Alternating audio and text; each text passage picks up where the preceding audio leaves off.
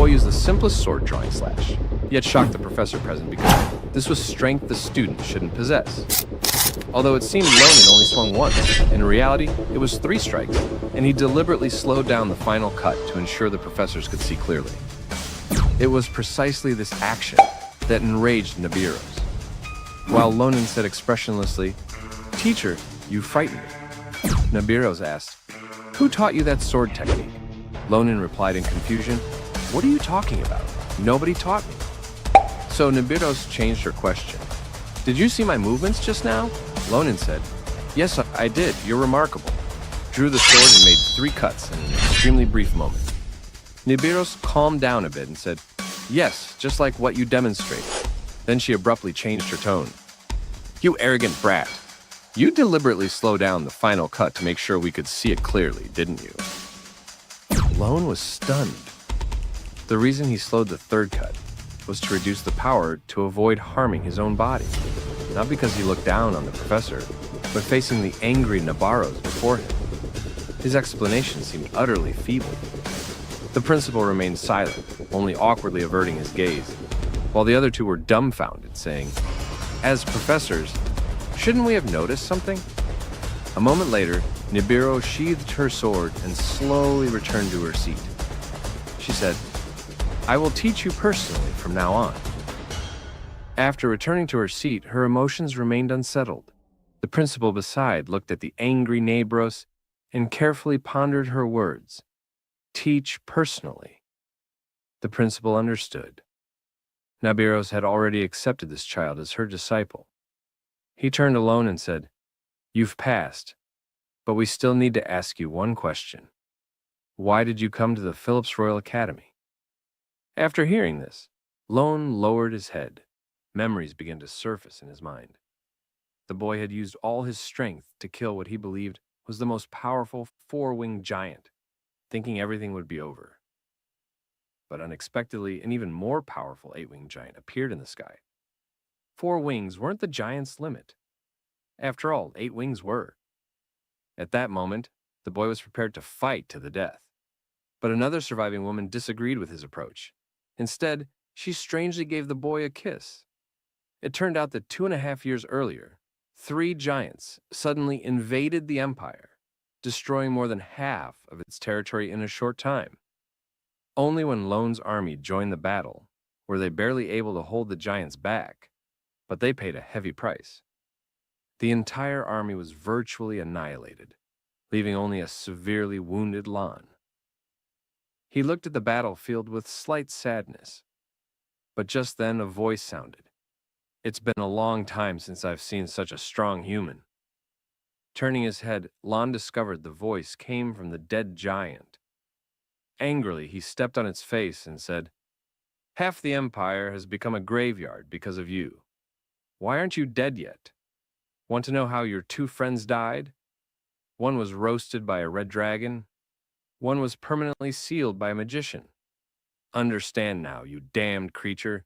He had hoped these words would anger the giant, but it replied indifferently.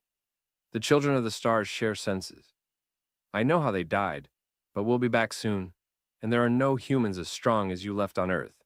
As soon as it finished speaking, Lon cut off its head with 1 slash, saying, "Just die already. Stop talking nonsense."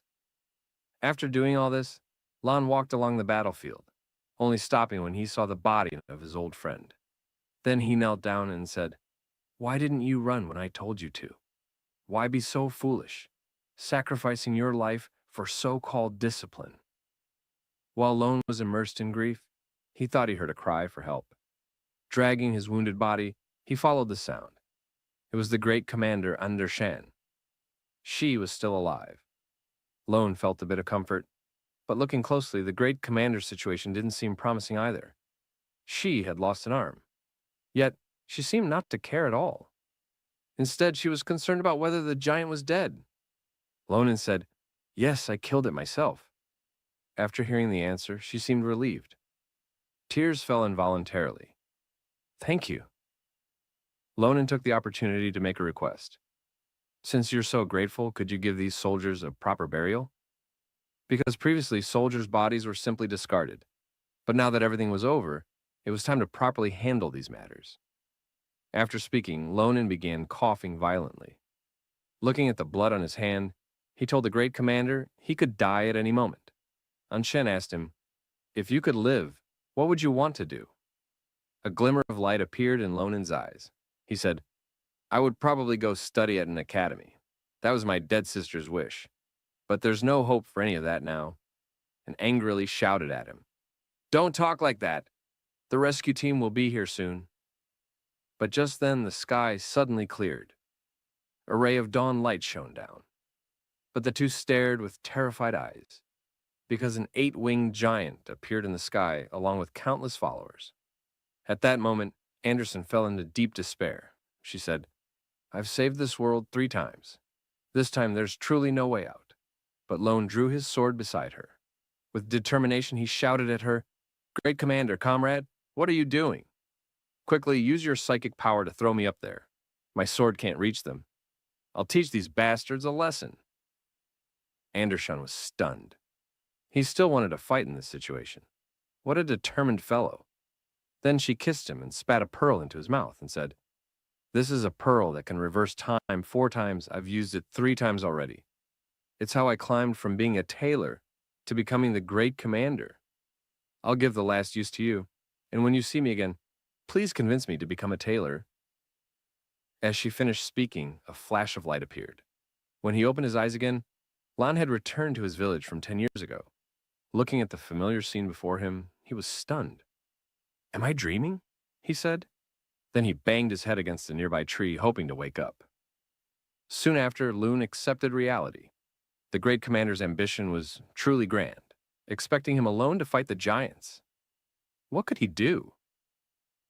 After thinking for a moment, Lone had an idea. He picked up a tree branch and ran toward the village entrance. But on the way, a group of bullies caught Lon's attention. They had hung a boy upside down, looking closely. They hadn't used ropes. It was magic. Lone couldn't believe it to find such rare telekinetic magic in this rural village. The yellow-haired leader viciously demanded money from the boy. The boy said, "I gave all the money to my mother for medicine. I don't have any now." The yellow-haired boy was furious and immediately ordered the girl to use magic to hang him higher. But the kind-hearted Assam was unwilling. The atmosphere became tense at that moment. Lon hit Assam on the head with a stick and said, "Stop, you'll kill him." The boy fell down on the other side. Meanwhile, the angry yellow-haired boy became even more furious. He said, "What are you doing? She stops just because you tell her to." But Lonan grabbed Assam and said, "Never mind him. Tell me where you learned your magic." Assam said, "From a magic book I bought at a store." Lone was stunned. She was this skilled with just a cheap magic book. Lon's instinct told him this person could definitely be useful in the future giant war. But just then, he heard the sound of a sword being drawn. Lonan turned his head. The yellow-haired boy had charged at Lonan with a sword, saying, "How dare you ignore me?" Although the yellow-haired boy was physically strong, his sword stance was incorrect. Lonan saw through it at a glance and dodged sideways. Having dodged so easily, the yellow-haired boy felt anxious but still pretended to be calm and said, "You're really lucky." Lone went along with it and said, "Yes, I'm having good luck today." Seeing Lone and not fighting back, the yellow-haired boy became more aggressive. He said, "Kneel down and beg, and I might forgive you, but I'll still cut off one of your arms. Of course, I'll take good care of your sister. Every time I see her nice figure, I want to." Before he could finish, one of the yellow-haired boy's ears was cut off. Lon was furious. His sister was his only weakness, and he wouldn't allow anyone to defile her. This scene frightened all of the other bullies. He had managed to use a tree branch like a sword. Seeing this, Lone took the opportunity to make them return the money to the boy. The bullies didn't dare refuse. They gave all the stolen money back to the boy, then fled. Meanwhile, Lone made an arrangement with Assam. They would meet at the spot at 2:30 a.m. 4 days later, because they had something very important to do. After giving these instructions, Lone hurried home, but hesitated at the door. Many questions troubled him. Should I apologize for leaving without saying goodbye? Should I tell her how much I missed her? Should I ask if she's been well? But when he finally saw his sister, Loon only said, "I'm back," and brought his sister's favorite flowers. His sister was overjoyed when she received them. She said, "I never expected to receive flowers from my cold brother. Is there enough food? Do you want me to add more?" Looking at the 13 dishes and soup before him, Lonan was dumbfounded and quickly waved his hands in refusal. Then, changing the subject, he asked how old his sister was. His sister said, "I'm 22 this year." That meant there were still 10 years before the giants invaded. His sister asked, "Why do you ask?" She hurriedly came over to feel his forehead and said, "You don't seem to have a fever." Lone grabbed his sister's hand and said, "No, I was thinking I'm going to go study at an academy." Hearing this, his sister was overjoyed. Then she jumped to the side and rummaged through boxes and drawers. Soon after, she brought out a bucket. It was filled with gold coins. Lon couldn't believe it. He said, "How did you get all this?" His sister put her hands on her hips and said, "I saved for 2.5 years waiting for you to say this." But Lonan told her, "This is far from enough," because Lone wanted to attend the world's top institution, Phillips Royal Academy. They had the most outstanding professors, the wealthiest financial support. Moreover, the academy had produced 3 world-class talents: Great Commander Andershan, Sword, Saint Chulfan, and the Witch. So to defeat the giants, this was Lone's only choice. 4 days later, Lonan went to the arranged meeting place with Assam. The first thing Lonan did was put down his backpack, then said, "Come on, control me. Use telekinesis to lift me as high as possible."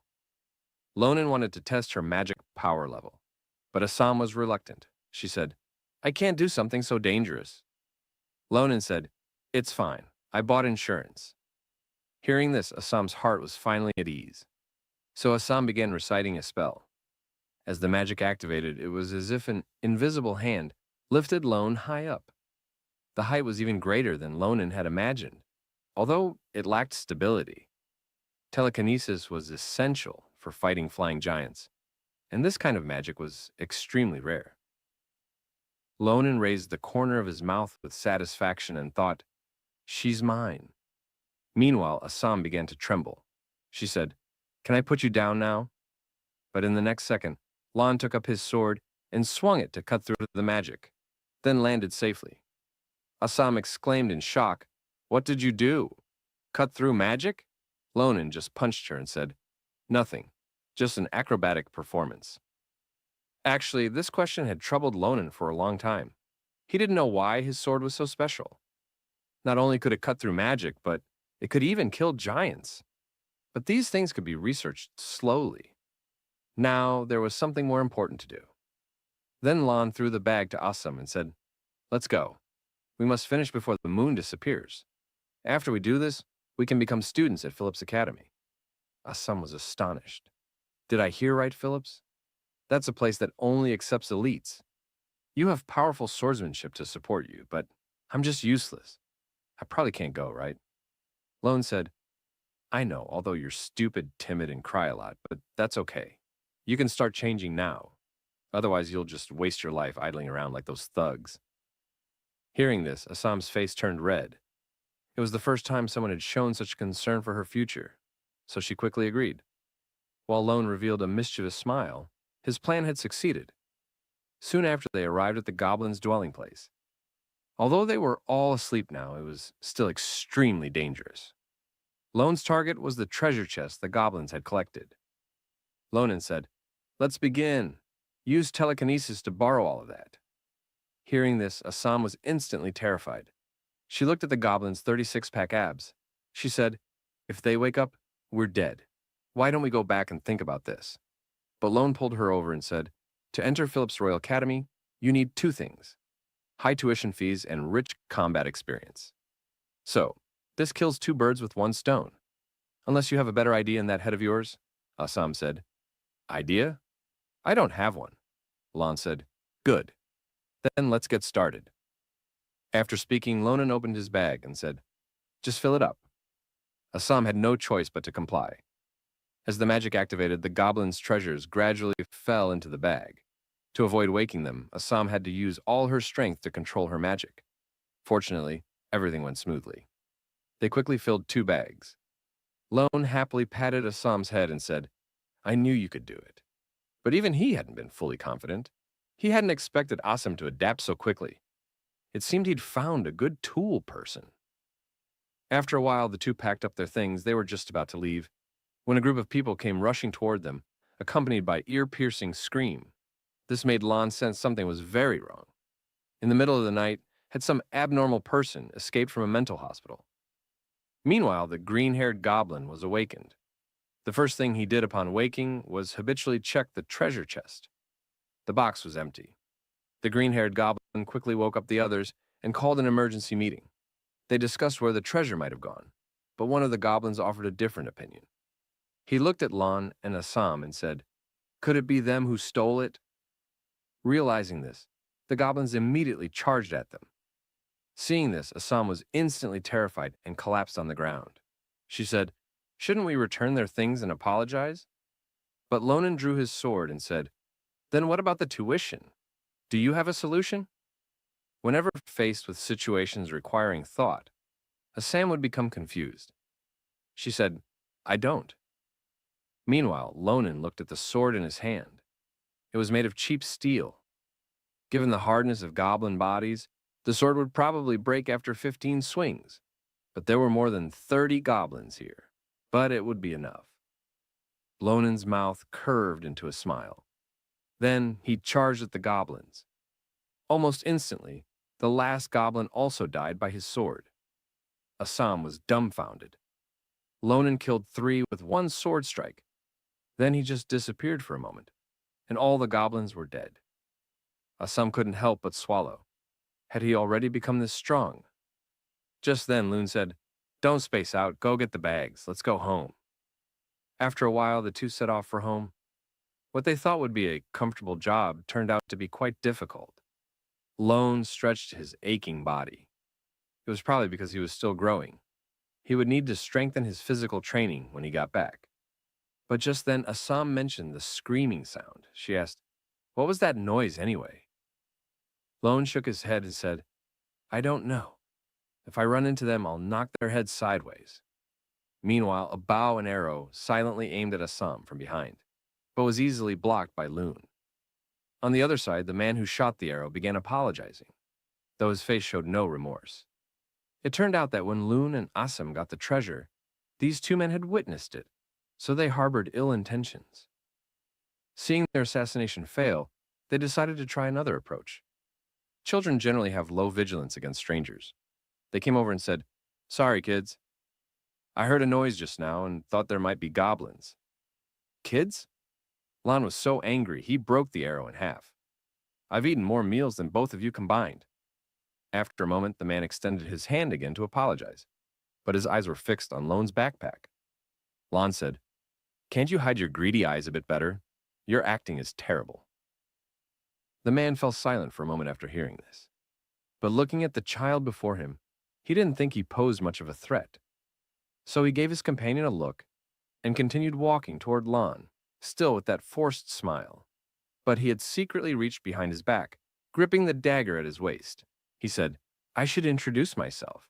We are the Kalaporo. As he spoke, he unexpectedly swung his knife at Lone. Kalaporo, Loon thought while recalling and casually countered, stunning the man. Now he remembered, they were those scum.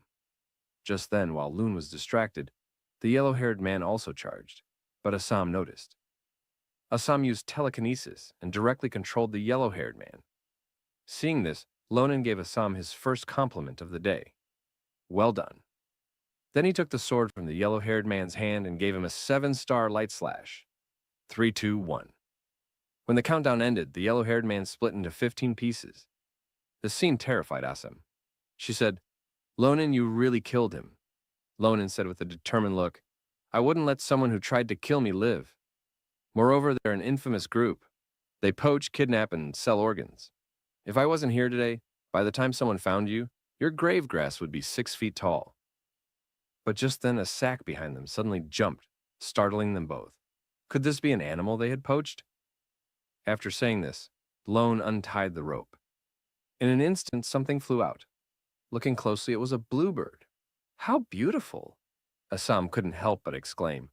It was her first time seeing a bird of this color. But Lone's attention was not on the color of the bird, it was on the bird's feet, because it was wearing power-sealing shackles. Wasn't this something used for powerful mythical beasts? What heavenly law had this bird broken? Just then a greeting came from the bird. Mihi Mihi Assam was so startled, she jumped. It talks, Lon said with disgust. Are you an idiot? That's a type of remote communication magic. If I'm not mistaken, the speaker must be the bluebird's owner. On the other side, a strange figure was speaking into a magic array with a rough voice. He said, That's right. I'm a member of the Mythical Beast Research Institute. My bluebird disappeared yesterday. I couldn't contact it at all. By the way, who are you? Lone grabbed Assam, who was trying to run away, and said, We're concerned citizens. Your bird was kidnapped. We rescued it. After speaking, he cut the bird shackles with one stroke, then said, Go back to your father. This action immediately filled the bluebird with gratitude. Then it stuck its bottom in his face. Lone was stunned. Was this how it showed thanks? Fortunately, the bird's owner quickly explained, The bluebird wants you to pluck one of its feathers, because a bluebird's feather will permanently point toward the bird itself. It probably wants to see you again. When Lonen plucked the feather, the bluebird shot up and disappeared without a trace. Lone wondered, Is it really sure it wants to see me again? The next day, the two brought the treasure to the market to sell it for gold coins.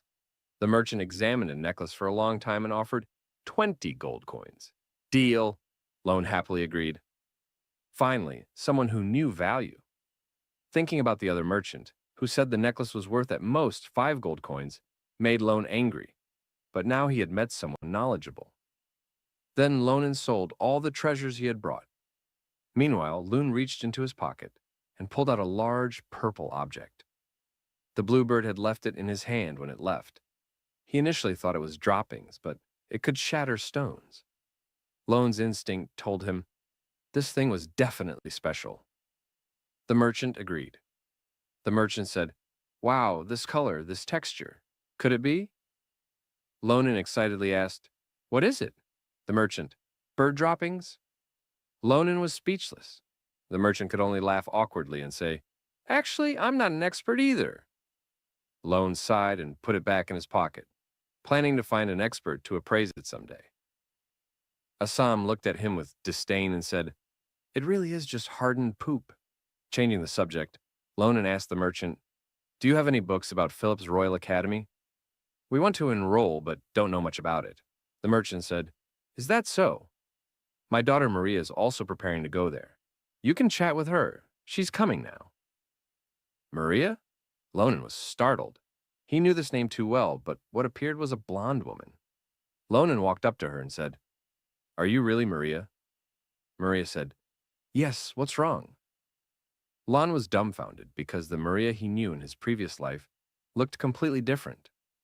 Then Lonen leaned close to her ear and said, Let me ask you something. You're a man, right? Maria was stunned. She looked down at her proud figure. Was this guy brain damaged or vision impaired? Lonen's eyes lingered on a certain part of Maria. That can't be right. You don't look like a man. Maybe your father has an illegitimate child. As soon as he said this, Maria slapped him. Maria said, Shut up. What nonsense are you talking? But this slap made Lon feel not pain, but an intense familiarity. Now he confirmed that this person was indeed Count Maria Sen from 10 years later. Before the time travel, Count Maria had been a supplier to the army, noble in status, approachable in manner, often drinking with soldiers. And whenever Lonen discussed male-female matters with other soldiers, Maria would become unusually angry, followed by a slap. Lonen had been very curious and wanted to ask her why, but never had the chance until seeing Maria again. She had already died in the giant invasion war. But now, the mystery that had troubled Lon for so long was finally revealed. The Count was a girl. This scene made Maria even angrier. You're still laughing? She rushed over to slap him again, but Lone countered with a punch, saying, Enough. I let you hit me once because I was wrong, but you have no reason to hit me a second time. Hearing this, Maria's eyes turned fierce. She headbutted Lonen and said, What if I insist on hitting you a second time? After saying this, the two started fighting, neither willing to yield. This scene left the two onlookers stunned. They quickly ran over to stop them. By evening, they gathered at a small inn. Assam was shocked to see the two people who had just wanted to kill each other, now sitting together calmly. It felt like they already knew each other well. Meanwhile, Lone left 3 swords and a magic wand, which were seized from the goblins. He said, "See if there's any problem with these." Maria picked up a sword and examined it carefully. She said, 3 swords and a wand. Isn't it troublesome to carry them all? Lon said, "No choice. I carry them just in case." Because in his previous life, Lone's swordsmanship was extremely brutal. He would break a sword almost every week. Lone asked, "How are these things?" Maria thought for a moment and said, "They're all pretty good, especially this black iron sword. The material is exceptionally sturdy." Then Maria looked at the wand and found it had a rare magic stone. She said to Assam, "Is this little cutie a rare magician? What magic do you use, little cutie?" Assam was delighted to hear this. She said, "Yes, yes." But then she lowered her head and said, "I only know telekinesis." Maria reacted intensely. "Tellus? You're amazing. If you do well, you could get a full scholarship." Assam incredulously asked, "Really?" Then Maria changed the subject. So the next question is, what combat techniques can you demonstrate in the practical exam? Onan was stunned. Could techniques be demonstrated? He had never heard of this. To enter Philip's Royal Academy, you must pass both theoretical and practical exams. The practical exam requires you to demonstrate combat techniques and impress the professors. Most nobles showcase their family's secret techniques, while ordinary warriors display magic. After hearing this, Lonan immediately stopped Maria. "Wait, I'm a swordsman? Shouldn't it be enough to just be good at swordsmanship? Can swordsmen use magic too?" Maria was stunned and said, "Every student wanting to enter Phillips must use magic. That's the most basic requirement. What's with that expression? Don't tell me you can't even sense a bit of magical energy." Lonan was confused. Sensing magical energy, was it similar to using aura? This completely stunned Maria. This guy was like an illiterate trying to get into a top university dreaming. "Get out now," she said. Then she casually picked up a sword from the table and said, "Let me borrow your sword." Lon asked, "What if it breaks?" Maria replied, "I'll compensate you triple. Stop arguing. Come outside with me. I'll give you special training. Magical energy is the root of natural power existing in every corner of the world. But you must be able to sense magical energy, to use it and apply it to different parts of the body. The resulting power is called magic. It usually takes a year to comprehend." But Lone still didn't understand. He asked, "Isn't aura also composed of magical power?" Maria said, "No, aura is more powerful than magical power. Even geniuses need at least 10 years to master it, and once activated, you gain power more terrifying than magic." That's the difference. That's enough explanation. After speaking, Maria rushed to Lone's front. So fast. Is this magic? The degree of strength amplification is so high, but Lon's body instinctively parried the attack. Then with a little force, he pushed Maria away. Maria was also stunned. She had infused all her magical power into the sword. Why was she repelled? Who was this guy? Soon they exchanged a few more sword strikes. Now, Lon didn't want to continue fighting. His arms were aching from the impacts. He simply activated his aura and swung down, deliberately missing. Maria took the opportunity to create distance and said, "You really are something." Lone turned back and said, "So are you, but you need to practice your body balance more." As he spoke, he sheathed sword and was about to walk away. Maria asked, "Where are you going?" Maria wasn't satisfied. She raised her sword and said, "You don't really think you won, do you?" Lonan said calmly, "Remember what you said. Triple compensation if damaged." The next second, Maria's sword shattered completely. When did that happen? At this point, Assam, who was acting as referee, came over and touched her. Her expression suggested she wasn't surprised at all by the battle's outcome. She said, "You did well enough."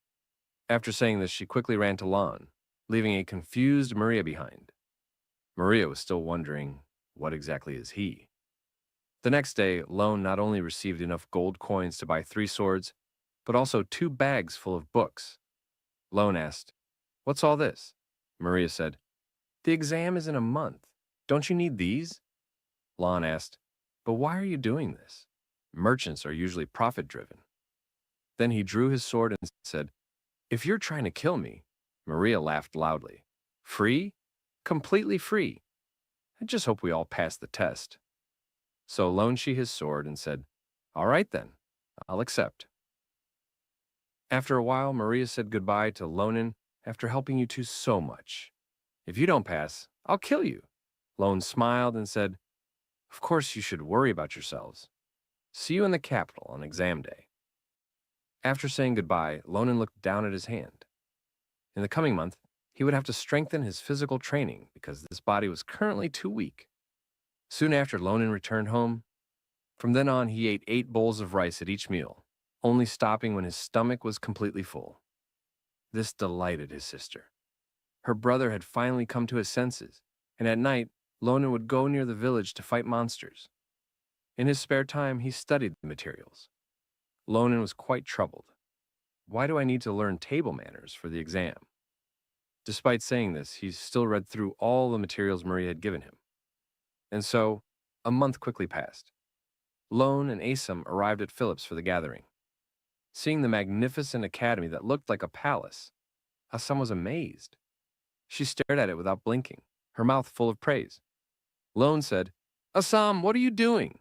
Are you showing off your country bumpkin status?" Asam said, "I'm sorry, Lon." Asam looked at Lone and was stunned. In this 1 month, he seemed to have grown stronger, but Lon just punched her, saying, "Stop spacing out, let's go." At this time, he should also be here, and his age should be about the same as mine. Sword Saint Schulfen, the person honored as the strongest swordsman.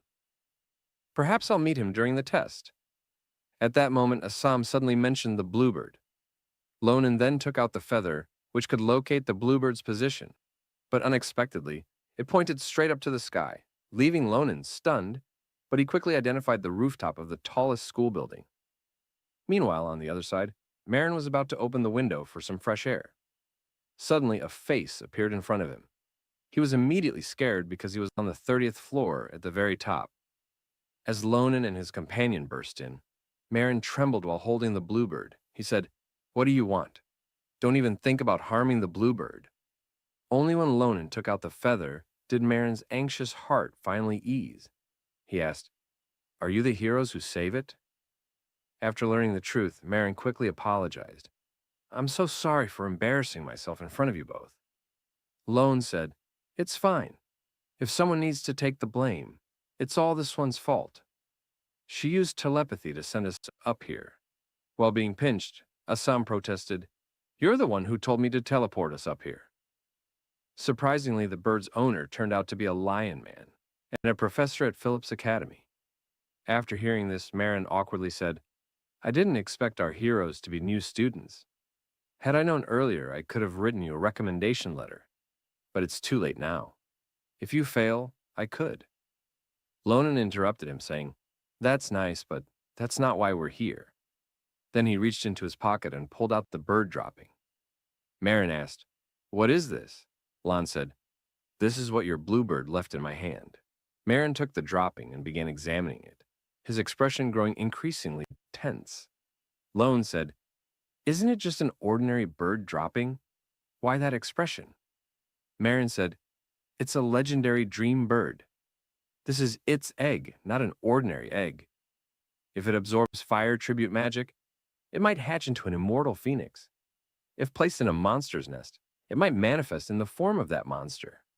Marin continued with a horrified expression, "And now I can see countless types of magic power within this egg, different magical energies intertwining and chasing each other." After listening, Lon was stunned. As expected of a professor, he could assign so many meanings to an egg.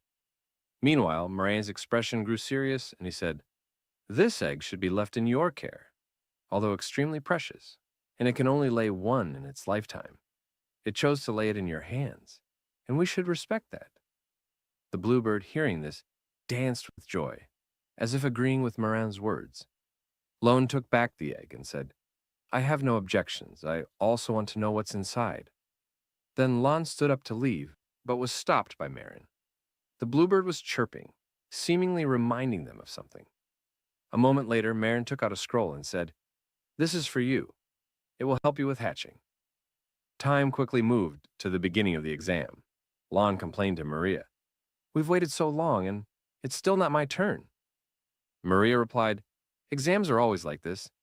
But if our little cutie were here, it wouldn't be so boring. Lone said, She's a mage testing in another location.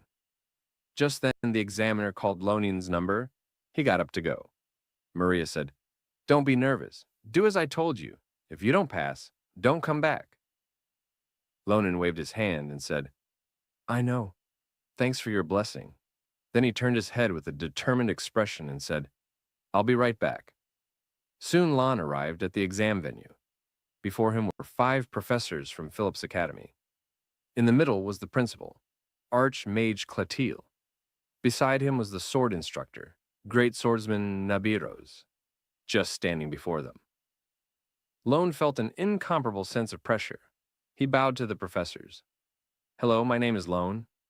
The examiner said, Hello, the dummy in front of you is your opponent today. Use any techniques you have against it. Lone said, I don't have any special techniques. I'll just demonstrate a quick sword drawing slash. I think that's enough for a dummy. The blonde professor laughed at this. He said to the professor next to him, Want to cut through the dummy's defense without magic power? What a fool. The white-haired professor agreed. A country bumpkin from some remote village? No wonder he doesn't know. This is a product of compact magical engineering with amazing defense and regenerative abilities. Even the genius swordsman Shulafon couldn't leave a mark on it. Amid their mockery, Lone assumed his stance. A pressure emanated from his body almost instantly. Lone completed his quick sword drawing slash. Lone said, I finished my demonstration, but this speed was nothing impressive to the professors. They almost wanted to laugh, until a moment later when 3 metallic impacts sounded. The principal was stunned, and nearby, Nibiru stood up immediately. With a flash, she rushed to Lonin's front. Aggressively, she placed her sword against his neck. She asked, Your swordsmanship? Who taught you? Confused, Lon replied, What are you talking about? No one taught me. So Nibiros changed her question. Did you see my movement just now? Lon said, I saw it. You're impressive. In an extremely short time, you drew your sword and swung 3 times. Hearing this, Nero's emotions softened a bit. She said, Yes, just like your demonstration. Then she changed her tone. You deliberately slowed down your 3rd strike so we could see it clearly, right? Lonin had slowed his 3rd strike to prevent self-injury. Not to disrespect the professors, but facing the angry Nabiros, this explanation seemed completely unconvincing.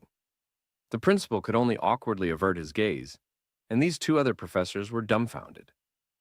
As professors, shouldn't we have seen something too? A moment later, Nibiros sheathed her sword and slowly walked back to her seat. She said, I will teach you personally in the future. Back in her seat, her emotions remained unsettled. The principal, observing the angry Nabaros, carefully recalled her words, Teach personally. The principal understood. She'd already accepted Lonin as her disciple. He said to Lone, You've passed. Why did you come to Phillips Royal Academy? Hearing this, Lon lowered his head. Memories began to surface in his mind. Then he blurted out, To leave no regrets, but more accurately, it was to ensure his sister had no regrets. After answering, Lone left the examination room. No regrets, huh? The principal smiled. That's quite troublesome. I don't even know how to teach him, the blonde professor asked. Why such a big reaction from you all? What trick did that kid pull? The principal said, Trick? No, more accurately, it should be called talent. Meanwhile, the dummy that Lonin had slashed suddenly split open. Then it fell to the ground. The 2 professors were stunned, because cutting through a dummy in 1 slash was an unattainable dream for every candidate. On the other side, Lone stood blankly outside, recalling that sword-wielding lady. Even his past self wouldn't have had complete confidence in defeating her. So his choice to come to Philip's Royal Academy was correct. Here he could definitely learn much knowledge unknown to him in his previous life. Then he walked toward the written test location. Next was the written exam. For someone who had read books for a whole month like himself, it should be easy. After the test, Lonan was dumbfounded. Could anyone actually solve these problems? On the other side, Maria was stunned seeing his expression. What was this guy doing? Didn't he read books for a whole month? How could he perform so poorly? Beside her, Assam hesitantly spoke up. You gave him 2 backpacks of books, one for warrior subjects, one for mage subjects. He seems to have taken the mage backpack. Maria was stunned. She said, what a foolish guy. Not even knowing what he was reading. Just like that, who knows how much time passed? Maria pulled Lon up and said, stop complaining. The practical exam weighs more. You'll be fine. Meanwhile, the test results came out quickly. Everyone eagerly stared, hoping to see their names appear. Assam passed. Practical 12th. Written 1st. Maria passed. Practical 9th. Written 9th. The two looked at each other upon receiving the results, then happily embraced, saying, we passed.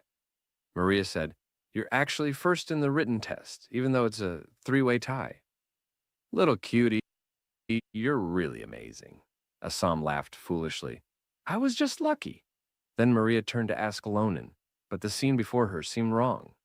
Lonan, pale as death, said, my name isn't there. The two were shocked and said, that's impossible. Open your eyes wider and look again. Just then an explosion sounded from behind. A phoenix manifested. It let out a long laugh and shot a fireball. It flew straight towards Lonan. After the explosion, several large words appeared before Lonan Practical First, written 5,712. So that means we all pass. That's great. But Lonan quickly realized something terrifying. If he was first, it meant that person ranked behind him. That wasn't good. Lonan immediately felt a cold, murderous intent from behind, and slowly approaching from behind was none other than Sword Saint Shulfin. He absolutely wouldn't allow anyone to surpass him in swordsmanship. He asked, are you the first? But Lonan didn't want to cause trouble. He said, I don't know. Shulfin said, stop pretending. Lon spread his hands and said, am I first just because you say so? Do you have any evidence? Hearing this, Shulan gave a cold laugh, and with incredible speed swung his sword at Lonan only to be blocked. Shulfin said, this is the evidence. If you weren't the first, you couldn't block my sword. Now you need to prove your swordsmanship is superior to mine. Lonan was a bit angry. He thought he could fool him, but this guy hadn't changed a bit. Lonan said, then watch carefully. Lone leaped backward to create distance and swung his sword. Shulfin was surprised. How could one slash produce 3 sword energies? Then he raised his hand to block the attack, but the powerful force made Shulif's fingers tremble uncontrollably. Lone asked, how about that? Are you happy now? But unexpectedly, Shulin attacked Lon again, saying, today one of us must die. Lonan panicked and hurriedly urged him to calm down, but Shulin's eyes grew increasingly fierce. His subsequent attacks became more and more violent. This was exactly why Lone feared meeting him. This guy was too obsessed with swordsmanship. If this continued, he would likely use his aura storm. When aura collided with aura, it would be hard to resolve. With no other choice, Lonan turned and ran. Seeing this, Shulan became angrier and said, what are you doing? How can you turn your back on an enemy during battle? But unexpectedly, Lone ran behind Assam, using her as a shield. Shulan didn't dare attack recklessly anymore. He said, you coward using a woman as a shield? Lon smirked. Sure enough, this guy hadn't changed at all, still valuing the knight's code above life itself. Then Lone brazenly threw a punch, directly breaking Shulan's nose. He lost his fighting ability as a result. Seeing this, Lone quickly called for Assam and Maria. Then they quickly fled, disappearing without a trace, leaving behind a stunned Shulfan. Just then, the security guards of Philip's Royal Academy rushed over at the commotion. Seeing the scene, one immediately panicked. How could anyone dare to hurt a royal family's young master? He immediately asked, please tell me what the criminal looked like. We'll capture him right away. Chulan said, "Don't worry about it. Don't treat me as a young master. I'm here as a student. Also, we had a fair duel." After speaking, Shulifan dusted himself off and said, "You don't need to handle this. I'll deal with it myself." Then he lowered his head only to discover a crack in his sword. The sword was made of the highest grade materials, incredibly hard. Then Shofan smiled and said, "Interesting." The next day, Lon and Assam went to the forest in the suburbs because they wanted to find that legendary river. But Lonan searched the map for a long time without finding it. This exhausted Assam, but what concerned her more was yesterday's incident. Assam said, "Shulifin is the heir to the Grand Duke's family. Aren't you afraid of his revenge?" Lon said, "He's a good person, just too obsessed with swordsmanship. He has his own beliefs and principles, never bullying the weak. He's a model. Nobleman? I bet he'll say we had a fair duel, otherwise we'd already be in prison." Assam nodded and said, "You're right." But Lon stopped in his tracks because they had finally found it. The legendary Fernando Springs, known as the Magic Veins. Here, stones absorb magic to become gems. Weeds absorb magic to become herbs because the magic concentration is unusually high. But Lon didn't feel anything special. He was simply following Professor Moran's instructions to hatch the egg here, to let the egg absorb more magic and hatch into a stronger phantom beast.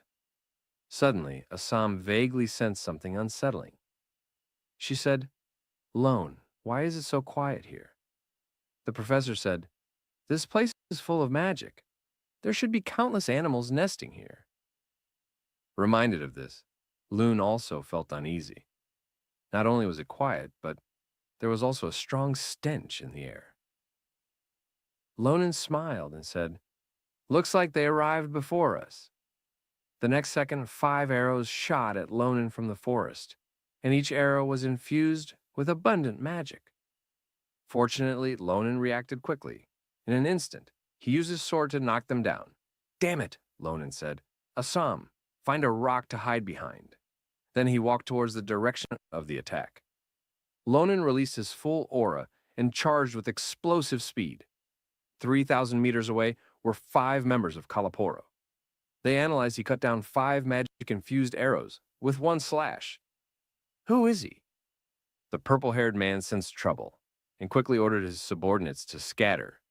He planned to ambush Lonan from all sides, but unexpectedly to catch them all at once. Lonan began shouting, "Stop your attack! I am your ally!" The purple-haired man was stunned. Seeing they were still suspicious, Lonan continued, "I am a newt, the youngest hound of the Adama branch." Hearing this, they appeared, but the purple-haired man was still suspicious. Who is this guy? Using the same title as Me Hound. Yet Lonan could clearly state their internal affairs, which made the group very conflicted. In fact, these were things Lon had learned in his previous life from the giant hunting team. There was a person called Anut. His position in Kalaporo had reached the terrifying title of Wolf, even higher than the Hound rank. So he often boasted about his glorious deeds in the camp, especially their poaching swords. Lon still remembered vividly. Lone said, "If you don't believe me, why not call your wolf out to talk?" Lon smirked and said, "Just because an idiot like you can't do it, doesn't mean I can't." Hearing this, the purple-haired man flew into a rage. He grabbed Lone, ready to kill him, but Lon spread his hands, playing innocent. He said, "Someone like you who's always ready to kill won't end well." Fortunately, a subordinate held back the purple-haired man. The subordinate said, "If what he says is true, killing him would definitely lead to conflict with the Adama branch. We should let the wolf decide." And this noisy commotion also alerted the wolf nearby, who walked over saying, "Didn't I tell you to be quiet during the hunt?" The strong pressure frightened everyone into stillness. Only the purple-haired man walked towards the bald wolf and told him everything in detail. After listening, the bald man said, "This forest is our territory. What are you doing here?" Lon smiled. He had finally lured him out. Lone took advantage of their unpreparedness, and with one slash, killed the 4 of them. Then he charged towards the bald wolf. A flash of swordlight. The bald wolf's head was separated from his body. but Lone specifically spared the purple-haired man. Lonen said, "Didn't I tell you you won't end well?" A moment later, all the purple-haired man's fingers were severed. Intense pain swept through him. He immediately fell to his knees in agony, unable to stand. Seeing this, Lonen threw the map at him, saying, "Mark all your branch locations on the map, and I'll spare you." The purple-haired man hesitated. Betraying comrades wouldn't end well either, but Lan's terrifying appearance completely subdued him. He cried, I'll write it, okay." Lan looked at his immaculate black iron sword and said, "Use your fingers to write." Shortly after, the purple-haired man marked all locations and handed the map to Lonen. The purple-haired man said, "You promised me you'll spare me, right?" Lone slowly put away the map, then quickly drew his sword, cutting the purple-haired man in half. He said, "Of course not, because not far away there lay evidence of their crimes. Animals, both large and small, all brutally killed." Assam, seeing this, vomited her previous meal, but she still worried if Lan's actions were too cruel. Lonen said, "They are all wanted criminals who deserve execution or doing." Having said that, Lone lowered his head, and before him lay the bluebird's corpse. Even it had died. How heartbroken Professor Marin would be. Just then, the bluebird egg in his pocket began to vibrate. Lone quickly reached to take it out. It must want to see its mother one last time. But Assam suddenly became panic-stricken. "There, Lonen, what is that thing?" Assam trembled with fear. Lonen looked in the direction she pointed. The animal's blood was floating up into the air and gathering together. As the blood mass grew larger and larger, Loon immediately placed his hand on his sword, assuming a fighting stance. Just then, the blue bird egg in his hand broke free on its own and slowly floated up into the air. The next second, all the blood began frantically spinning around the egg and was absorbed in large gulps. Even blood from a distance converged. Assam hid behind Lonen and said, "Maybe we should go back." Lonen stared at the egg and said, "I don't know what's inside, but it must be extraordinary." 2.5 minutes later, the bluebird egg seemed to have eaten its fill. Lan stared at it blankly. The next second, a crack appeared on the eggshell, and this crack rapidly spread to other areas. Lonen was delighted. It was finally hatching. Let's open our eyes wide and get a good look at this extraordinary creature. But before Lan could see clearly, he was struck by it. Lonen painfully covered his nose and said, "So fast, what was that?" And what appeared before them was a pitch-black, strange creature. Lone said, "This doesn't look like a bird at all." Assam said, "Could it be a dragon?" Lonen was dumbfounded hearing this. He said, "Assam, are you serious?"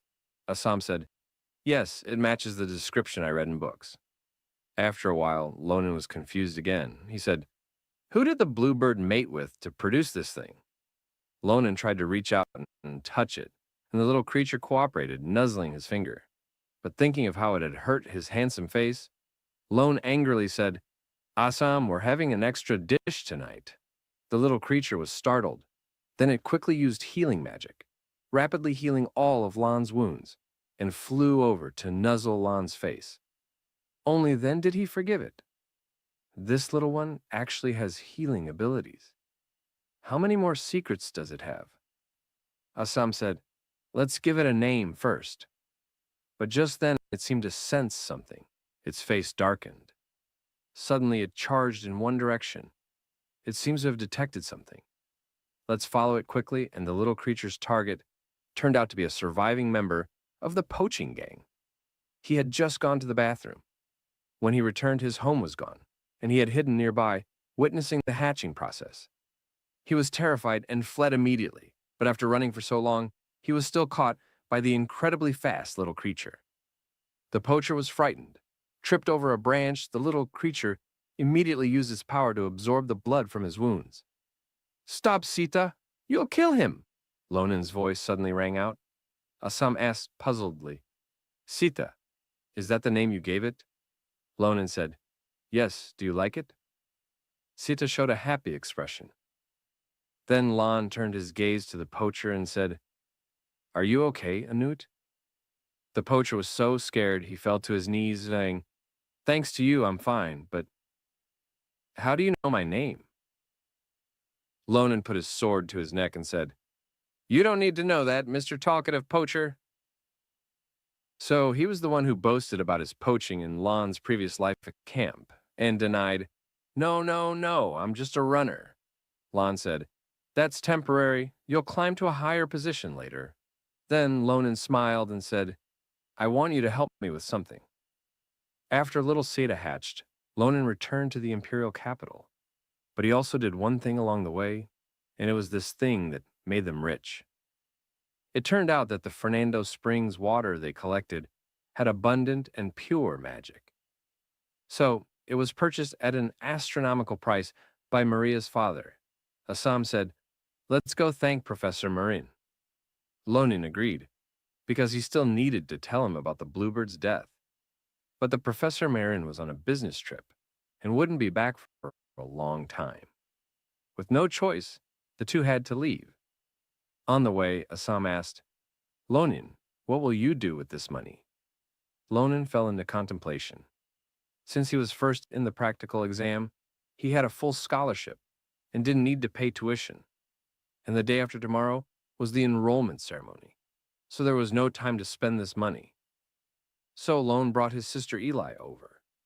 The sister from the countryside had never seen such a world, either amazed by the magnificent buildings or attracted by things she had never seen before. But what she cared about more was her brother. She said, "Why are you thinner again? Haven't you been eating properly?" And Lon still patiently said he was doing well, asking her not to worry. Then Lone eagerly took his sister's hand, saying, "Come on, I want to take you somewhere." Upon reaching the destination, his sister was stunned. She knew her brother had earned some money recently, but was it necessary to come to such a luxury store? Yet, Lone didn't mind the expense at all, repeatedly confirming with the clerk, "These can all be delivered to the house, right?" The clerk smiled broadly and said, "Of course," because this dress was already the 15th item Lon had purchased. His sister couldn't believe that her once lazy brother was now so accomplished. Then she excitedly started running around. Lonan hurriedly urged her to calm down. Lonan said, "Let's go to the blacksmith shop. My sword was damaged by a bastard." Before he could finish, as soon as he pushed open the door, he saw Shulfin. Lonan was shocked and said, "Why are you here? Are you a stalker?" Shulan explained, "I'm here to pick up my newly bought sword. My sword was damaged by you. You do know that, right?" Shulfanung. His eyes grew increasingly fierce, and Lone retorted defiantly, "A stalker is a stalker. Don't make excuses." Lon angrily drew his sword and said, "Let me show you what a damaged sword looks like." Shulfan also placed his hand on his sword, just as tensions mounted between them. His sister stepped between them. Lone said, "Sister, you've got it wrong. That guy over there is the bastard," but his sister scolded him. "Lonan, I've told you not to use foul language. How dare you talk back?" Then she turned around to apologize to Shulan for her brother's rudesse. But this scene made Shulan's heart race wildly as if he had fallen into a gentle embrace. Shulfin took all the blame on himself and promised to take responsibility. Eli said, "Really? You're so kind." Eli held Shulifin's hand and said, "It's wonderful that Lan has a friend like you. You'll take good care of Loon, right?" Shulan blushed and said, "Of course. I'll compensate him with a sword first." Shulfin touched his chest, but found he hadn't brought money. So he took out his family emblem and said, "This is the symbol of our family. You can use it anywhere. If you want to buy a sword, go to the blacksmith shop on Ruishi Street. They have 500 years of history. Commoners can't enter, but with this you can go in. I hope they can forge a good sword for you." After speaking, Shulin shakily left. Lon was dumbfounded. Is this really the Shulifon I know? Does he realize what he's doing? This Grania family emblem could buy an entire village. Not long after the enrollment ceremony began on time, Principal Klato spoke first. "The enrollment ceremony now officially begins. Welcome the talents of the 787th class." What followed was the principal's lengthy speech, making Lon begin to yawn. But suddenly, the principal stopped his speech. He snapped his fingers. The next second, spatial rifts appeared in the air. In the blink of an eye, everyone present was transported to an arena. Amid everyone's shocked expressions, The principal just smiled and said, "Now let's give senior and junior students a chance to get to know each other." The next second, the principal teleported them to the Coliseum. What was about to take place was a meet and greet between freshmen and sophomores. Rather than meeting and getting to know each other, it was more of a competition to determine superiority. The victors would receive more educational resources. On one side were freshmen Lonan and Sword St. Shulin. On the other side were the top 4 warriors from last year. First place Nazdu, second place Barama, third place Karen, fourth place Alina. Each possessed remarkable strength, and each specialized in different fighting styles. Everyone anticipated this tense match.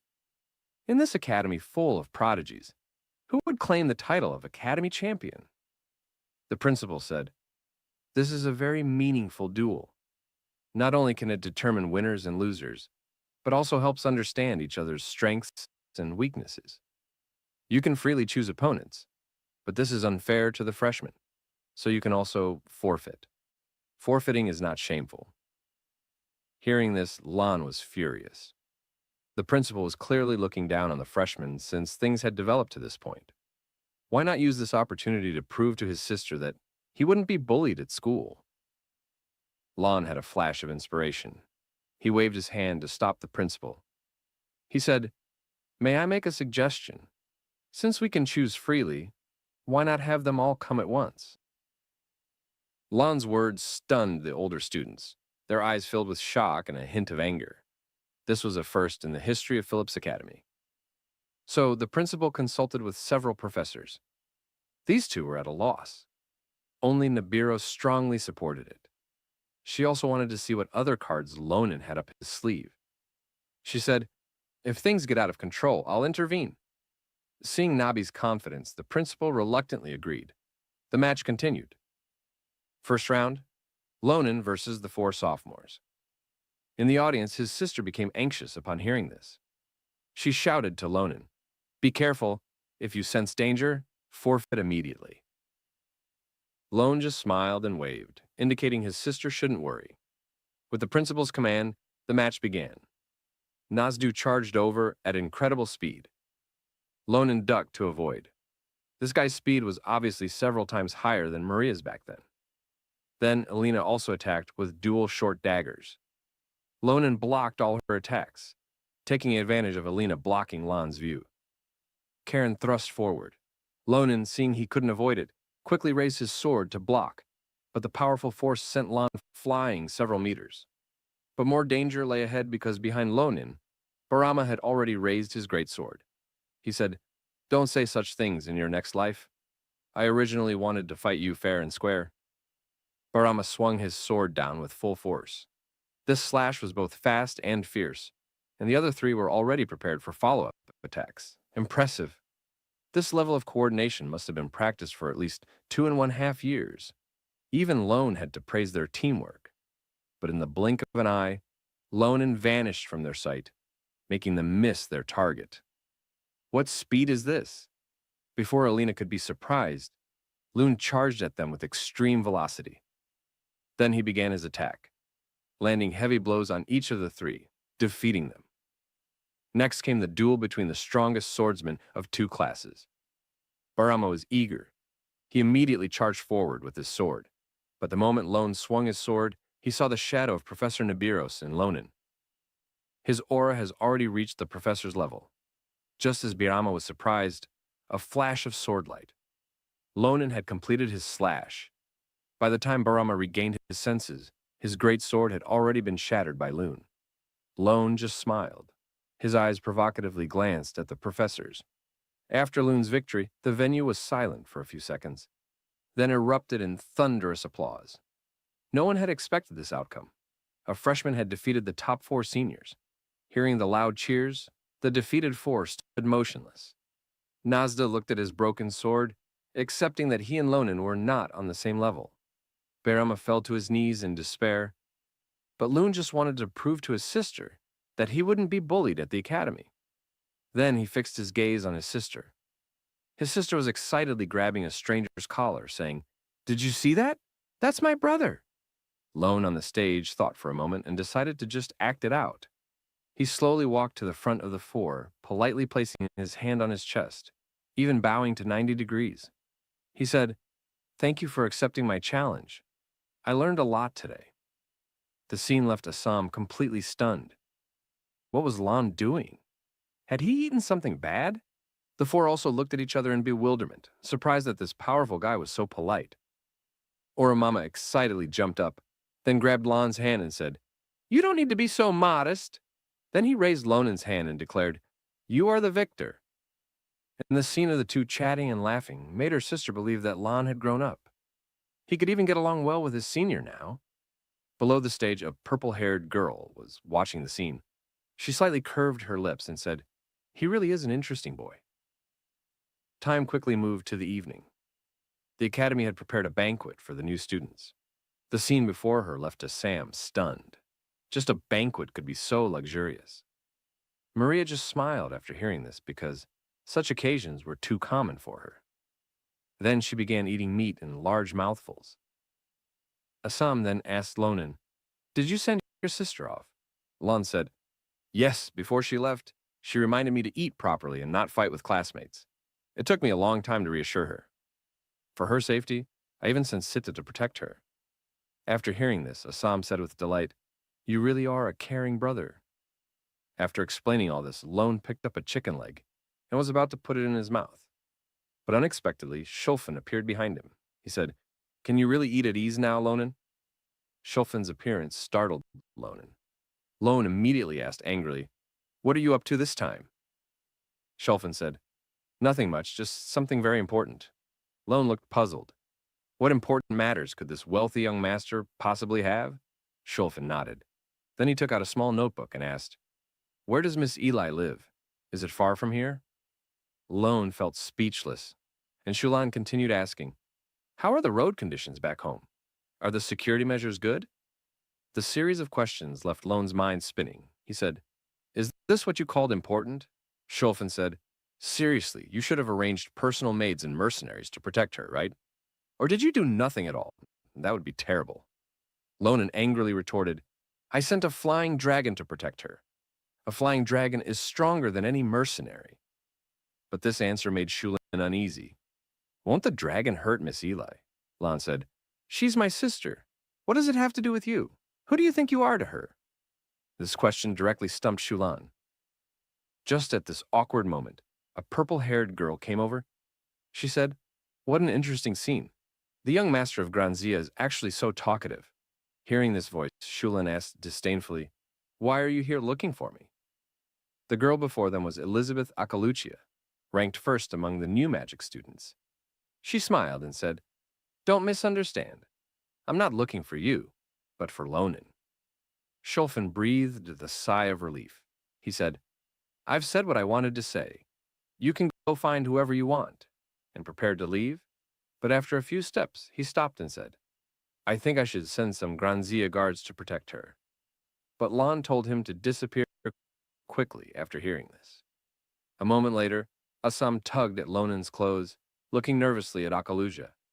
She said that person, she's very strong, but even facing opponents who have lost their fighting ability, she still shows no mercy. I don't agree with that approach. Akalucia innocently said that was just giving them a small lesson. Then Akalucia immediately changed her demeanor. She reached into her chest, took out a purple brooch, and handed it to Lonan. Lonan took it. He stared blankly at the token in his hand. In his previous life, someone had also given him such a brooch, inviting him to join. That was the Grand Commander, Andershan Akalucia. Elizabeth confidently told Lonan, "With your strength, passing the Patriarch's trial would be easy." Elizabeth said, "I believe you know what this means, and I believe you'll make a wise choice." Then she turned to leave, but she turned her head back and said, "A wolf that stays in a sheep pen too long will also become a sheep." After that, she left with several followers. Assam's anxious heart finally calmed down. Although Lone had no intention of joining, he was interested in the Akalucia family's mysterious castle, because there might be clues about the giants there. Time quickly arrived at the first day of school. Different entrance exam scores resulted in vastly different treatment. Students with mid-range scores lived in the Anidia Hall, enjoying single rooms in a self-service cafeteria, while the bottom 30% were all crowded into a small wooden house. Among them were some noble young masters. They usually demanded single rooms and servants, but the teachers would patiently explain to them, none of these are available, and if you want to bathe, there are shared bathrooms in the hall. If you don't study hard, you will still live here next semester, the teacher said before leaving only the noble young masters looking at each other. Meanwhile, the elite top 10%, including Lonin, they lived in the Nabatos' hall. It was simply magnificent and splendid. Even Lonin was stunned. He could imagine Assam's jaw-dropping at seeing such arrangements. At this moment, the documents on the table caught his attention. They were course introductions and application forms. The elite students had the right to choose their own courses. But for someone illiterate like Lonin, he was very curious about every course here. However, he had heard that first-year students shouldn't choose too many courses, which left him conflicted. In the end, curiosity won over everything. Never mind, he selected all the fun ones. After filling out the form, Lone looked at the application on the table with satisfaction. He had chosen almost 2/3 of all courses. He said, "Since I'm a genius, I should do as I please," but he soon regretted it. Shortly after starting the basic swordsmanship class, the teacher stared at him seriously and said, "Student Lon, you can graduate now." Lone asked in confusion, "But we've just started." The teacher said, "Student, that's exactly what I wanted to say. You've just started and you've already perfectly demonstrated all the sword techniques. If I let you stay, other students would doubt their own abilities." After saying this, the teacher gave him his first compliment of the day, followed by the archery teacher's second compliment and the hunting teacher's third compliment. This drove Lone crazy, as they all kicked him out with no choice. Lone could only sit by the river questioning his life, but a voice sounded from behind. "Student, shouldn't you be in class?" It was Professor Nibiros from the academy. "I see you've already completed all the courses, right?" Lone said, "Are all courses only at this level?" "It's far from what I imagined." Neros knew he was outstanding, but completing courses on the first day was still difficult. Then Nibiros put down her sword and said, "Since the courses can no longer satisfy you, let me give you a proper lesson." She asked Lonin to hand over his sword. Just as Lonin was confused, a sword beam full of magical power swept past him and caused a sizable explosion at its endpoint. Before Lonin could be surprised, Nibiros said, "This is the limit of your broken sword. Even consuming a large amount of magic power, it only achieved this level. This can hardly be called a weapon." Then Nibiros slowly extended her hand to grip her own sword, quickly moving forward with a slash. The same posture, the same sword technique, yet it unleashed power tens of times stronger than before. This absolutely amazed Lonin. The splashing water even caused a heavy rainstorm around them. Looking at the shocked Lonin, Nibiros smiled and said, "Now you know what you're lacking, right? With the same sword technique and the same force?" Lonin couldn't understand why there was such a difference. Nabi explained, "You need a good weapon now and learn how to use magic power." But Nibiros was puzzled how he could demonstrate such impressive strength without a good weapon or magic power. While Loon was still lowering his head, immersed in the shocking sword technique he had just witnessed. Nibiros said, "Here's the deal. Lonin, come to my class." Lonin was surprised and said, "Can I? You're a second-year teacher and I'm just a first year." Nibiros turned around and said, "My permission is enough and my condition is, don't bring that broken sword." Time flew to the academy's first holiday. Lone told everyone about Nibiros. Then he went to the Ruishi Street, stopping in front of the Grandia royal family's blacksmith shop. He planned to buy a good sword. Assam said, "Is this really a noble family's blacksmith? It looks like a slight breeze could blow it down." Lone grimaced and said, "Let's take a look inside, though. It looks broken on the outside. Maybe it's even more broken inside." Lonen was dumbfounded. There was dust and cobwebs everywhere, nothing that resembled royalty at all. But Cholfen had never lied before. Just as Lonan was confused, a giant paw suddenly reached out from inside the door. "Who's disturbing my sleep?" Then a werewolf appeared. He sized everyone up with unfriendly eyes and said, "What are you doing here?" Assam was instantly terrified, and Lan was also a bit surprised. The blacksmith was actually a werewolf.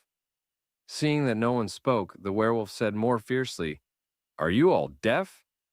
Lone, and then took out the badge Shulfin had given him, and explained that he was here to buy a sword. The werewolf took a look and said, "This is the Grania family badge, but you people are not from the Grania family, especially the one with pink hair. Can't see a single noble trait in you." The werewolf said, "You're not from the Grania family. We only serve Grandia family members." After saying this, he yawned and prepared to go back to sleep, but suddenly he stopped, then looked greedily at Assam and said, "Or I can offer a condition. Let me take a bite of this soft fellow's arm, and perhaps I'll agree to sell you a sword." Assam was instantly terrified, and before Loon could agree, the werewolf began approaching Assam step by step, completely unaware that Lonin's eyes were already filled with killing intent. "Are you seeking death?" Lonin thrusts his sword at the werewolf, directly sending him flying several meters. But the feeling in his hand was strange, as if being bounced off by something. Looking up, the werewolf had somehow put on armor. Although it blocked the sword strike, the powerful force still broke the werewolf's ribs. Invisible armor. "Well, then I'll just break it apart." The werewolf was terrified after hearing this and hurriedly explained, "This was just a test. Testing your strength and my armor's durability, so I deliberately provoked you." Lone obviously didn't believe this excuse. Lan said, "You came up with that excuse pretty quickly." Seeing this, the werewolf continued to beg for mercy, saying he wanted to confront Shulin in person, which saved him. Lan spared him, not because he believed his words, but because he didn't want to see Shulin. Then Lan put away his sword. The werewolf also smiled and apologized to Assam, saying, "Actually, I don't eat humans. I'm Diddy Khan, the apprentice here. Come in, I'll take you to our forge." Then the werewolf led everyone inside and pressed a hidden switch. The moment it was pressed, the ground shook violently, then quickly descended. It turned out there was a hidden space inside, and the real forge, Cappadocia, was within it, the Empire's largest forge. The werewolf smiled at Lonan and said, "Since you've passed my test, your weapon is in my hands." Under the werewolf's guidance, they came to this 400-year-old blacksmith shop, Cappadocia. Seeing Lone's outstanding talent, the werewolf decided to take him to find the old dwarf Dolan to forge a sword.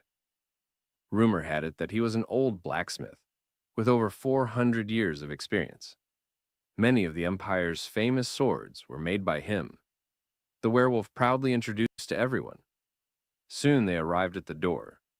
The werewolf said, "For such a senior, I also respect him greatly." After saying this, the werewolf kicked the door open hard. Lone was stunned. Where was the respect he promised? Then the werewolf strode in without care and said, "Old man, I brought customers." But the old blacksmith's face was already filled with killing intent. Did he con? "You can't come in without making a scene, can you? I need quiet when I work." The werewolf proudly announced that he had brought a genius customer. Hearing this, the blacksmith immediately became interested. He stopped his work and walked over. The werewolf said, "It's him. His swordsmanship will definitely surprise you."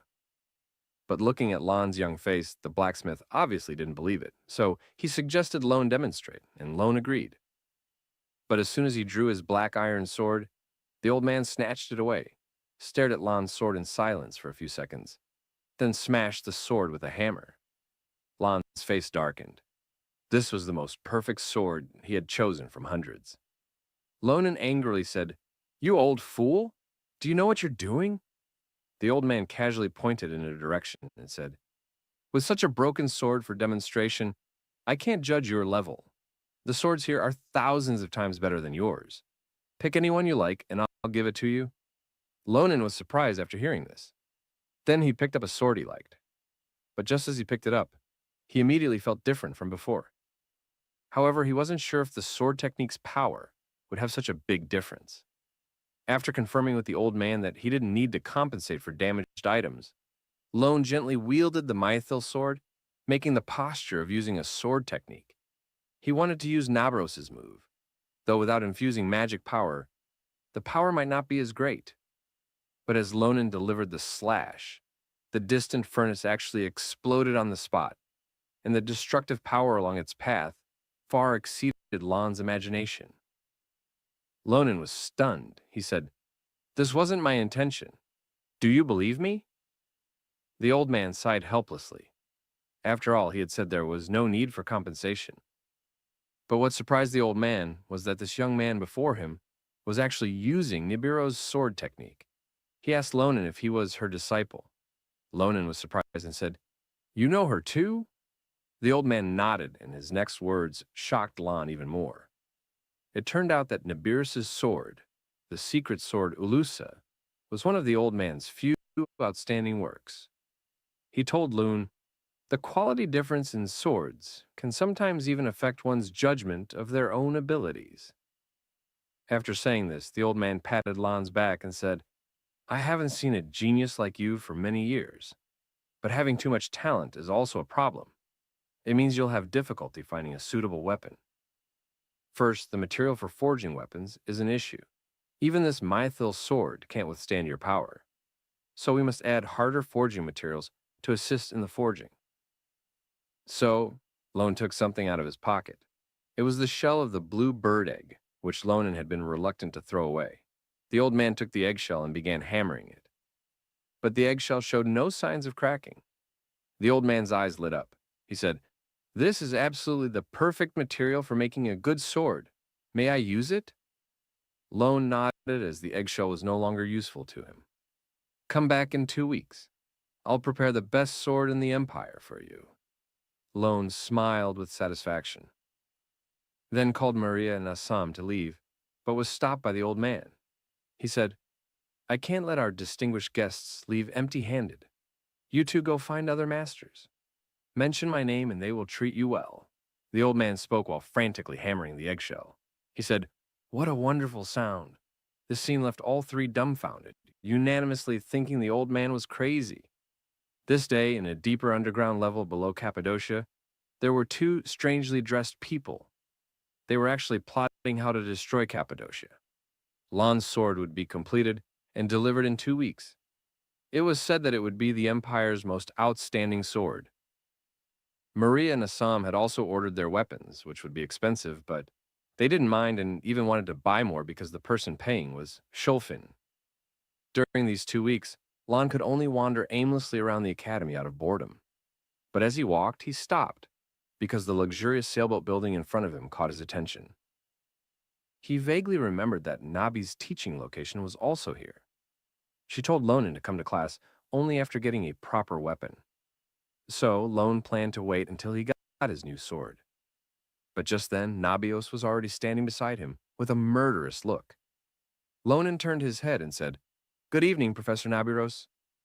But Nabiros immediately grabbed Lon's ear. She said, "Long time no see. Didn't I tell you to come to my class as soon as you got a weapon?" Lonen wanted to make excuses, but Nabiros didn't give him a chance. She dragged him toward the classroom, saying, "I'll listen to your excuses on the way." Lon said, "Can you let go first? It hurts." And their commotion also caught the attention of a long-haired girl, who stopped to watch. Little did she know that the guy behind her already had bad intentions. He deliberately bumped into the girl and said, "Don't block the way. Walk faster." The girl was confused and lowered her head to apologize, but he became even more aggressive. He said, "You walk as slow as a turtle. If you have time, go practice your lessons more. Understand?" The girl didn't want to cause trouble. So, she swallowed her anger because she originally had no chance to enroll here. Meanwhile, on the other side, Loon and Neros had arrived at the practice room. Nibiru said, "You all know him, right? The new student who's shown in the competition. His name is Lonen, and he'll be attending class with you." Lonen bowed and said, "I'm Lonen, a freshman in the Department of Warriors. Nice to meet you all." People below started whispering, "Is he really that strong? He looks quite weak." Lone heard all of this, but fortunately, not everyone was malicious. There were still two familiar friendly faces looking to the other side. That guy Shulan was also here, just as everyone was about to start practicing. A girl pushed open the door and entered. She said, "I'm very sorry, teacher. I'm late." After hearing her voice, a sense of familiarity arose in Lonan. Nabi didn't mind and said, "Take a good rest first. We just introduced a new student. Go and say hello to him." Then the girl walked over. She said, "Nice to meet you, Lonan. I'm the teaching assistant for the second-year class." Andershan Lone didn't expect to meet her again in this way. Under Shenakalushia, during the giant invasion, she had unparalleled command ability. She was the Empire's first female commander, known to the world as the Iron Lady. Who could have imagined she also had such a gentle side? But judging from the current situation, she had no memories of her previous life. Should I tell her about her request from that time? But how to explain it? Lonan fell into a dilemma as he looked at Undershan, and she was always busy. This person said, "Look, is my posture correct?" That person said, "The towel here has a strange smell." She could only deal with them one after another. The great commander comrade was actually doing these small tasks. At this time, the guy who had deliberately given Andershaw a hard time walked over and said, "How about a duel with me?" Seeing Lan's confusion, he explained, "I'm Callan from the third year. I heard you perform brilliantly in the competition, and I want to learn from you." But Lonan wasn't interested and politely declined. Yet he persisted and said, "Oh, I seem to have forgotten to bring a weapon." He shouted at Andershan, "Hey, loser, bring me my practice spear." And Andershan hurriedly went to get it. Lan's face had already darkened. "Loser, does this bastard know who he's talking about?"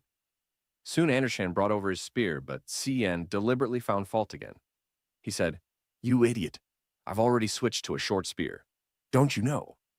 Then he used the long spear to hit Andershan hard on the head. He said, "You got into this school by begging the instructors. Is it too much to ask you to do these things?" Just at that moment, Lone grabbed his spear. Looking at him with murderous intent, he said, "I accept. Let's duel."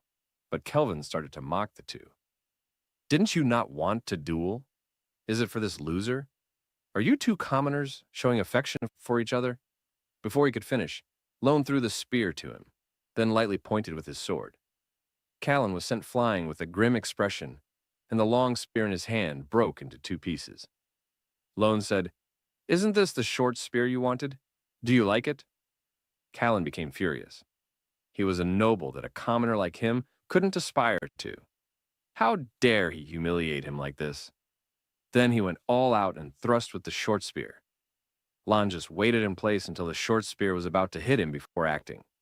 With just a casual swing of his sword, the opponent's short spear broke into three pieces. Lone said, "Yes, I dare to humiliate you." Calden was stunned, but there was more to come. 1 slash, 2 slashes, 3 slashes, each with the force of a 000 pounds, directly causing Kalalden to lose consciousness. Then Lon was still not satisfied with his anger. He said, "Fortunately, this was inside the academy. If this were outside, you would really die." Those watching the battle nearby were shocked. Callan had actually lost. He was a top-ranked student in the higher grades. Then Lone walked towards these people because these guys had also treated the Grand Commander like a servant. So Lone didn't plan to let them off either. Lonen said, "Next is that impolite bastard with the towel. If you smell, can't you wash it yourself?" Lonen angrily walked over and said, "Is the teaching assistant your servant?" This scene directly frightened the girl. Fortunately, Anderson stepped in to stop him, then stood in front of Loon, and didn't understand why someone she had just met would make such a big fuss for a commoner like her. Lonen said, "Anyone can be humiliated, even me, but except you." Then Lonen recalled the Grand Commander's contributions during the giant invasion in his previous life. He said, "At least in this empire, no one can disrespect you," and then gently pushed Andershan aside. Just then, Nabiros' voice sounded, "Stop, Lonen!" Along with it came a terrifying pressure, immediately making Lon freeze in place. It wasn't that he didn't want to move, but his body wouldn't obey. It was a kind of fear, generated from deep within, like being firmly locked by the gaze of a 2½ m long snake. Then Nero looked at Lone sternly and said, I can overlook the matter with Calden, but you must stop now. Lonen was very dissatisfied with Nibiros' inaction. He tried hard, struggling to make his body move. Nibiros stared at Lonen and said, I warn you one last time. Will you stop or not? Lonen still showed no sign of backing down. Nibiros felt helpless. She would have to subdue this guy first. As the great snake opened its bloody mouth, Lonen felt a violent impact on the back of his head. When he opened his eyes, he saw the Grand Commander Endershan from his previous life. She accepted the frontline command work without hesitation. Although she knew that people on the front line were doomed to die, she was still willing to devote herself to the Empire. With another blink, the scene around changed. It was the final moment when the eight-winged giant appeared and smiled and told Lonen, Please don't forgive me, because I selfishly entrusted the task of protecting the Empire to you. Lonen urgently called out the Grand Commander's name, but unexpectedly this was a dream. But turning his head, Andershan really appeared before him. She looked at him anxiously. Lonen said, Are you all right, Grand Commander? And said, What Grand Commander? What are you talking about? Lon then realized that Andershan had no memories of her previous life. He could only smile foolishly. Andershan said, Did you get so angry because of me? Lone blushed after hearing this and said, No, I'm a very elegant gentleman. I've always disliked their behavior since I was young. But Andershan could see at a glance that Lon was lying. She said, Actually, you don't need to hate them, including Kaldon. This is my own doing, Lonen said somewhat angrily. I can't let them treat you like this, including Professor Nibiros. You're dedicated to this job, yet she watches you being bullied and does nothing, and smiled bitterly. Professor Nibiros is a good person. She doesn't intervene because I asked her not to. To take this course, one must be a sword prodigy. And my swordsmanship hasn't made a breakthrough for a year, and I've only just grasped magic power. She gave me this opportunity. I not only don't resent her, but I'm grateful to her. Lonen was surprised after hearing this. In his previous life, Andershan had an incredibly strong presence. Did she also have times when she hit bottlenecks? She said, I can handle these small matters, but thank you anyway, Lon. I'm already used to most of it, but being hit is quite painful. Lonen was silent for a few seconds after hearing this. He said, Perhaps this is why you could go so far, eventually becoming the Grand Commander, and was surprised after hearing this. She said, How did you know that's my dream? Although it's difficult, I will definitely work hard. Lon was stunned after hearing this, and Andershan thought she had spoken too casually, hurriedly explaining to Lone. Although this dream may be unrealistic, I definitely won't give up. As she spoke, Andershan looked at her own palm. These injuries were all left from practicing swordsmanship. But her words had already put Lon in a dilemma. On one side was Andershan's last will from his previous life. Back then, she told Lonen to tell her current self not to struggle anymore for becoming the Grand Commander. Just be a tailor and live an honest life. Meanwhile, Lon couldn't bear to discourage the confident Andershan. Even after Andershan left, Lonen remained silent. He didn't know what he should do, but it seemed that no matter what he did, it would be wrong. After returning home, Dolan sent a pigeon at midnight, telling Lonen to go to Cappadocia to retrieve his sword. But when they arrived at the forge, there wasn't even someone to receive them. Lon was a bit angry, so he kicked a helmet on the ground, sending it flying. Maria said he definitely had something on his mind, and Lone didn't plan to wait any longer. He decided to go in himself. After fumbling around, he actually found the elevator switch. With a shaking around them, the elevator began to descend. But as soon as they arrived, Loon was stunned, because Cappadocia was engulfed in raging flames, and many blacksmiths lay fallen on the ground. After Assam's reminder, Lon immediately spotted the culprit. It was a stone man, standing 2½ m tall, and he was still chasing a group of blacksmiths. After thinking for a moment, Lone grabbed Assam, then told Maria to go back to the academy for reinforcements. Afterward, Lone leaped down while Assam used telepathy to control their descent. Meanwhile, the blacksmiths finally had no strength left to run. Seeing this, the stone man immediately raised both fists, ready to crush them. At this critical moment, Lowen's slash directly destroyed the stone man's arm. Coincidentally, his recent troubles had been bothering him, so he'd take out his frustrations on this fellow. The stone man counterattacked with his remaining arm, but just as it was about to hit, Lonen simply vanished on the spot. He had activated his energy field. In the blink of an eye, he appeared on the stone man's shoulder, followed by a clean, decisive slash. The stone man's proud armor was like paper, instantly crumbling away. Seeing this, the rescued blacksmith's eyes widened like eggs. Then Lone stepped on it. He asked the old man what had happened here. From them, he learned that not long ago, dozens of stonemen had suddenly emerged from underground. They started smashing things without a word. Nothing was spared. Even worse, they had taken some blacksmiths captive. Dolong, who was forging Lonen's sword, was among them, but Dakan had gone to rescue them, although he was skilled at forging, not fighting. After hearing this, Loon sensed the situation was dire. He immediately ordered Assam and Seda to stay and help the wounded. Assam asked then, "What are you going to do?" Lon turned toward the direction the stonemen had retreated. He was definitely going to rescue Dolong because the sword was still with him, deep underground. Dolong clutched the sword tightly, saying, "I'm grateful you came to save me, but you really didn't need to come." The one standing in front of him was Didi Khan, who was already severely wounded, yet still shielding the old man from the stone men. He said, "Stop talking nonsense and run." But the old man just stood there saying, "Your invisible armor probably won't work against him." Didan was furious. He said, "At a time like this, you're still saying such disheartening things to discourage me. If you think you can do better, go ahead with that sword in your hand." But hearing this, the old man hugged the sword even tighter. "No, I can't insult it with my terrible swordsmanship." As he spoke, he even started to worship it. Dakan was speechless. This crazy old man obsessed with weapons will get me killed sooner or later. At that moment, the stone man decided not to listen to their conversation any longer. He raised his fists and smashed down forcefully. But this strike was actually blocked by Didikan, though it severely injured him, even breaking his invisible armor. Just as Didikan was about to die heroically, a red flash arrived at an incredible speed, followed by countless slashes. The stone man instantly collapsed and crumbled. While Lone and landed gracefully, he said, "Leave the rest to me," Didkan said in surprise. "How did you get here? Weren't there countless stone men on the way?" Lone turned his head and calmly stated, "All taken care of."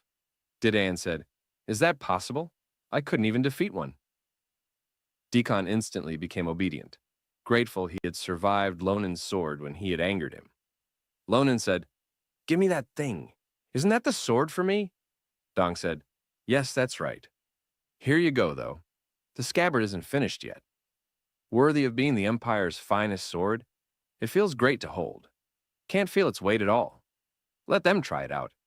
Facing several stonemen, 2½ m tall, Lone casually swung out a sword energy. Its overwhelming destructive power shattered them completely. Lonen was stunned. How could it have such powerful force? The old man's expression was enough to show his satisfaction with the sword. He said, "How is it, Lonen? Do you like this lancia? That's the name I got from the astrologer. This sword is almost weightless, but its hardness far exceeds Mythil by 100 times. Not only that, it has a special property. When it touches blood, it even has regenerative abilities. It could be said that the sword perfectly matched all of Lonen's attributes, and he no longer had to worry about his rough swordsmanship damaging the blade." Lonen praised the old man profusely, delighting him. Having his work affirmed was undoubtedly the meaning of the old man's life. But Dakin interrupted them, saying, "We need to leave this place quickly." Yet, Lone walked toward the deeper levels. He said, "You take the old man and go first. There are still a bunch of rats down here, and they're big rats," Didden said with confusion.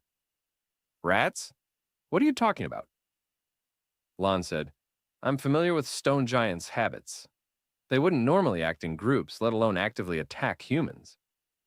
After speaking, Lonen flipped over the debris, revealing a mysterious pattern on the back of its head. Everyone was shocked at the sight.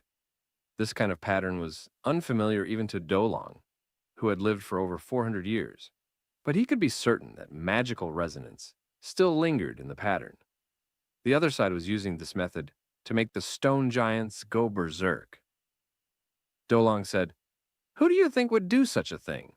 Lon shook his head and said, "I don't know, but as long as I go deeper, I'll definitely be able to flush them out." With that, Lonan began to move. He quickly advanced toward the depths while carefully observing the surrounding environment. Sure enough, he discovered human footprints, and they were of two different sizes. Lonan continued forward.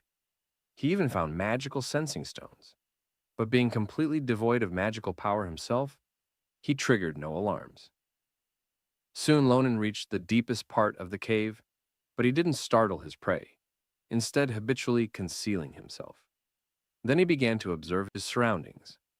The first thing that caught his eye was a huge golden stone man. Below it were two human-looking figures. These two weren't eye-catching, but, compared to ordinary stone men, they looked like small toys in front of the golden stone man. Though it was still in a dormant state, its destructive power was unimaginable.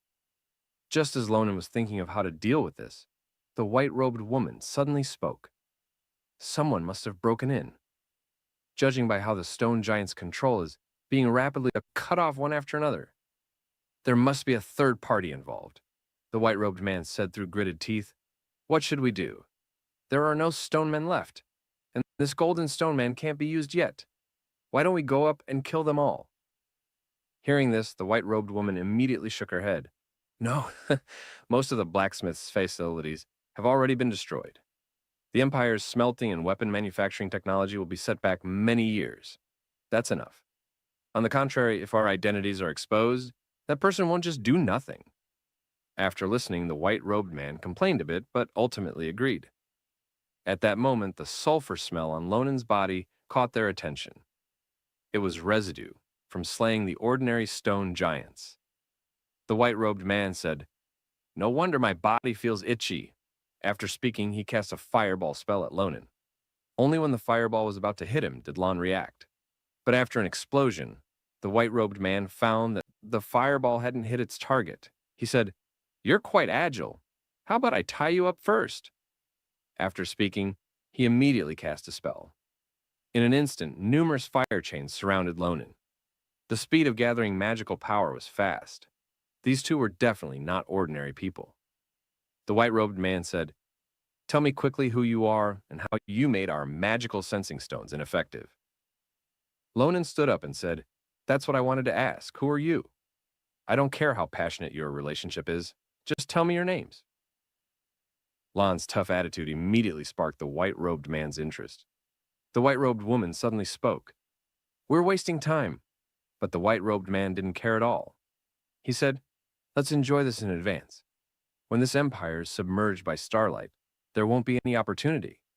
And this sentence precisely hit Lonan's trigger point, because the invading giants had once mentioned submerged by starlight. They must know something. So Lon planned to capture the two and get answers.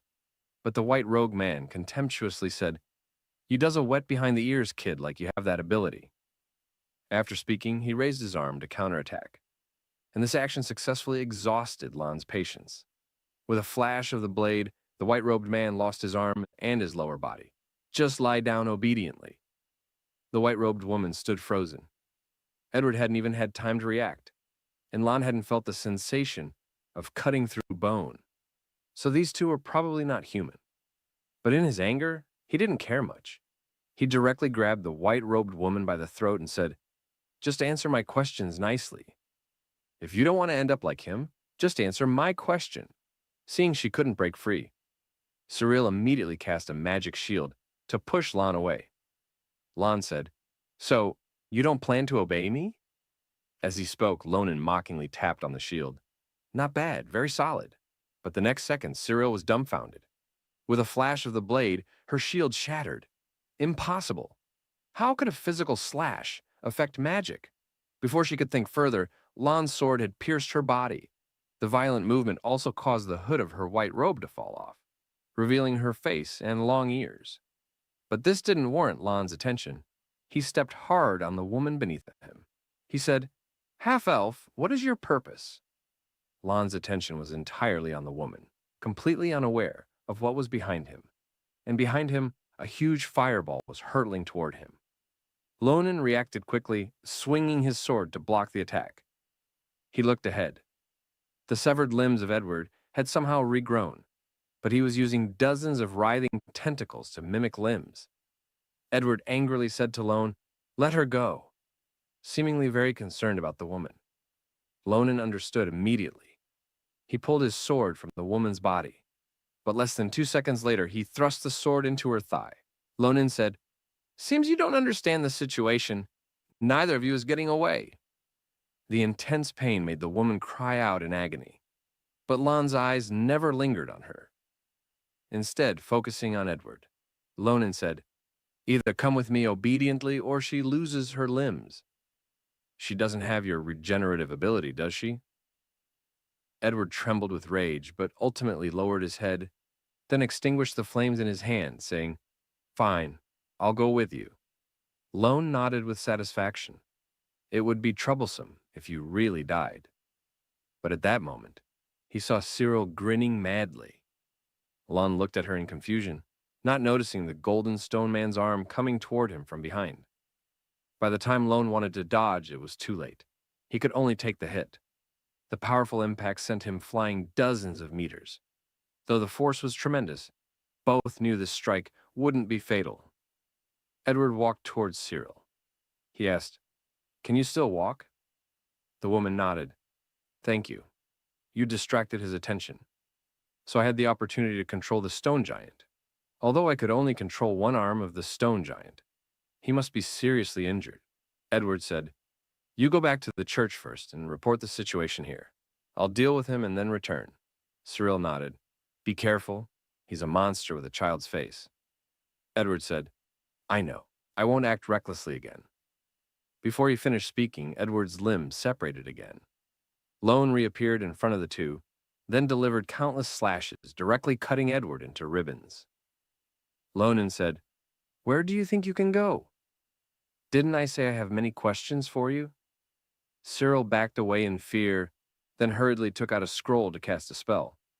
Lonan, forcing his injured body, approached step by step, but just then Cyril's immobilization spell succeeded. Lonan couldn't move forward another step. He struggled desperately, but remained motionless. Even so, Cyril didn't dare approach. She said, "I can't guarantee we could beat you, but my priority now is to report back." As she spoke, a portal lit up behind her. About to enter, she added resentfully, "I'll find out everything about you, then take it away." Watching Cyril slowly disappear into the portal, Lone was unwilling, shouting again and again, "Don't go!" Having finally found a clue about the giants. How could he let her slip away? I absolutely cannot let that scene happen again. "Stop!" Lonan shouted with his last bit of strength. However, at that moment, a strange light suddenly appeared around them. Cyril was shocked to find her body also couldn't move. A woman's voice rang out. "I have many questions too." Nibiros activated her energy field and appeared. Cyril was stunned, thinking she could easily escape, but didn't expect an even more powerful being to arrive. Nibiru said, "Well done, Lonan." Lonan said, "Your timing is also good." Nibiros was relieved. He could still talk nonsense, so he wasn't in danger of dying. Then she turned her attention to Cyril. She said, "Let's welcome our guest first." Even trembling with fear, Cyril hadn't given up on escaping. But the next second, a slender hand reached from behind. Nibiris grabbed her face, saying, "Attacking the forge is a serious crime. But what makes me angrier is that you dared to hurt my disciple. Look forward to what's going to happen next." Cyril's face, squeezed until it turned blue, was roughly lifted, and before her was a great snake attacking them. Cyril said, "I'm very sorry, Starlight." After speaking, Cyril collapsed due to severe mental shock, and her words made Lon even more certain that the giant's appearance was connected to their organization. Nibiros sheathed her sword and walked over, saying, "You did well, but I'll report your achievements separately." But Lonan said, "When you mentioned, what's next? Did you mean sending them to the Loaosan prison? Neros nodded. Yes, it seems you know about that place. Lonan immediately felt chills down his spine because Lotoan was a prison floating at sea where screams and wails never ceased. The jailers would use every means to make criminals who rebelled against the empire confess. Almost no one entered and came out whole. Lonan said, "Listen to me, teacher. Please let me participate in the criminal's trial." Nibiris immediately refused, fearing that the cruel place would leave psychological trauma on Lonan. Lonan said, "Please, this is really important to me." Lon used an almost pleading tone because he didn't want to miss any clue about the giants. This was the first time she'd seen this proud boy bow his head. But even so, she still didn't agree. Meanwhile, although the Cappadocia Forge was still in ruins, with the help of the academy, the wounded had mostly recovered. Maria wiped her sweat, saying, "I think we're almost done." She had earned considerable merit by carrying 7 or 8 boxes of supplies at once, and Assam had also spent much energy using healing spells to save people. But more than this, Assam was more worried about Lonan, who said he would return soon. "But are you talking about me?" Hearing this, the two were startled and looked up toward the voice.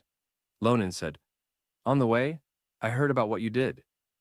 Maria brought reinforcements, and Assam and Sita treated the wounded. "Are any of you hurt?" Lonan asked, pretending to be fine. Maria said, "Rather than us, you should worry about yourself." And Assam, in an almost trembling voice, scolded Lon. "You're clearly covered in wounds. Quick, Sita, help heal him." Sita extended her small hand with concern, but Lonan waved it off. "I'm fine. I've already been treated. Just need some rest." Lon suddenly changed the subject. He stared hard at the two culprits in the distance. He said, "I have more important things to do now." Several hours later, the convoy transporting the criminals arrived at the meeting area.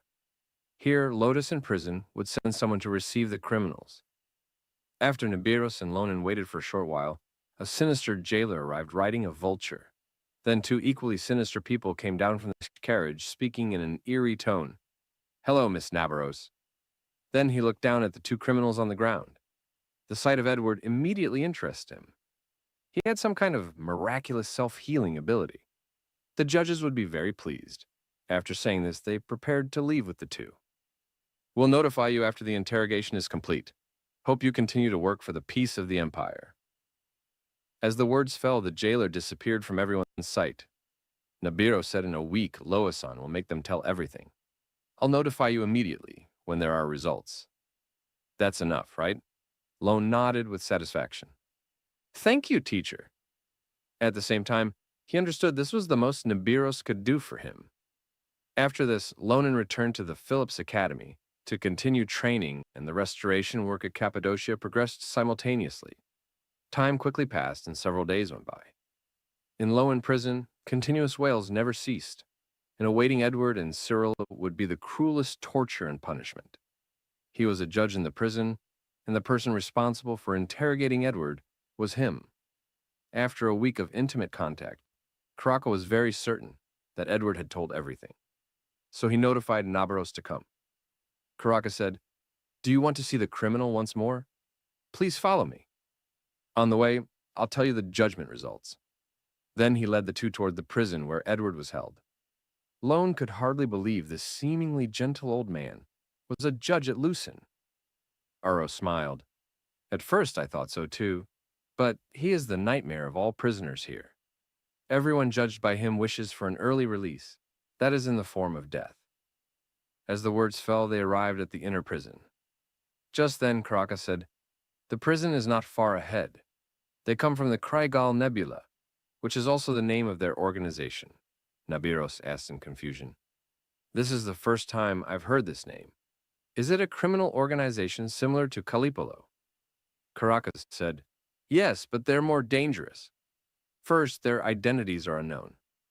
Second, the Naranja arson case and the explosion at the Magic Engineering Academy were also their doing. In the past year's large-scale cases, most were done by them." Lan was stunned after hearing this.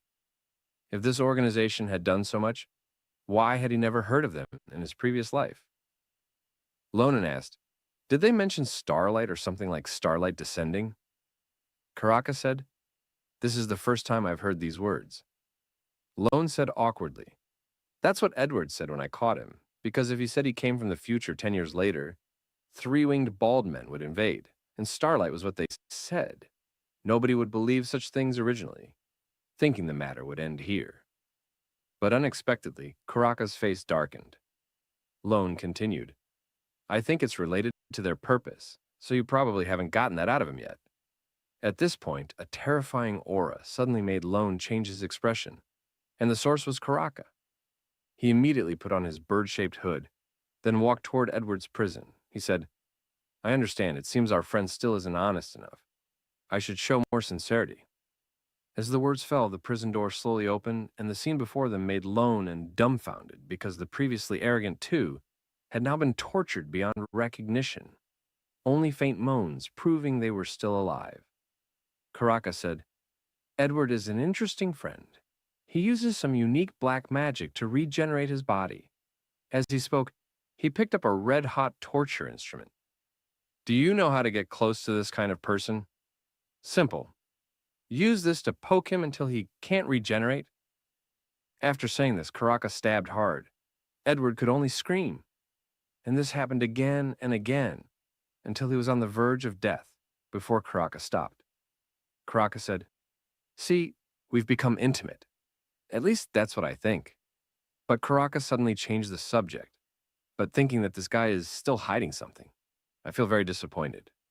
Friends shouldn't keep secrets, don't you know?" But Edward cried that he had hidden nothing. Karaka didn't believe him, then turned his head toward Loon. "Then why am I hearing about starlight descending for the first time? I hope this conversation ends with you, not Cyril, because with the same treatment, she would probably die." He turned his gaze to Cyril. She was trembling uncontrollably, begging him to kill her quickly. Lonan was confused at this point. They should have no reason to hide anything. Lonan said, "Perhaps it's not that they don't want to tell, but they can't. Like some kind of seal curse magic." Hearing this, Karaka suddenly realized, then walked outside. He said, "Please wait a moment, I'll get something." Minutes later, Karaka returned carrying something strange. It was an ugly eyeball-like thing, the Kerr's eye. It feeds on curses in people. Karaka played with it in his hand for a while, then walked toward Edward, saying, "Let's begin." After speaking, he placed the curse on the other's forehead. Instantly, countless tentacles grew from the eye, then deeply pierced Edward's head. The intense pain made him scream continuously, until 2.5 minutes later, the curse turned blue, signaling the end of the clearing process. Karaka then spoke, "I'll ask again. What is starlight descending?"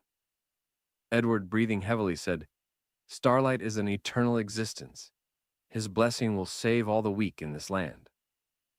Cyril froze upon hearing this, quickly telling him to shut up, and for Cyril's safety, Edward could only continue. "Starlight descending is our lifelong wish. We will eliminate everything and wait for his arrival." Karaka felt this was too complex. He said, "You mean something is coming, right?" Edward nodded. "The children of the stars." Hearing these words, Lonan was instantly filled with disgust. But regarding the giants, he still refused to speak. Lonan guessed it was the curse restricting his speech. Sure enough, with the help of the curse eye, Edward revealed their organization's ultimate goal. That was to help the giants clear obstacles for their smooth descent to Earth. Hearing this, Loon could no longer hide his anger because they were the culprits who destroyed the Empire in his previous life. Lone walked step by step forward. The judge hurriedly advised him to calm down. Lone just walked up to Edward, then took a deep breath and said, "The children of the stars you mentioned are the Aiute, right?" Hearing this, Edward's nerves instantly tensed. He said, "Where did you hear this name? How do you know?" But before Edward could question further, his forehead rapidly swelled. In no time, his entire head was like a balloon about to explode. Lonan was shocked. Is his head going to burst back? Karaka pulled Lonan away, then immediately deployed a magic shield. And at that moment, Edward's head exploded. A large chunk of flesh and liquid splattered over, but all were blocked by the shield. Then a steady voice came from beneath the judge's mask. I didn't expect this situation. This curse is stronger than I imagined, and there may be more than one. I guess the first part of the curse is not being able to reveal their purpose to others. If the first part of the curse is removed, it activates the second part, making their heads explode. Before Lon could think further, the hand on his shoulder tightened again. Karaka stared at him intensely. Sir Lonin, what is a Hayut? If this is a secret within the Krygel Nebula organization, how would you know? So he began to gather magical power. He said, as the judge of this case, I must know everything. Can you tell me? Lonin was frightened by this sudden, terrifying atmosphere, but he still calmly said it was just something he happened to overhear. In the underground of Cappadocia, I was the first to discover them. If this word has caused you trouble, then I apologize, Lonin said while taking his hand away. Is this explanation enough? Looking at Lonin before him, Karaka was stunned. Although he didn't believe Lon's words, his intuition told him this child couldn't possibly do anything harmful to the Empire, because in his eyes, he saw a firm will boiling. Was it responsibility or belief? No, neither. It was anger towards them. Just then, Nibiru drew her sword directly, saying, Stop! A pair of bright, fierce eyes stared at Karaka. Are you questioning my disciple and doing so in front of me? Karaka said, Of course not. I'm just confirming. Being careful about everything is better, isn't it? Seeing the other's docile appearance, Lonin said, Then I'm glad our misunderstanding is cleared up. But Lon knew he had been in danger just now, because that old man intended to judge him as well. Looking at the undamaged cursed eye on the ground, Karaka said, It's a pity to lose a cursed eye, but usually they have very strong vitality. Lon questioned this greatly, asking, This little thing is powerful. Kara said, Yes, and if you look carefully, it's quite cute. Would you like to touch it? Just as Karaka was joking, he discovered in horror that the curse eye on his shoulder had turned blue. That meant it had absorbed a curse. Whose could it be? So far from Cyril, it couldn't be hers. Could it be him? Karaka turned to look at Lonin. When using the magic shield just now, he touched him briefly. Could it have absorbed a curse in just that instant? Karaka quickly took down the curse and walked toward Lonin, then placed it in his hand. The curse visibly expanded at an alarming rate, then exploded directly, ignoring Lon's fuss. Karaka grabbed his hand and began examining it. Karaka said, Listen to me. I think you've been cursed. Lonin asked in confusion, What nonsense are you talking about? Karaka began explaining, Have you ever felt restrictions like being unable to run or unable to hold steel objects, etc.? A curse will restrict certain behaviors of yours? Hearing this, Lone lowered his head and said nothing. So the reason he couldn't use magic power was because of the restriction of the curse inside his body. Karaka said, It's okay if you don't want to talk about it. Just remember one thing. This curse is very powerful and full of malice. The conversation ended there. Lone and Nero prepared to leave. Karaka said, Once I crack all of Cyril Unka's curses, I'll notify you. Nibiru nodded and said, I understand. Just report to me when the time comes. Then Karaka turned to look at Lon, but the other didn't react even after a long time. Karaka said, You seem preoccupied. Hearing this, Lonin finally came back to his senses. Lone said, Since I learned I've been cursed, I've been a bit preoccupied. Karaka restored his gentle expression and comforted him. Don't worry too much. You're Phillips's student. There's someone at the academy who has deeply researched curses who might be able to help you. He is Professor Secret from the magic department. After dealing with the Lato Sand prison matter, Lonin and Nibiros departed on a vulture, but being cursed lingered in Lonin's mind and his eyes started to itch. This made him increasingly impatient. But fortunately, Karaka said Professor Secret might have a solution. Seeing his anxious appearance, Nibiros calmly said, This is one of the known signs. It indicates the curse inside you is weakening. Don't worry. But do you really not know who cursed you? After hearing this, Lone shook his head, unable to think who would do such a thing. He was normally so kind and gentle that it seemed impossible for anyone to hold a grudge against him. But Nabiros couldn't agree and could only secretly turn her head toward the window because the scene of Lon beating up Calden was still vivid in her mind. But unexpectedly, Lon spoke up to thank her. "Thank you, Professor Nibiros, for stopping him for me. That old man, his eyes were too cruel. If it weren't for you, I think he would definitely have arrested me on trumped-up charges and forced a confession." Nibiros smiled and said, "This is just my duty as a coach. Nothing to thank me for." Lon looked at Nibio. She was not only excellent with the sword, but also a rather nice person. The more he looked, the more she seemed like a good person. But strangely, why hadn't he met them in his previous life? Such powerful people should have appeared on the battlefield. Could it be that the Craggle Nebula did something to them? Lon felt very confused. It was late at night when they returned to Philolips. But early the next morning, Lon eagerly went to a place, the special practice space of the Magic Department, Stone Pillar Park. Lonan immediately spotted Andershan, who had been waiting for a long time. Nibiris had asked her to help Lonan find Professor Secret. She greeted Lonan with a smile. "It's been a while since we've seen each other. If not for the professor's orders, I might have met you even later. Are you well?" His radiant personality charm instantly left Lone at a loss. His heart was extremely tangled. How should I tell her about that incident? What should I do? Where should I start? Forget it, just smile first. Lone awkwardly squeezed out a smile. "Long time no see. How are your parents?" Anderson was startled after hearing this, then nodded and said, "Everything is fine." Because ever since that incident, Calden had been afraid whenever he saw Anderson. Every time he saw Anderson, he would repeatedly shout, "I use the spear. I won't change." Though it sounded bad, in reality, it was also bad. Lone hadn't expected that his small action would bring such a big shadow to Calden. At this moment, Anderson suddenly changed the subject. "I heard from the professor that you want to remove the curse inside of your body, right?" Lone nodded and said, "Yes, someone told me to come here and find Professor's secret." But after Lone glanced at the eerie surroundings, he knew how eccentric this professor's personality was, and could only laugh in agreement. That's right. His unique office can't be found by anyone who's not from the magic department. "So, I called a close junior from the third year to guide us, but she doesn't seem to have arrived yet."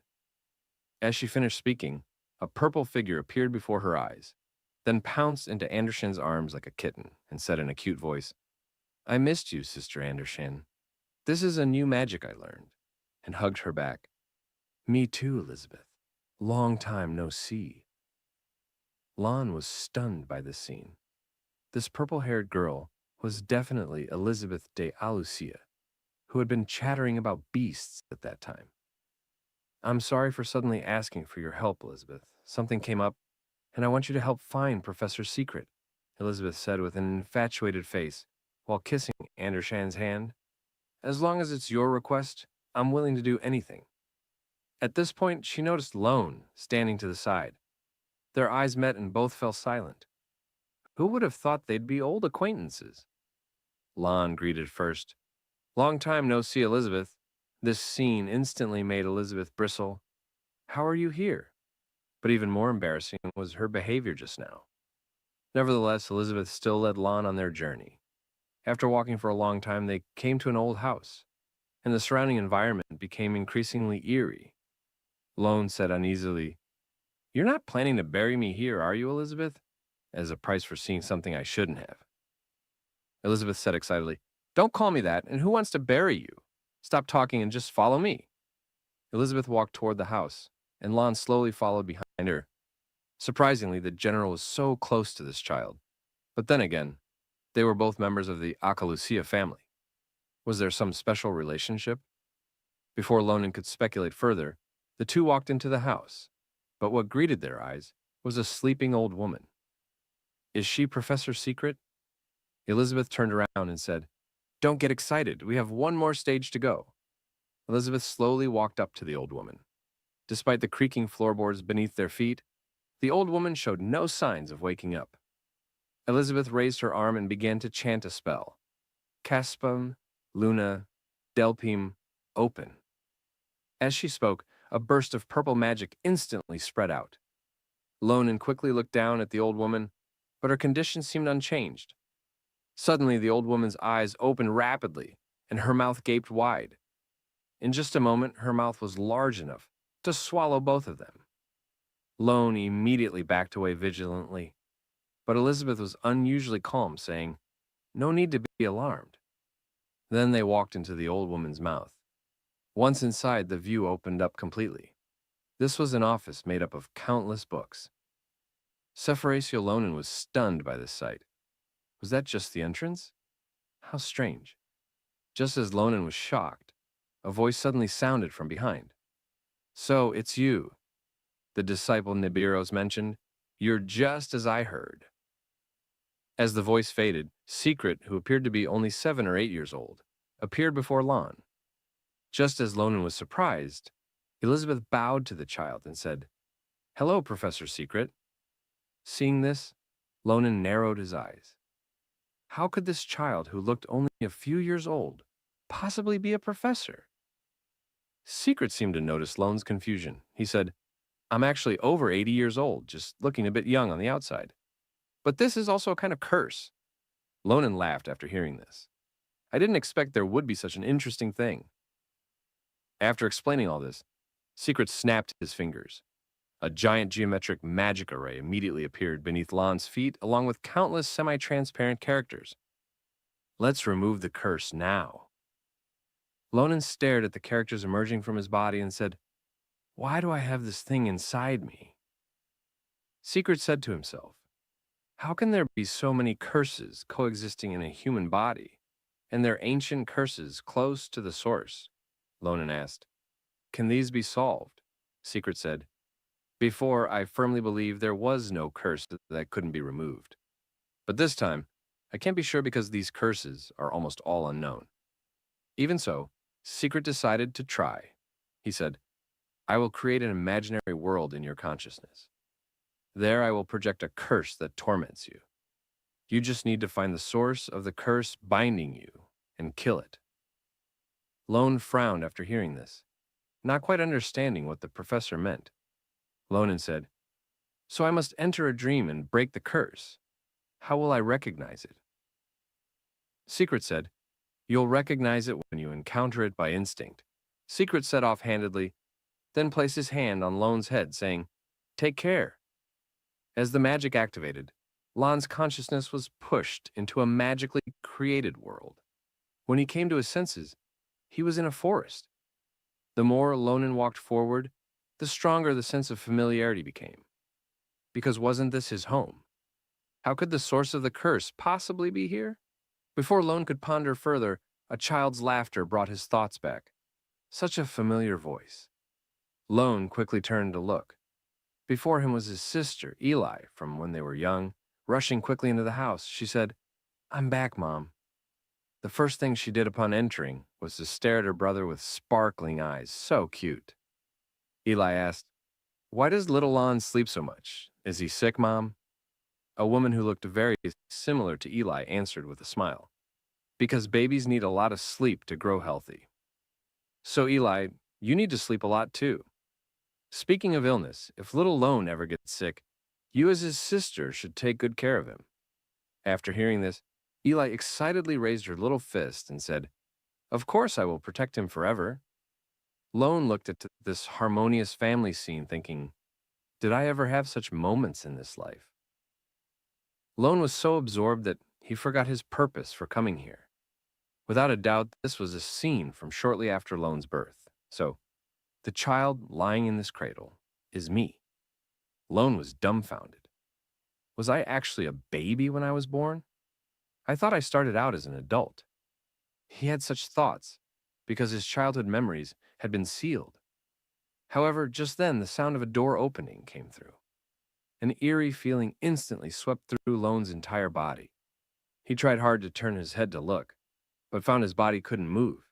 So Lone could only stare straight ahead as a formless black shadow slowly entered.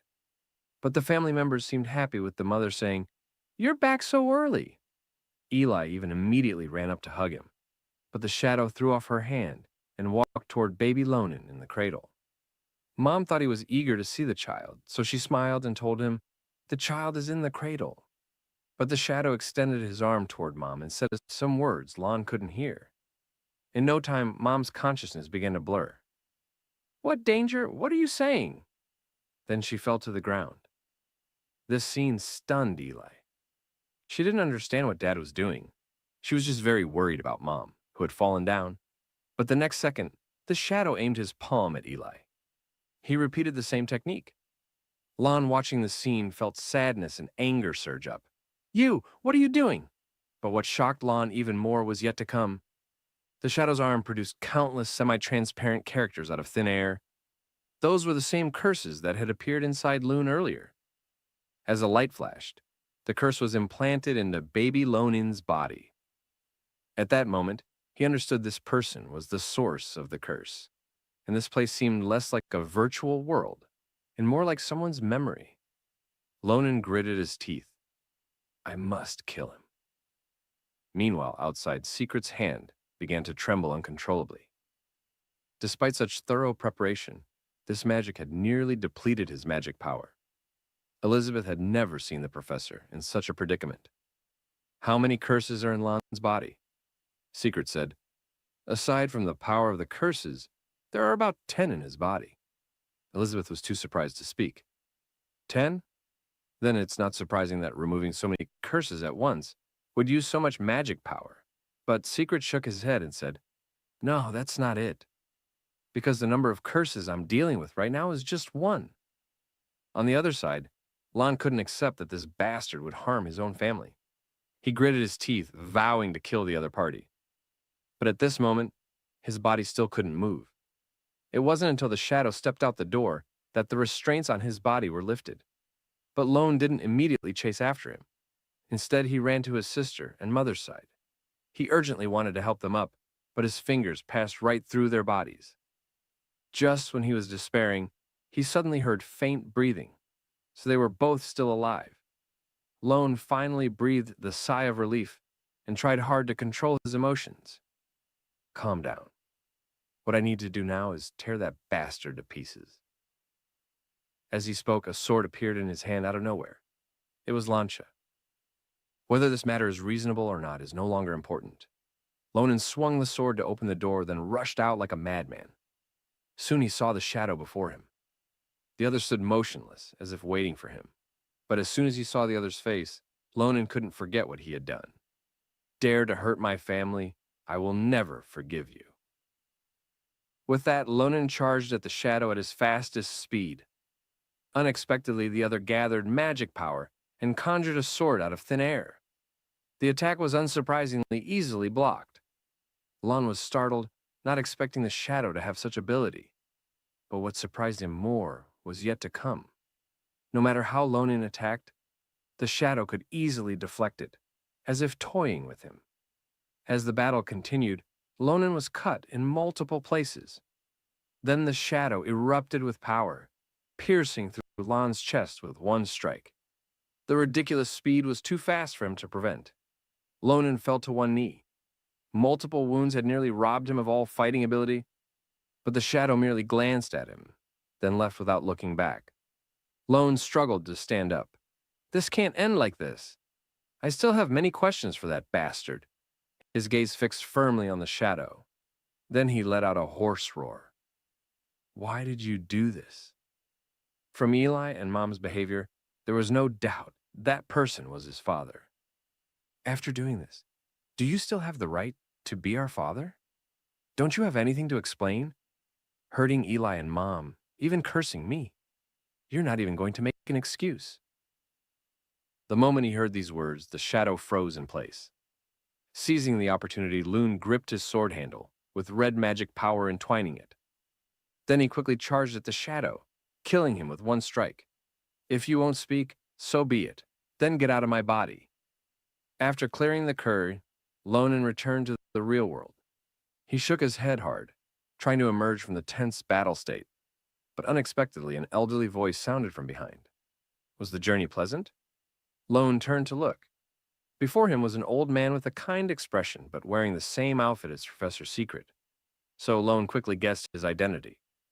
Lonen said, "Why does your time pass so quickly? Is it because of this curse removal magic?" Secret said, "No, it has nothing to do with that. Do you feel any different now?" Lone concentrated and looked. The other's abundant magic power immediately appeared dense and intricate. Lone said, "From the beginning, I felt you were extraordinary, and you're even more terrifying than I imagined." The professor smiled with satisfaction and said, "It seems you can now properly sense magic power in the time that followed." Lonen told the professor about his experience there, and the professor noted it down in his notebook. Secret said, "The curse inside you is based on memories you didn't even know about. But why do you think that person was your father? Didn't you say you couldn't see his appearance?" Lon lowered his head and said, "I could tell from Eli and Mom's attitudes toward him, and most importantly, when he was hurting my family. I could feel a sad emotion, a very unfamiliar feeling. Thinking back now, that should have been his emotion." Secret nodded, then continued to delve deeper and Lone and told everything. "I have no memories of family, as if they were completely erased." Secret took a sip of coffee and said, "Then everything makes sense. Your father not only sealed your ability to sense magic power, but also scrambled your memories. But through this curse removal magic, the memory was coincidentally presented. So that might be a chaotic event intertwined with imagination and memory, which is a small error that can occur with this magic.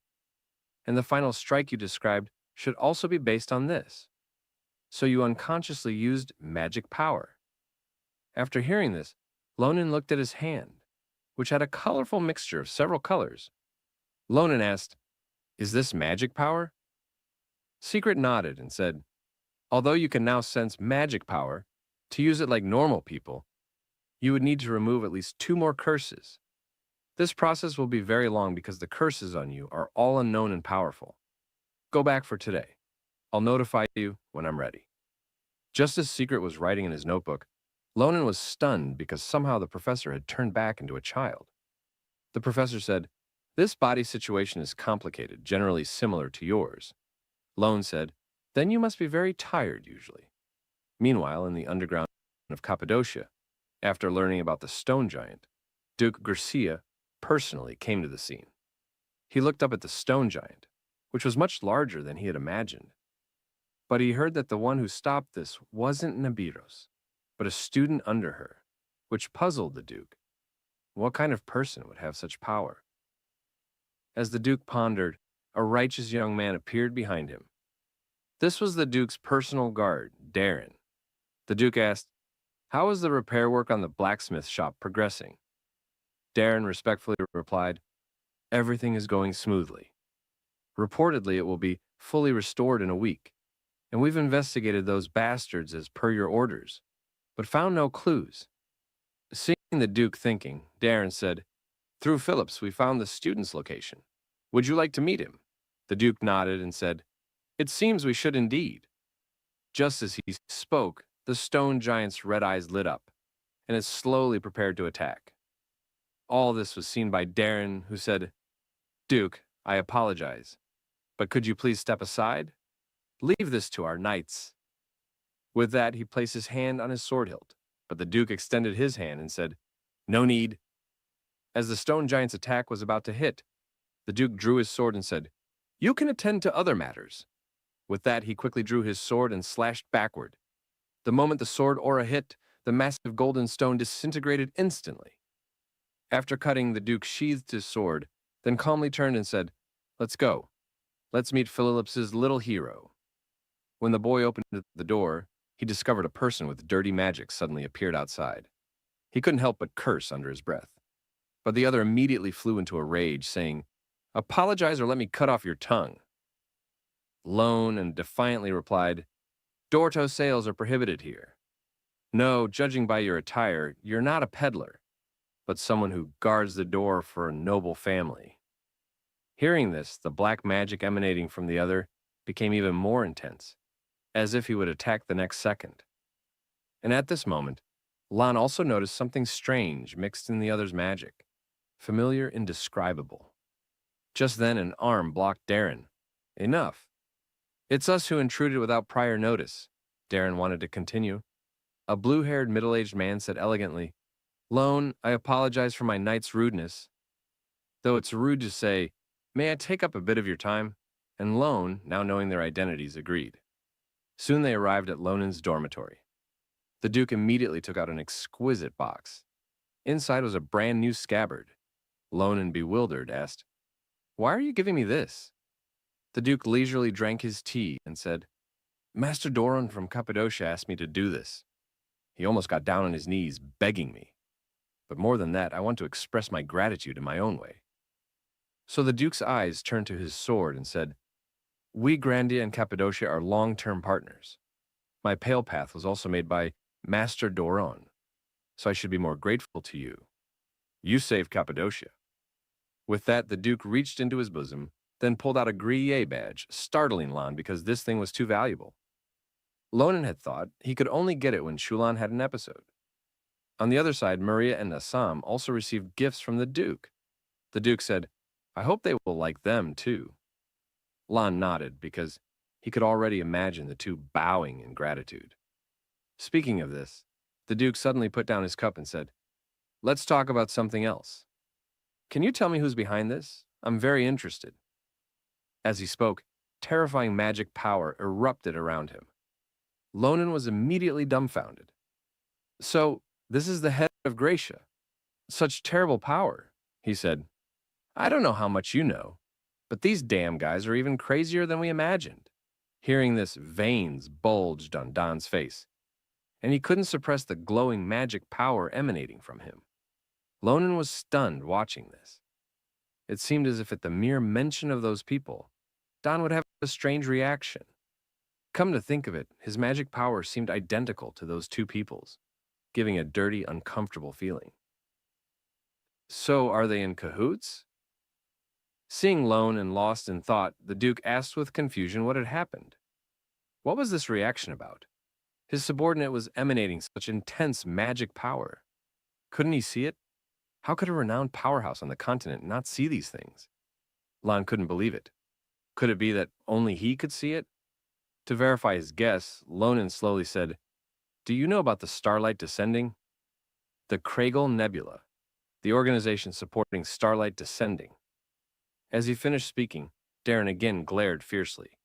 But the Duke still showed no awareness, saying, "Did you discover this yourself?" Lonen said, "Yes, just slightly chopped off their limbs," and they immediately confessed. Then Lone deliberately made an exaggerated expression. "It was so fun. Those bastards cried, begging us to let them go." "Do you need me to give you the details?" The dude quickly waved his hand. "No need. Hearing more of this would ruin my appetite for dinner." Lonen laughed and shrugged, his thoughts basically confirmed. There was indeed no need to continue. Lon looked up to see Darren's killing intent completely out of control, his body covered with dense magic power. And at the same time, the Duke also stood up to leave. So Lone quickly stood up too. He couldn't just ignore this matter. Lone said, "About those bastards. There are some things you should know, but it might take a long time." So Lone suddenly looked at a notebook to the side and said, "Once I organize it, I'll give it to you tomorrow. You'll definitely be pleased because it's about a Hayut." Lon said the last sentence particularly loudly, as if deliberately telling Darren, "If you don't kill me, Ayut's secret will be made public."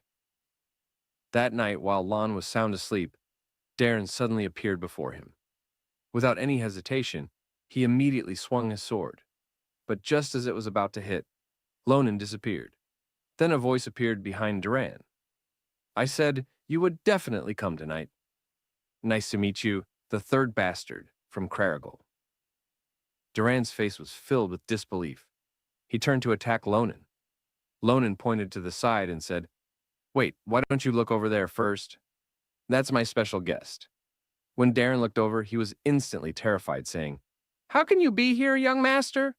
Shulan was filled with rage. He said, "Can you explain this, Darren?" Earlier that afternoon, Lonen had come to Shulifin's house and explained his purpose. Shulan said, "Lonen, you claim you're going to ambush Duran tonight. What evidence do you have?" Duran is a righteous, loyal, and outstanding knight of the Empire. He was carefully selected by my father. Lonan said, even careful selection can have flaws. Lone beckoned him to follow and said, you won't believe me if I just tell you, so come along. It won't take much of your time, and you might even catch the villain hiding in your home. The situation unfolded exactly as Lonan had predicted. Schulfen felt so ashamed. He wanted to find a hole to bury his head in. But even more than that, he felt anger. He immediately drew his sword and pointed it at Duran, saying, didn't you hear me? I asked you to explain what's going on. Answer me now, Lonan said. It's this obvious, yet you're still asking him. Will you believe whatever he says? Darren remained silent, but he raised his foot, then stomped hard on the floor. The next second, waves of black light instantly emanated from beneath his feet. Lonan and Shulan were startled. Their bodies suddenly became extremely heavy. Is this that bastard's magic? Before Loon could react, a swift, powerful strike came slashing toward him. Lonan struggled to raise Lancia to block the attack, and retreated several meters. Then Darren flashed in front of Schulfen and swung at him. Although Shulan blocked it, he appeared to struggle. Darren said, it's fortunate that the young master has no experience controlling the aura's range. In such a small room, he can't deploy his secret technique. After saying this, he gripped his sword hilt tightly. He slashed at Schulfan again, who was grinding his teeth in anger. Schulfan said, your skills are different from what I knew before. Have you been hiding your strength all along? Since when? Why did you betray us? Darren, filled with killing intent, replied, betrayal? How childish. I was never an Imperial Knight from the beginning. And then he mercilessly swung his sword again. When he attacked again, Schulfen, with a grim face, said, is that really so? I've confirmed it. Do whatever you want. Before he finished speaking, Lon instantly rushed in front of Shulan and blocked the strike. Darren looked at him shocked. Lone said, I told you he was a villain. How does it feel to hear these things yourself? Shulan said, family matters should not be aired publicly. I hope you understand, since this is our family's villain. Let me handle it. He angrily struck at Duran, then quickly flew toward him, gripped his sword with gathered strength, and swung at Duran.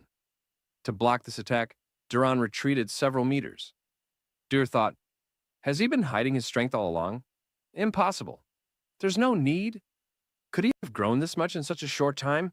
Darren couldn't help but break out in a cold sweat before he could recover. Lonan flashed in front of him, gripped his sword with gathered strength, and swung at him without hesitation. Darren finally couldn't withstand the attack, and was hit hard. The next second, Lon, filled with killing intent, gripped his sword and swung horizontally. The ground was slashed with a meters-long crack, but Duran jumped up and avoided the attack and used his shadow kick to send him flying far away. Duran knew that continuing like this was not the solution, and it would attract the Empire's attention, so he thought about escaping. He spotted an open window. He leaped up and quickly flew out of the window, but as Darren escaped outside, he heard Shulan's voice again. You're right. Unlike my father, I haven't fully mastered it, so I can't easily use the storm sword. But you've run to such an open space. You're truly foolish. As he finished speaking, storm winds began to surround Schulfan's blade. This was the secret sword technique of the Granzia family, the storm sword. The next second, a 10-meter radius storm blasted toward Darren. Darren could only use all his strength to slash at the storm, but this was hardly enough to withstand the powerful storm. He was gradually engulfed by it. Schulfen slowly sheathed his sword, leaving Don in a pool of blood on the ground. Schulfen said, from today onwards, our family no longer has this person. Lon also arrived at the scene. Lonan said, so it really is the storm sword. Such incredible power. But you didn't kill him, did you? Charlefan said, don't worry, I only severed some of his tendons. He won't die. I'll leave him to you. I must quickly return to inform my father of the situation. We must find all the traitors in our family. As soon as he finished speaking, Schulfen rushed back without looking back, leaving Lonan in the cold wind. You irresponsible guy. Just as Lonan was shouting, a golden halo appeared behind him. A figure hurried over and asked anxiously, what happened, Lon? Was the academy attacked by someone? Lon turned around and saw that it was the principal, along with Professor Nibiris. Nibiris was dressed in sleepwear, completely different from her usual strict appearance, which genuinely startled Lon. She shot him a sharp glare, and Lon immediately forced a faint smile and said, "Your pajamas are kind of cute." The principal frowned and said, "Now isn't the time for that. Explain what happened." After this incident, Lon became much more cautious. Before saying anything else, he asked the principal to repeat a strange phrase after him. "A hay is." The principal looked puzzled, but still repeated it word for word. Only after confirming that the principal was not a traitor did Lon finally relax and glance back at Duran, who was lying unconscious behind him, later comma, in the principal's office. Lon carefully explained everything that had happened. Duran's betrayal, the sudden night assault on the dormitory. After listening to the entire story, the principal fell into deep contemplation. So a spy has already infiltrated the Granzia family. The principal murmured, "This situation is far more serious than we initially thought. You handled this very well. Thanks to you, a massive disaster was avoided." Lon scratched the back of his head awkwardly and replied, "I only did what I was supposed to do." However, Lon deliberately hid the fact that he could see traces of special magic power. He wasn't fully confident in this ability yet, and more importantly, if such information were to spread, it could put the people around him in danger. The principal noticed Lon seemed distracted and assumed he was worried about the Granzia family. "There is no need to be overly concerned," he said. "The Granzia family's execution force is extremely strong. Also, you've made tremendous contributions to the Empire. You saved the Imperial blacksmith shop and exposed a traitor within the Granzia family. For that, you deserve a proper reward." Lon's eyes lit up. "That's great. In that case, I'd like to establish a club at the academy. May I have your approval?" "A club?" the principal asked with interest. "What kind of club are you planning?" And the scene shifted to the academy's main square. Lon was energetically promoting his idea. After listening to him, the surrounding students fell into silence. Lon posted a recruitment notice on the public board, clearly writing that he was forming a new special adventure club with no restrictions on age or gender. He patiently answered the students' questions, explaining that the club focused on improving real combat abilities. "We're looking for high-quality members," he said. "Our goal is to build a first-class club. Also, this is the only club personally approved by the principal to participate in real combat missions outside the academy." As murmurs spread through the crowd, discussions erupted everywhere. Interested students began to take notice. At the same time, from a shadowed corner, a woman wearing a red scarf quietly observed Lon from afar, her gaze fixed on him. A few days later, inside the academy gymnasium, Lon let out a sigh. Even after all that promotion in the main square, recruiting talent is still unbelievably hard. Today's already the last day.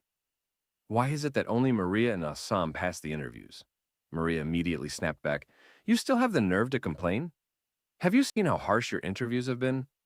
Your combat tests knocked people flat, and anyone who passed was forced to sign a life and death agreement. Who in their right mind would want to join after that?" Assam nodded in agreement. "The whole academy says joining our club is basically selling yourself into slavery. They say even 10 lives wouldn't be enough." Lon shrugged indifferently. "Isn't that what real combat is like? A bunch of cowards. Forget it. I only want people who can endure hardship and take things seriously." It turned out Ross had also come to apply. Although Lon told him he didn't need to go through the test, Ross insisted. After finishing the trial, Lon looked at him and asked, "Life in this club will be extremely tough. Are you sure you can endure it?" Ross answered without hesitation. "That's exactly what I'm hoping for, as long as I can become stronger." By then, the gymnasium was already empty. Lon told everyone to go back and rest. Assam hesitated and asked, "What about you?" Lon replied, "I'll stay a bit longer. Maybe someone else will still show up." He waited until evening, but not a single person came. Not even a mosquito appeared. "Let's end it here for today," he thought. He thanked Andershan for helping out. "You're welcome," she replied with a smile. "It's a shame, though. If I weren't busy with my teaching assistant duties, I would have applied myself." Lon fell silent. He didn't dare tell her that even if she applied, he wouldn't approve it. He needed to decide quickly whether he should force her to give up her dream of becoming a great commander. though perhaps he needed to think more carefully about it. While Lon was lost in thought, a voice suddenly spoke up behind him. What a relief! You're still here. Lon hadn't noticed her arrival at all. He turned around and asked, Are you here for the interview? Do you want to join our club? The red-haired girl shook her head quickly and said softly, If I joined, could I? Her voice was too quiet to hear clearly. Lon asked her to speak louder. As soon as he finished, the girl removed her red hat. If I join the club, she said shyly, could I touch your... Lon froze. Touch what? What kind of inappropriate thing are you saying? The girl hurriedly waved her hands.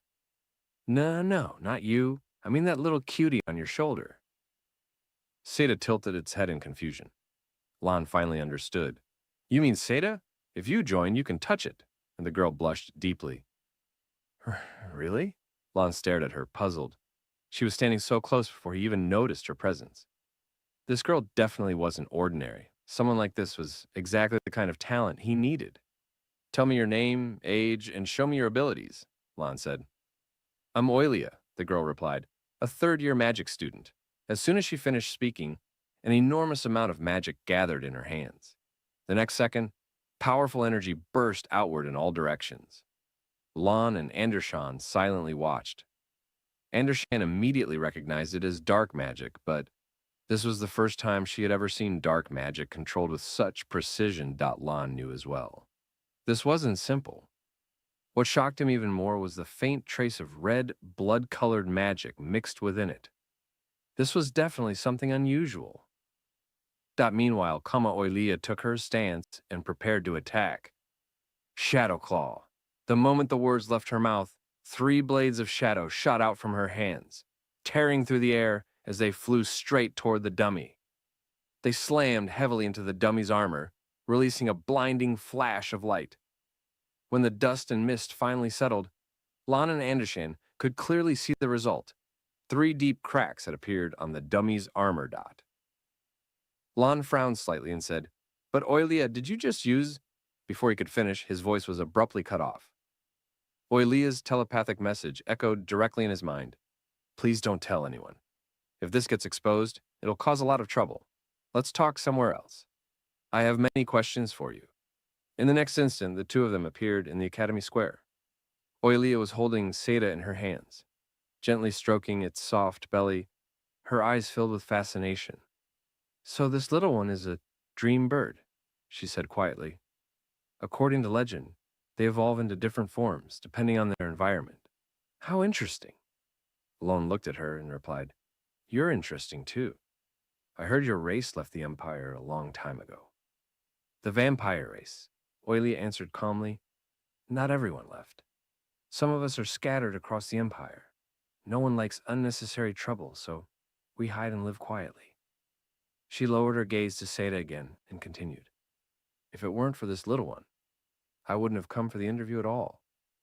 When I first saw it in the square, I sensed blood magic, the innate magic of our race. Lon suddenly realized something. No wonder the first thing Seda did after it was born was suck blood. Oilia froze in shock. What? Really? It used vampire magic right after birth. How long has it been alive? At least 5 years, right? She asked. Lon shook his head. No, about 2 months. Her eyes widened in disbelief. Impossible. Only 2 months old. Yet it already emits such dense blood magic. Her gaze towards Seda gradually became more intense, almost obsessive. If that's true, then maybe it's possible. Could I ask you and Seda for a favor? Could you lend Seda to me for a while? I promise I'll work hard in the future. I need Seda's help for my research. Lon looked completely confused. Wait, research? What kind of research? The next day, Lon's group arrived at the Special Adventure Club's activity room. He hadn't expected the Academy to assign them an entire building. They're really generous, he muttered. At the same time, Lon noticed the new equipment Maria and Assam were carrying. These weapons, are they from Cappadocia? Sent by the Granzia family? Yes, Maria replied. My greatsword and Assam's magic bracelet. Thanks to these weapons, both of their strengths had clearly improved. Maria looked at Lon with confusion. Why did you tell us to bring weapons? Let's go inside and talk, Lon said. You're probably curious why I created this club.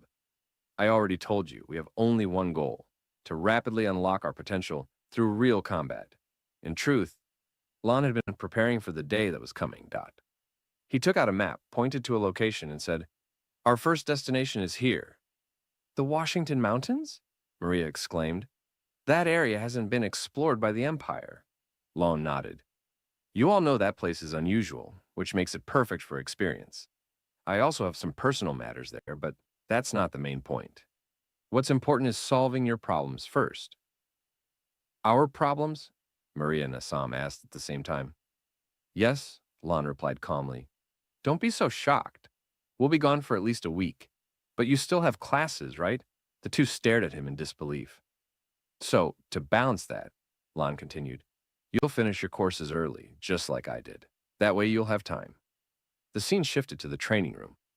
"Before I help you with private courses," Lon said, "I need to check your current strength."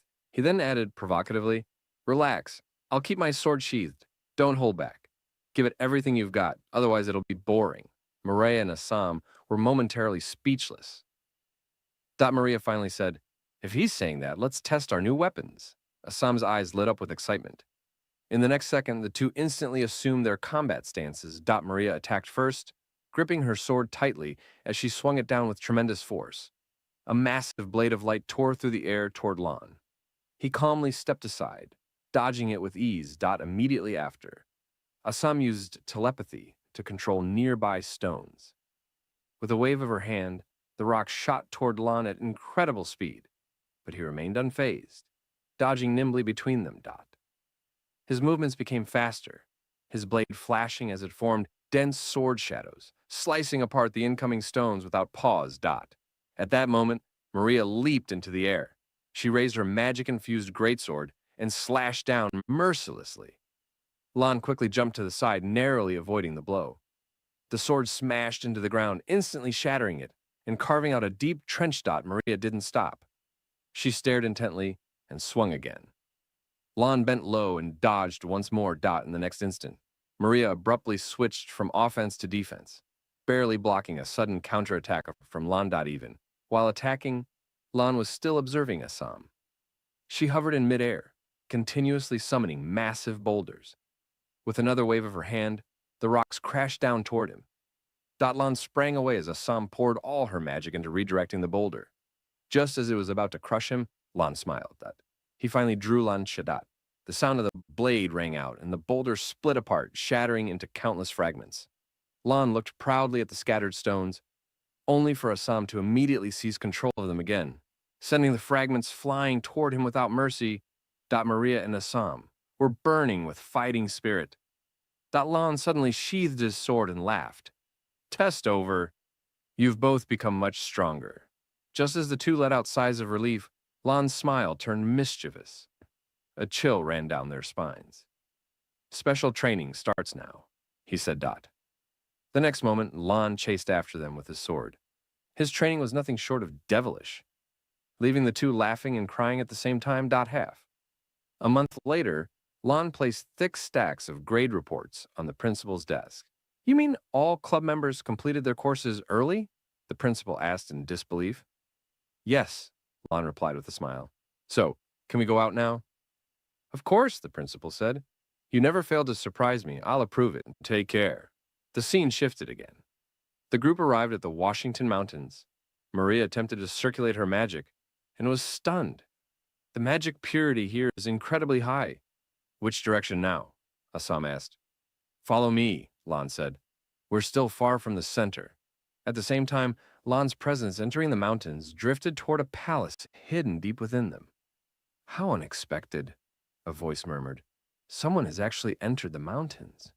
It's been so long since we've had visitors. Let me see who it is." As they ventured deeper, Lon relied on memories from before his transmigration and soon located a group of extremely vicious half-beasts. In the past, these creatures had spread across the mountain range through rapid reproduction, committing countless atrocities and slaughtering nearby civilians. Because of this, Lon made eliminating the half-beasts the club's first mission. Maria looked unconvinced. Assam hesitated. "There are so many of them. Can we really handle this?" "Don't worry," Lon said calmly. I've got you covered. This is a perfect combat opportunity. However, Lon frowned slightly. The half-beasts shouldn't have appeared so soon. The real threat in these mountains was another species, the ogres, especially their leader, the two-headed ogre. That would be extremely dangerous.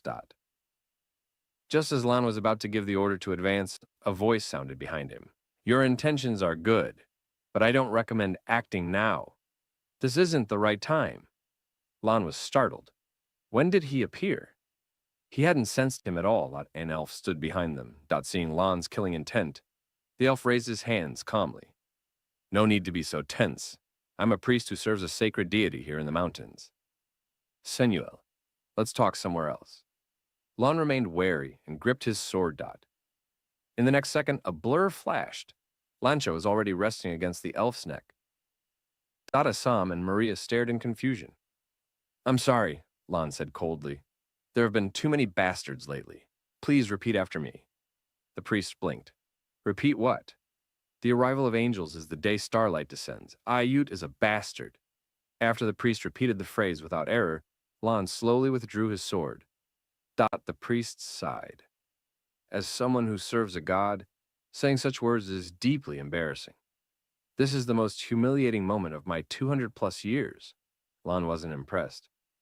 200 years? The priest smiled faintly. I'm not sure anymore. It should be over 1,000. Everyone froze. 1,000 years? That meant he had lived before the empire even existed, Lon asked, cautiously. You said earlier that now isn't a good time. Why? The monsters here have been behaving abnormally, the priest explained. They aren't nocturnal, yet recently they gather every night. Even ogres, who rarely leave their territory, are appearing frequently. I advise you to wait. He lightly tapped the air with his finger. Magic rippled outward like water, forming a hole in space. Come, let's enter. Inside was a magnificent palace. This is Samuel's temple, the priest said. Assam whispered. Lon, do you know this place? Lon shook his head. If I did, would I look this confused? This elf isn't simple. The group followed the priest to a stone within the palace. The deity you serve? Is this stone? Lon asked. Yes, the priest replied. Simple but meaningful. Its story would bore you.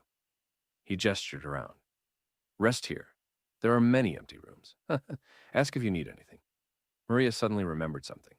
Lon, didn't you come here looking for something? Lon turned to the priest. Do you know where the Curse Eye lives? The Curse Eye? The priest frowned. Why would you seek that monster? Are you cursed? Lon stiffened. How did you know? I was right, the priest said softly. There are dangerous echoes surrounding you. He paused. Lon, give me some time. I'd like to talk with you. The scene shifted. The two sat quietly in a pavilion. When I first saw you, the priest said, I knew you weren't an ordinary student. Lon looked at him in confusion, unsure why he was saying this. Then Lon slowly reached for Lancha beside him. Is this guy really unrelated to those bastards? I can't sense any filthy magic on him at all. And after mentioning, hey, his reaction didn't change either. At that moment, the priest pushed a cup of brewed tea toward him. Have some tea. It'll be good for your body. Lon stared at the steaming liquid. He didn't put anything weird in it, did he? Just as Lon hesitated, a gentle fragrance drifted up from the cup. It was a scent he had never smelled before. Suddenly Kamalan's eyes widened. What quote's going on with this active magic flow? The priest smiled faintly. How is it? Don't you like the tea? After watching the priest drink it without hesitation, Lon finally took a small sip himself. The instant it entered his mouth, his vision seemed to sharpen. The magic in the surrounding air became clearer and more vivid than ever before. Lon stared at the teacup in shock. The priest explained calmly, This is a mountain herb that enhances magic affinity, allowing you to perceive magic more clearly. Normally, someone under a curse shouldn't experience such a rapid effect. Still, I'll prepare some for you later. Regular consumption can suppress part of the curse. He paused and looked at Lon seriously. So don't use the curse eye anymore to remove it. While it can eliminate part of the curse, it also consumes the target's life essence. Repeated use will threaten your life. Don't tell me you've been using it despite knowing the side effects. Lon stiffened. I I didn't know. I just wanted to get rid of the curse as soon as possible. The priest continued to advise him earnestly. Lon recalled that Andershan had said similar things before, even though he knew they were all trying to help him. Ever since meeting that man, he had become increasingly impatient. Before catching that bastard, I still need to stay alive. And be careful. Then another thought surfaced. Who exactly is this elf? Lon was certain he had never seen him before his transmigration, yet for some reason the priest gave him a strange sense of familiarity. After a brief silence, Lon lifted his teacup again and said slowly, I've been rushing because lately, many insane bastards have been using dark, filthy methods. They're waiting for the stars to descend. Hearing this, the priest fell silent. His expression gradually turned grave. Night fell over the palace. The priest stood before the stone statue, staring at it in a daze.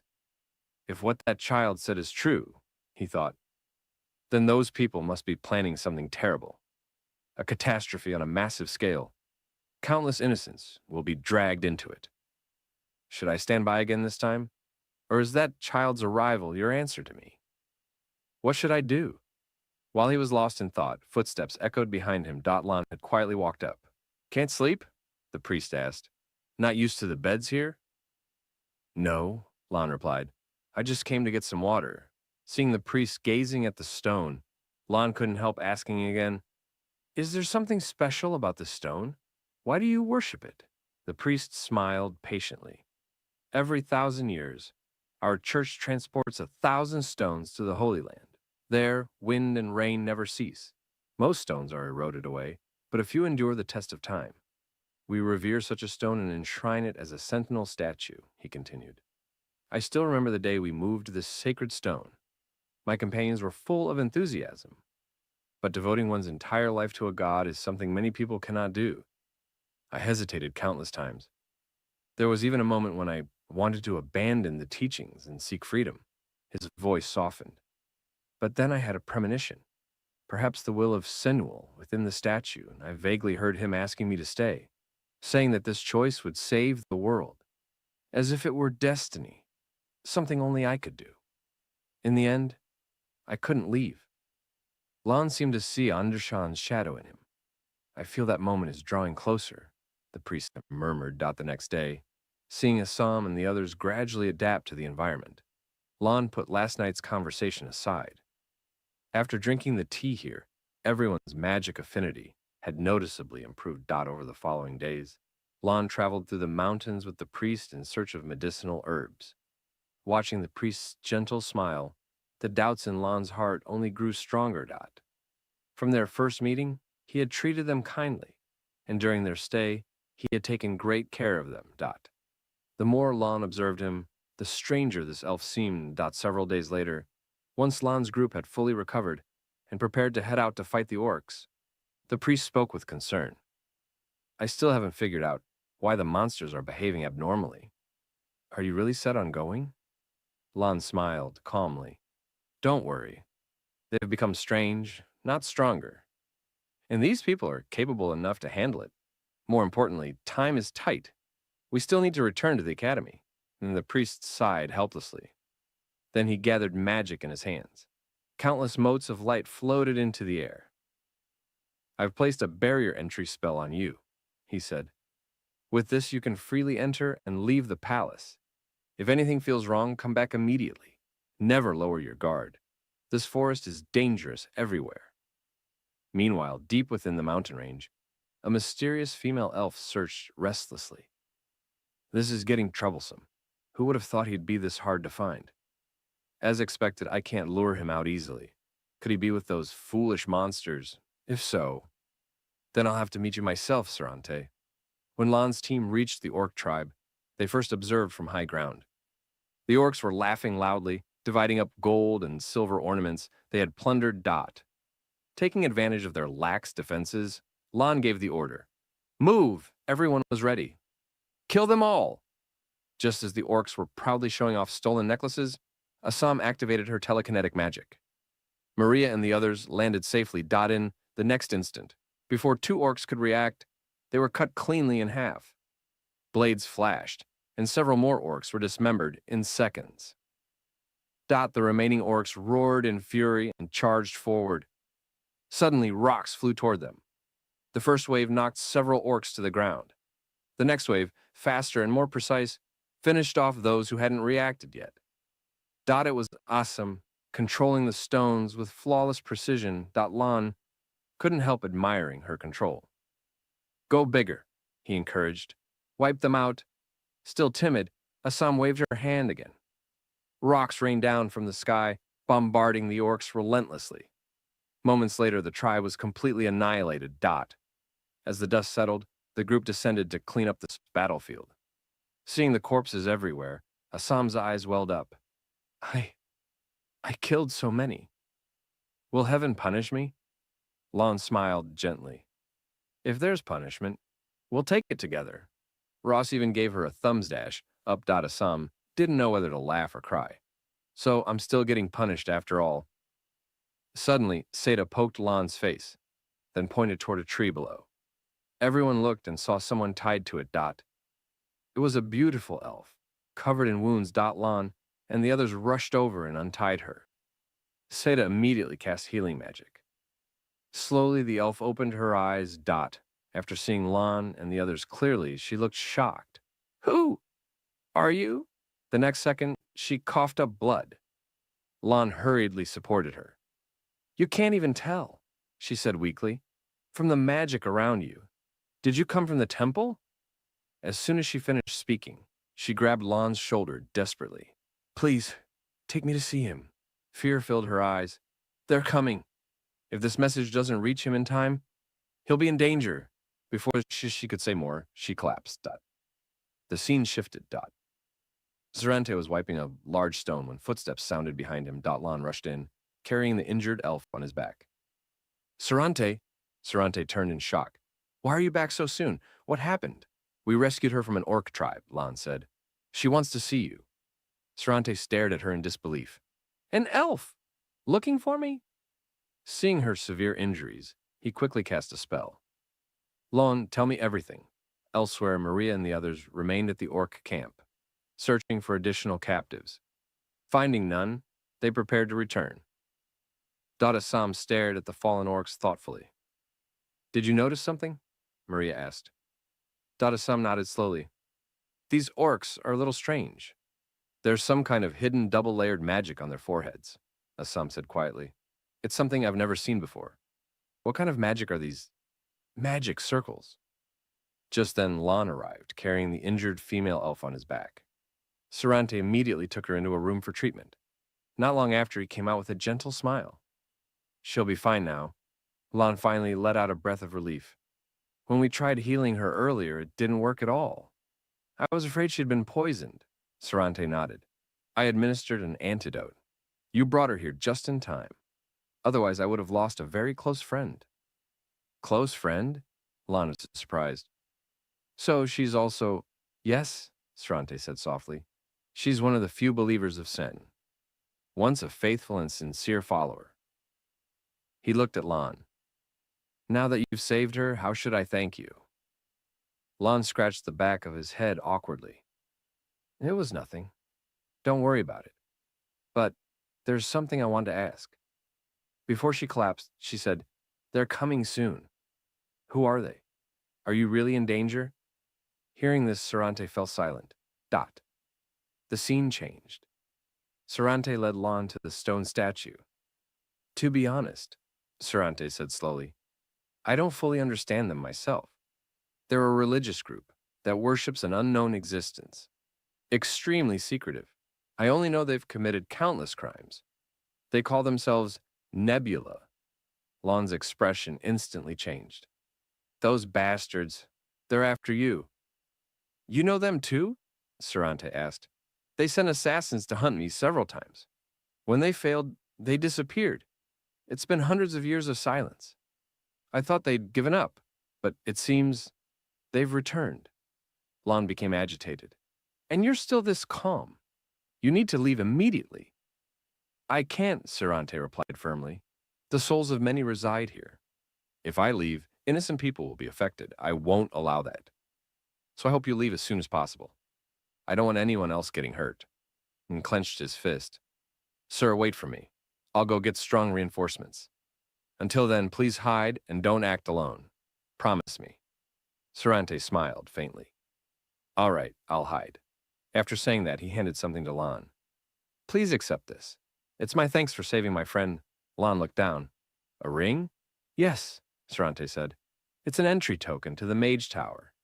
If you go to the Dawn Mage Tower, show this to the administrator. They'll definitely have information about your curse. Lan nodded seriously. I understand. Be careful. I'm truly glad I met you, Sarante said softly. The time we spent together has been a blessing.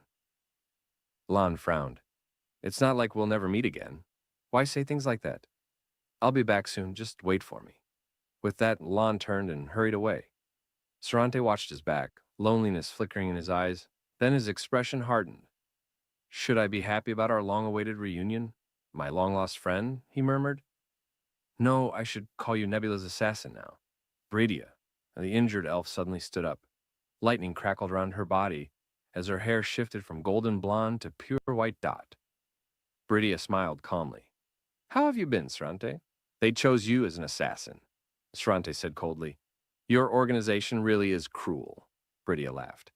Coming from someone who injected a paralytic agent into a patient? Of course, Sarante replied. Your acting was far too obvious, even pretending to be captured by orcs. I had no choice, Bridia said. Meeting you isn't easy. I used the monsters to draw you out, but you never appeared. Then I happened to see those people running around with your magic. I thought killing them and placing the bodies near you might work, but I held back. I am, after all, a devout believer. If that's the case, Sarante said, I won't let you succeed. Bridia chuckled. So serious. Can't I even joke? Her gaze sharpened. Enough small talk. I'm here to deliver Nebula's order. Persuade Sarante. If he refuses, kill him. Before the words fully settled, the power from both sides collided. A violent explosion shook the temple dot. Outside, Kamalan had already left the temple grounds when he encountered Assam and the others returning. Lon, there you are, Maria said. Did you find any other captives? Lon asked. No, Maria replied. But we found something strange, Assam added. Every orc had an unfamiliar magic circle carved into their head. Lon was still processing this when a massive lightning bolt struck behind him. The deafening explosion echoed from the temple dot. His heart sank, dot. At that moment, the ground shook violently. A massive foot slammed down, dot. Everyone turned in horror. A colossal monster emerged, tearing through the surroundings with brute force. Two heads. A two-headed ogre, dot Assam, and the others froze, instinctively stepping back. Dotlan raised his sword and shouted, Snap out of it! Stay behind me! You can't handle this! The ogre looked at them with pure contempt. Suddenly, a huge hand appeared behind Ross. I can't move! Ross shouted. The hand slammed into him, sending his body flying at terrifying speed. He crashed heavily into a wall. Maria and Assam stood frozen in shock. Before they could react, the ogre raised its fist again. This time they realized they couldn't move either. A sword flashed like a gale. Lon blocked the blow head-on. The impact shook the air, but the ogre's fist was completely unharmed. The two-headed ogre stared in surprise. He blocked my punch, Lon shouted without turning back. Assam, Maria, take Seda and get Ross to safety. Leave this thing to me. At the same time, inside the temple, Sarante and Bridia clashed again. The violent energy cracked. The temple walls dust. Bridia rushed forward, sword swinging at incredible speed. Sarante immediately cast a spell. Wind Control Art. Violent winds spiraled around him, then suddenly condensed into a raging storm that surged straight toward Bridia. Seeing the massive storm, Bridia didn't retreat. Instead, her smile widened. Wonderful? This is exactly what I was hoping for. Before she could finish speaking, she instantly poured dark magic into her blade. A violent killing intent erupted, pulling the surrounding darkness toward the core of her sword. As she swung it down, the blade turned into a pillar of black light that shot straight towards Sarante. The two immense powers collided in midair, neither able to overpower the other. The resulting blast shattered everything nearby. When the smoke finally dispersed, both of them were still standing, completely unharmed. In the next instant, Brigitia vanished at terrifying speed. Only the sharp sound of a sword slicing through the air could be heard. She reappeared directly in front of Sarante. He was caught off guard, but the magic barrier he had prepared in advance activated and blocked the strike. Their killing intent clashed as their eyes met briefly. Another surge of energy erupted, forcing them apart once again. Brigitia laughed softly and said that killing him would be a waste, calling him a crafty old fox. She invited him to join their organization, saying someone like him would surely be given a high-ranking position. Sarante rejected her without hesitation, saying he would never serve an evil cult. He added that she had grown sloppy, her movements slower than before, and asked whether the cult no longer suited her. Brigitia shrugged casually and said she was just bored and wanted to see him fight. She revealed that she knew he had been stalling to buy time for those children to escape, pretending to keep outsiders from getting involved. She questioned whether he truly believed that would allow them to leave safely, and asked why someone with no attachment to the world would protect strangers so desperately. Sarante realized he had been completely seen through. He stared at her in surprise and said they were merely guests he happened to encounter, warning her not to harm them for no reason. He threatened that if she dared lay a hand on them, he would not let her leave peacefully. Brigitia responded dismissively, mocking his threat and asking what he could really do. Before she finished speaking, a massive explosion echoed from deep within the forest. Sarante froze. That direction was Lone. Grinding his teeth, he cursed her name. Before he could react, Brigitia had already flashed behind him. With an eerie smile, she whispered that this was no time to be distracted.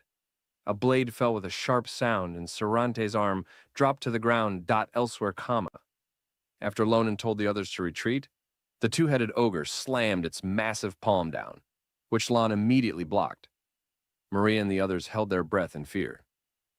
Lon moved closer to the ogre and carefully examined it, noticing that its eyes had been enchanted, exactly like the stone men of Cappadocia. There was no doubt this was the work of the Nebula organization. As Lonan was observing, the ogre attacked again, forcing him to leap back and dodge. He countered instantly, jumping into the air and gripping his sword tightly as he slashed toward the center of its body. He followed up with several rapid strikes, but the ogre's hardened skin prevented any fatal damage. Cursing under his breath, Lon realized it was still as tough as before. His attack only enraged the creature further. Before Lonan could even land, the ogre swung its fist at him with full force. By the time he reacted, the blow was already inches from his face. He barely managed to block it with his sword, but the impact sent him flying backward. He drove his blade into the ground to stop himself, yet was still pushed several meters back. His sword hand trembled violently. Its strength was just as overwhelming as before. Seeing that Lonan was still standing, the two-headed ogre ripped a tree from the ground with one hand and grabbed another ogre with the other, hurling both at him. Lon showed no sign of panic. His face hardened as he glanced at the injured Ross and spoke coldly, saying the creature had crossed a line by hurting his friend right in front of him. He declared it was going to die. As the tree came flying toward him, Lon slashed it cleanly in half. Using the broken trunk as a foothold, he darted through the forest at high speed, bouncing between trees before suddenly appearing above the two-headed ogre. Gripping his sword tightly, he began gathering power. He recalled that before crossing over, he lacked weapons and proper techniques, which was why he couldn't defeat it quickly. But now it was different. He had Rancha, and he had learned Professor Nibiros' techniques. In an instant, energy surged and gathered around his sword. The rotating blade technique activated, Rancha spinning violently as it generated an overwhelming cutting force. Lon passed straight through the ogre at incredible speed. As soon as he landed, he calmly sheathed his sword. The two-headed ogre stood there in confusion, unable to understand what had happened. The moment the blade clicked into its sheath, the ogre's body shattered into countless pieces. A confident man never looks back. Lon muttered that it took longer than expected. He walked back towards Assam's group and asked about Ross's condition. They told him they had already given first aid, but he still needed a proper examination. Seeing that Ross hadn't suffered any serious injuries, Lon finally relaxed and let out a breath of relief. He told them to continue treating Ross there. When Assam asked what he planned to do next, Lon replied that he was returning to the temple to see what had happened. Upon arriving, he was immediately stunned by the sight before him. The temple that had been sacred and magnificent just moments ago was now completely destroyed. He couldn't believe it had been reduced to ruins in such a short time. At that moment, Lonin sensed footsteps approaching from behind. He turned around and saw Sarante, his face pale, his breathing ragged, and one of his arms missing. Yet he actually smiles and says, "It seems you're safe. I'm sorry, I should have come to save you sooner." Immediately, Sarante staggers forward, and Lon instantly rushes to support him. Lonin asks, "What happened?" Sarante replies, "I'm fine, don't worry. You need to leave this place quickly." Before he can finish, a black shadow suddenly pierces straight through Sarante's chest. Sarante spits out a mouthful of blood. At the same time, a figure rapidly approaches from behind Lonin. Turning around, they see a female elf wielding a sword leap down. She smirks at Sarante and says, "Is this how you greet an old friend? I didn't expect that even with one arm severed, you could still cast such a powerful killing move, almost taking my life. Too bad I've received the blessing of the stars, so you can't kill me." Sarante clenches his teeth after hearing this. Then the female elf teasingly says to Lon, "I didn't expect you to survive the two-headed ogre. Impressive." Lonin glares at her angrily and asks, "Who are you?" Bridia replies, "Oh my, how forgetful of me. You haven't seen this face yet. Let me greet you properly. Thank you for saving me." After saying this, Bridia disguises herself once again as the injured elf. Seeing this, Lon realizes and says, "You're the elf who was captured by the orcs. I truly appreciate it. Thanks to you, I was able to pass through the barrier to the temple. As a reward, I'll make your death quick." With that, Bridia releases a powerful aura. Two streams of black energy surge forward like raging floods, then transform into multiple shadow blades, flying straight toward Lon. When the smoke clears, only a massive crater remains on the ground. Bridia says, "Interesting. You actually dodged that." Lon ignores her and looks gravely at the wounded Sarante. He says, "Sita, help heal Sarante. You must save him." Sita immediately begins casting healing magic to treat him. Meanwhile, Lon slowly steps forward and says, "You people not only destroyed the Empire's blacksmith shop, but also sent spies to monitor the Empire. And now you've come here to cause chaos." "The Nebula Organization," Brigitte responds. "How interesting. Then you must have encountered our star children. I heard there's a kid going around killing believers during missions. Could that be you?" As soon as she finishes speaking, Lon catches her off guard and thrusts his sword toward her. However, Bridia easily dodges with a sidestep. Bridia says, "Such skill at your age. No wonder they fell by your hands." Seeing his attack miss, Lonin immediately retreats to create distance, but Brigitte flashes beside him in an instant and swings her sword. Lon barely blocks the strike. She can predict my movements. I'll need to finish this in one strike. When she lowers her guard, Lonin swings again. Bridia smiles as she catches his attack. Bridia says, "I really like you. Killing you would be such a waste. How about joining our organization? We'll provide benefits and proper accommodations." Lonin immediately refuses, saying, "You must be dreaming." Bridia replies, "You have no choice."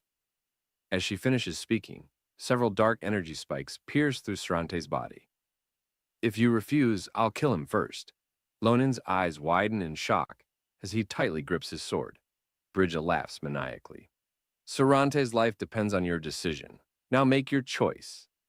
Lonin says, "My choice is to tear you apart, you bastard." Lan strikes with all his strength. Brigitia quickly retreats several meters and says, "The more you resist, the more I want to have you." In the next few dozen seconds, the two exchange several rounds of attacks in midair. Sword energies collide violently, creating ripples of invisible shockwaves that make even the surrounding air tremble. Sarante watches anxiously. Meanwhile, Lonin leaps upward, grips Ramcha to gather power, and swings at Brygia. Brygia smiles wickedly. "Excellent. It's been a long time since I've fought someone this strong." At that moment, Lan swings his sword again. Brigitia catches it with one hand and says, "Killing you would be a waste. Be obedient. Be a good child. If you move again, I might not be able to stop myself from killing you." As she finishes speaking, dark energy suddenly pierces deep into Lonin's body. Brygia says, "When you open your eyes again, starlight will welcome you." Lonin has no time to defend. Just as the sword is about to pierce his heart, a green light suddenly appears, shielding him. Brygia angrily shouts, "Sarante, you again!" It was the shield magic cast by Sarante. Sarante says, "I told you, if you dared touch him, I would never forgive you." Lonin says, "Sarante, your injured body can't withstand casting magic. Leave this to me." Sarante replies, "You've done well. You bought me time. Now leave the rest to me." As he finishes, a blue light envelops Lonin with a flick of Sarante's finger. Lonin is instantly teleported away. Seeing this, Brigitia immediately gives chase with her sword, but her body is suddenly restrained by blue lightning. Unable to move, she looks up. 3 forbidden magic circles have appeared in the sky. Brigitia is shocked. "When did you... How can you, with so many wounds still..." Sarante says, "Brigitia, our bond ends here. Goodbye, my former sister." A massive blue lightning bolt strikes down. Brigitia screams in agony. Lan watches in disbelief. Despite her painful screams, Sarante shows no mercy and instead increases the lightning's intensity. Sarante says, "I must kill her no matter the cost, even if I burn away all my magic and life force." Racked with pain, Brigitia becomes furious. "Sarante, you stone-worshipping fool! How dare you! How dare you!" As she finishes speaking, Brigia erupts with an overwhelming dark aura and begins walking forward. She says, "I am the chosen apostle of the stars. As long as we receive the stars' blessing, no one can block our path. There's no need to show mercy to someone like you anymore. So die now." Seda immediately flies in front of Sarante to protect him. Seeing that Brigitia is still standing, Sarante uses telepathy to tell Lan, "Can you hear me, Lan? There's no time, so I'll be direct. Her star blessing resists my magic, but she's badly injured and moving slowly. I'll keep her occupied. Take this chance and leave." Lonin recalls that the giant before his crossing had the same ability, and then says, "Who gave you permission to say goodbye?" As he finishes, sword energy suddenly flies toward Brigitia. She hurriedly blocks it. Sarante is stunned and turns to see Lonin still standing there. Lonin says, "Don't think about giving up, Sarante. It's not over yet. What you don't know is that I've never run away, before or now. So please, trust me this once." Both turn to look at the roaring Lan. Brigitia waves her hand and says, "It seems I was too gentle earlier. Die now." Several dark sword blades rush toward him like a raging tide. Just as they're about to strike, blue lightning envelops Lan. Brigitia is also trapped by blue lightning once again. Taking this opportunity, Sarante quickly gathers magic on his index finger. When his finger points downward, Brigia is struck heavily, but due to her magic immunity, she remains unharmed. She says, "Do you think this means anything? With the star's blessing, you're not even qualified to hurt me." As Brigitia swings her sword downward, Lonin has already appeared in front of her. There's only the sound of a blade slicing through the air. Brigitia's arm falls. It was Lan's swift sword strike. Lonin says, "I hope you keep believing that." Brigitia's face fills with disbelief as she asks, "How did you break through the star's blessing?" The next second, her expression twists as she screams, "This is impossible!" Before she can say another word, her body is covered in countless sword wounds. Blood sprays everywhere. Lan says, "Then go ask him yourself. The star you worship. Blood continues to pour from her body as she finally collapses. Just a little more time. I could have reached the truth I sought.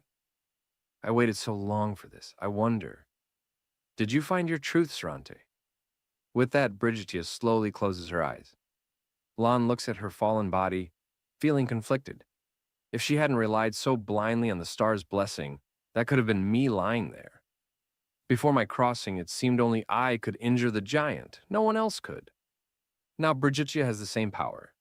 Can this ability really be granted as a blessing? At that moment, the severely weakened Sarante shakily calls out to Lonin. Lonin immediately rushes to his side and says, Sarante, hold on. Sita, save him. But Sita can do nothing. Lonin says, Sarante, please hold on a little longer. I'll call a more skilled healer. Sarante grabs Lan's hand and says, Lan, I'm fine. I'm sorry. I need to ask you one last favor. Moments later, Sarante slowly leans against the sacred stone, his body trembling as he coughs continuously. The next second, he coughs up blood. I'm sorry you have to see me like this. Lan blames himself. I'm truly sorry. If it weren't for me, none of this would have happened. But Sarante interrupts him. Don't say that. It was only a matter of time. It's no one's fault. Lan, this will be a long and difficult battle ahead. You may lose many things in the future. I'm sorry to say this, but please never give up. I believe you can do it. Lan looks at him sadly. Suddenly, the sacred stone behind Sarante begins to emit light. Then, with Sarante at the center, a dazzling radiance bursts forth. After the light fades, Sarante's body slowly turns into stone. But Sarante smiles and says, Thank you, Lonin, for helping me find the truth. I will remain with the godsend forever, staying by your side and watching over you. As he finishes speaking, Sarante transforms into an oval-shaped stone. Lonin silently watches. At that moment, the cloudy sky gradually clears, revealing a ray of sunlight. Rest in peace, Sarante. Afterward, Lonin prays for Sarante and then leaves the place, returning to the academy. The scene shifts to the principal's office. The principal looks at the adventure report submitted by Lonin and says, Your club's activities are extremely dangerous. I'll have to think carefully before allowing you to go out again next time. Lan quickly explains, It was all because of that crazy woman. Next time won't be that bad, so please don't ban our club activities. And the principal says, You suffered such serious injuries and even witnessed Sarante's death. Are you really okay, Lan? Hearing this, Lonin clenches his fist and says, Saying I'm fine would definitely be a lie. But if I became depressed, I think you would feel even sadder. So please don't worry about me. Thank you for your concern. Seeing this, the principal doesn't press further. All right, I understand. That puts my mind at ease. You eliminated the orcs and defeated a criminal. I can't punish students who accomplish such things. But can you promise me that if you encounter that organization again, you won't act recklessly? I can't allow my students to take such risks. Lan immediately replies, Of course, I promise. If there's nothing else, I'll take my leave now. I'll visit you again before our next adventure. As Lan hurriedly leaves, the principal hesitates, wanting to say something.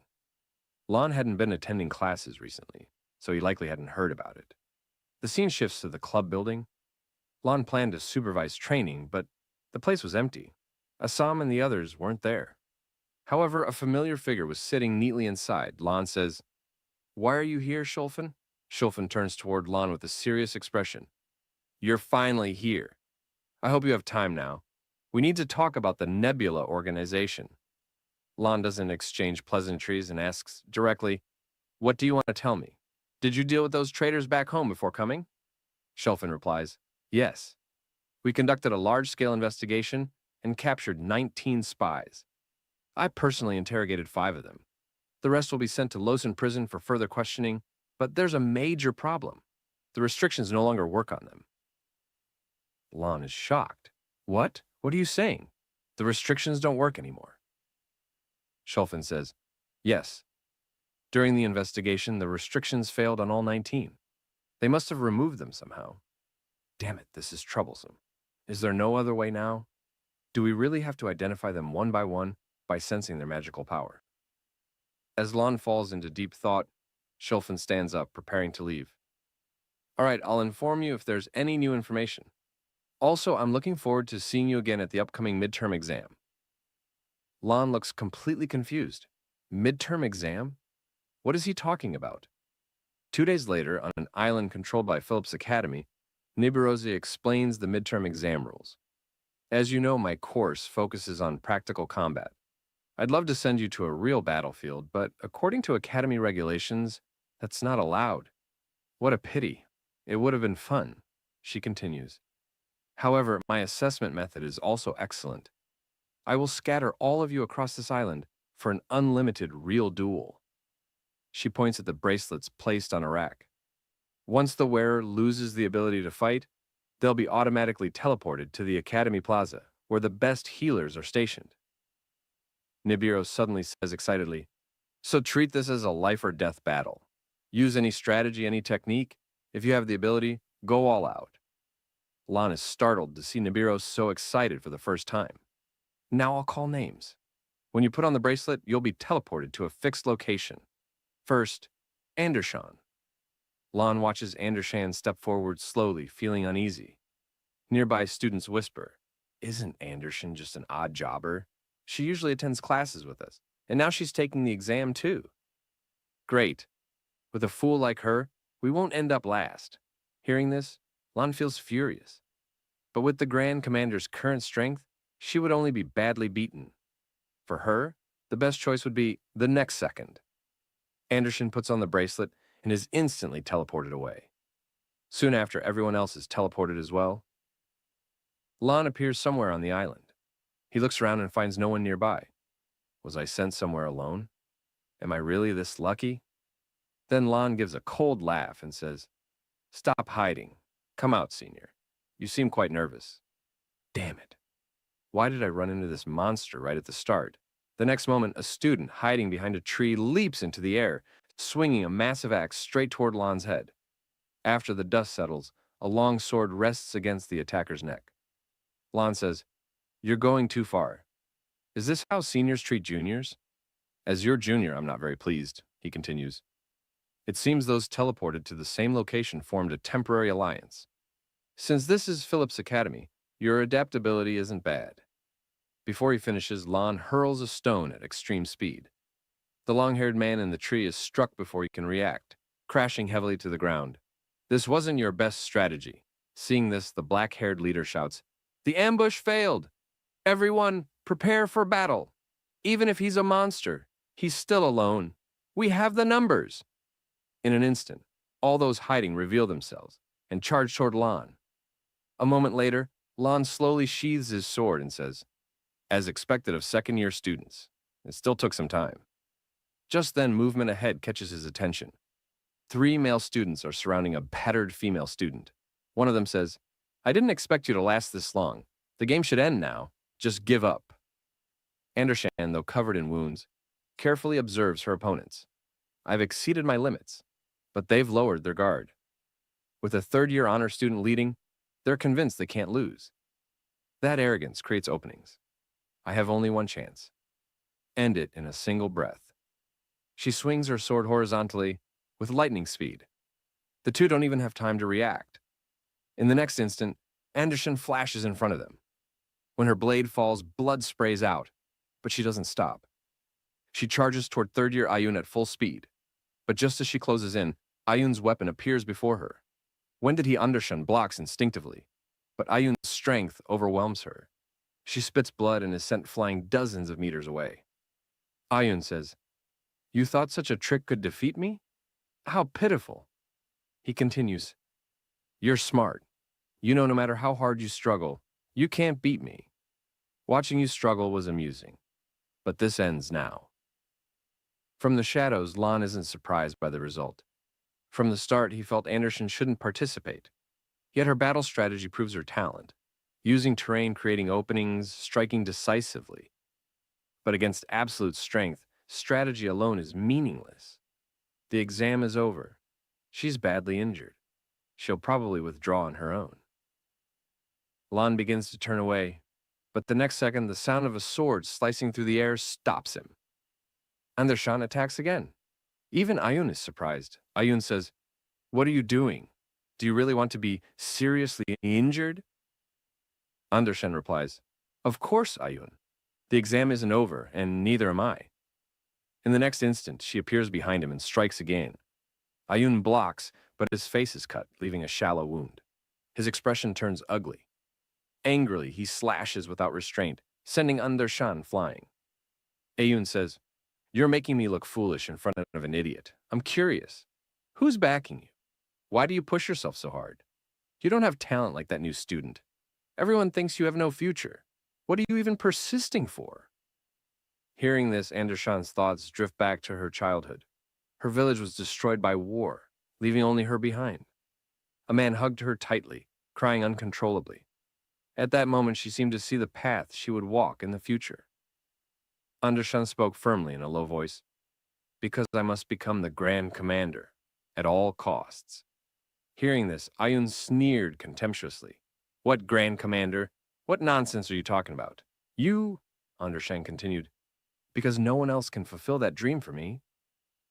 Lonan was shocked by her answer. Andershan went on, But I believe in my destiny. You will never understand. Ayun scoffed. Get lost. Talking about dreams when you don't even know your own place. I don't want to hear this nonsense anymore. Ayun gathered his strength, preparing for a final strike against Andershan. Suddenly a voice rang out. Ayun's weapon shattered instantly, breaking in half. Lonan appeared in front of Andershan. Lonan said calmly, I didn't want to interfere, but that's enough, Senior. Ayun looked stunned. Before he could react, Lan's sword had already struck him. Though furious and unwilling, Ayun was powerless. He looked at Lan in confusion and blurted out his name. Lonan, Lan asked, Are you okay? Andershan replied, Yes, thank you for saving me. But why are you here? Lonan said, Let's skip the small talk. I want to ask you something. Why do you want to become the Grand Commander? Andershan was taken aback. You want to know why? Why ask so suddenly? Lonan nodded seriously. It's important to me. Please tell me. Seeing his expression, Andershan fell silent for a moment. She then lowered her head and said softly, Do you know about the Night of Evil Wolves? Lan replied, You mean the werewolf invasion 10 years ago? Andershan nodded. Yes, that war between the Empire and the werewolves. The Empire wanted to expand north, while the werewolves tried to stop them. That very night, I lost my family. It was dinner time. My mother and brother received orders from the front lines. That was the last time I saw my mother. She was gentle and kind. I hadn't even finished speaking to her before she left. She didn't even eat dinner. Later, following the commander's strategy, the village soldiers were sent straight to defend the castle. They were torn apart by powerful werewolves. It was nothing but sending them to their deaths. No strategy, no understanding of the power gap. Lan, you should also know that shortly afterward, the Empire and the werewolves negotiated a ceasefire. The Empire ceded land, and the werewolves joined the Imperial Army. While my village was destroyed and my family sacrificed, all I received was a meaningless tombstone. They called it a noble sacrifice for the Empire, but I couldn't accept it. Watching disabled veterans ask why their comrades had to die filled me with rage. None of them had to die. If negotiations had happened earlier, if terrain had been used properly, if there had been a competent Grand Commander, at this point, Andershan's voice trembled. I can't accept that reality. I want to become the Grand Commander, so there will be no more meaningless sacrifices. I will become a perfect commander. Then no one will need to build tombstones for those who should have lived. After hearing her passionate resolve, Lonan remained silent, staring at her. The atmosphere became awkward. Lan said, Sorry for making you relive painful memories, but it helped me understand something. Andershan asked, Understand what? Lan didn't answer and instead fell into deep thought. She won't give up. And that means I can't stay on the sidelines and watch her die. I don't want to feel that pain again. As both remained lost in thought, a cold wind blew from the nearby forest. Turning around, they saw a massive storm approaching. Lan said, "Looks like he's here. There's no time, so I'll be straightforward." "Do you know about shadow magic?" Andershan asked. "Shadow magic? What's that?" Lonan replied, "The conditions to awaken it are harsh, but once awakened, your growth becomes explosive. I know someone like you. I think you can use it too. I'll help you awaken it later, okay?" Andershan was startled. "Wait, why are you suddenly saying this?" Lonan placed a hand on her shoulder and smiled. "Don't worry, I'll support you fully. Let's work hard together." Andershan was deeply moved, emotions surging within her. But the next second, Lonan suddenly pushed her off the cliff. Andershan looked utterly confused. Lonan said, "That's enough for today. Third place isn't bad. I'll come see you when I get back." As Andershan was teleported away, Lon finally relaxed. Lon said quietly, "Now it's just the two of us." A figure slowly approached. It was Shulfin. Lon looked at him provocatively and said, "Why do you show up everywhere? Looks like you dealt with all your opponents already." Shulfin replied, "Yes, only you and I remain on this island. No need for words, let's fight." Both gripped their swords tightly. "Give it everything. Let's see who's the strongest in the academy." The next second, the two figures turned into streaks of lightning and charged at each other. The strongest monsters of the academy. Meanwhile, Andershan, having been teleported back, lay quietly in the academy plaza. Soon she regained consciousness. Seeing her unharmed body, she understood she had been eliminated. She recalled Lan's words before pushing her. "You're already third place. That means the final two must be those two." Students gathered around a massive screen. It displayed the duel between Lan and Shulfin. A terrifying sword aura collided with a raging storm. After the dust settled, two figures flashed past each other amid the storm blades. Lonan changed tactics, avoiding the blade's edge, but Shulfin pursued relentlessly. While chasing, Shulfin infused his sword with even greater storm magic and slashed fiercely. Two massive storms appeared behind Lan. This lunatic split the storm sword into two. Being hit would be fatal, but the power was dispersed. In the next instant, Lonan charged straight into the storm at full speed, swinging his sword at both currents. The sword style was identical to Nibiros' technique. The two storms were sliced open vertically, carving massive scars into the ground on both sides. I still can't cut through it. If he pushes his storm power to the limit, I might not be able to win. What happened to this guy? Compared to when we caught Dalen together, his storm sword has become far more refined. Back then, his speed was clearly slower than mine, but now it's almost equal. This madman is even stronger than he was at the same stage before I crossed over. Shulfin was also surprised by Lonan's performance.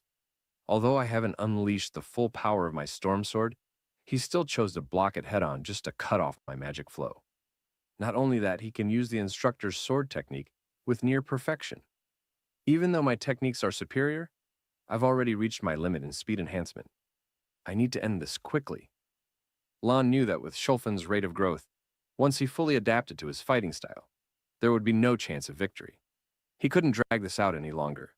Both of them gripped their sword hilts tightly. The next second, Shulfin suddenly gave a subtle signal with his eyes. In an instant, both figures vanished from their original positions. Only flashes of blades could be seen cutting through the air.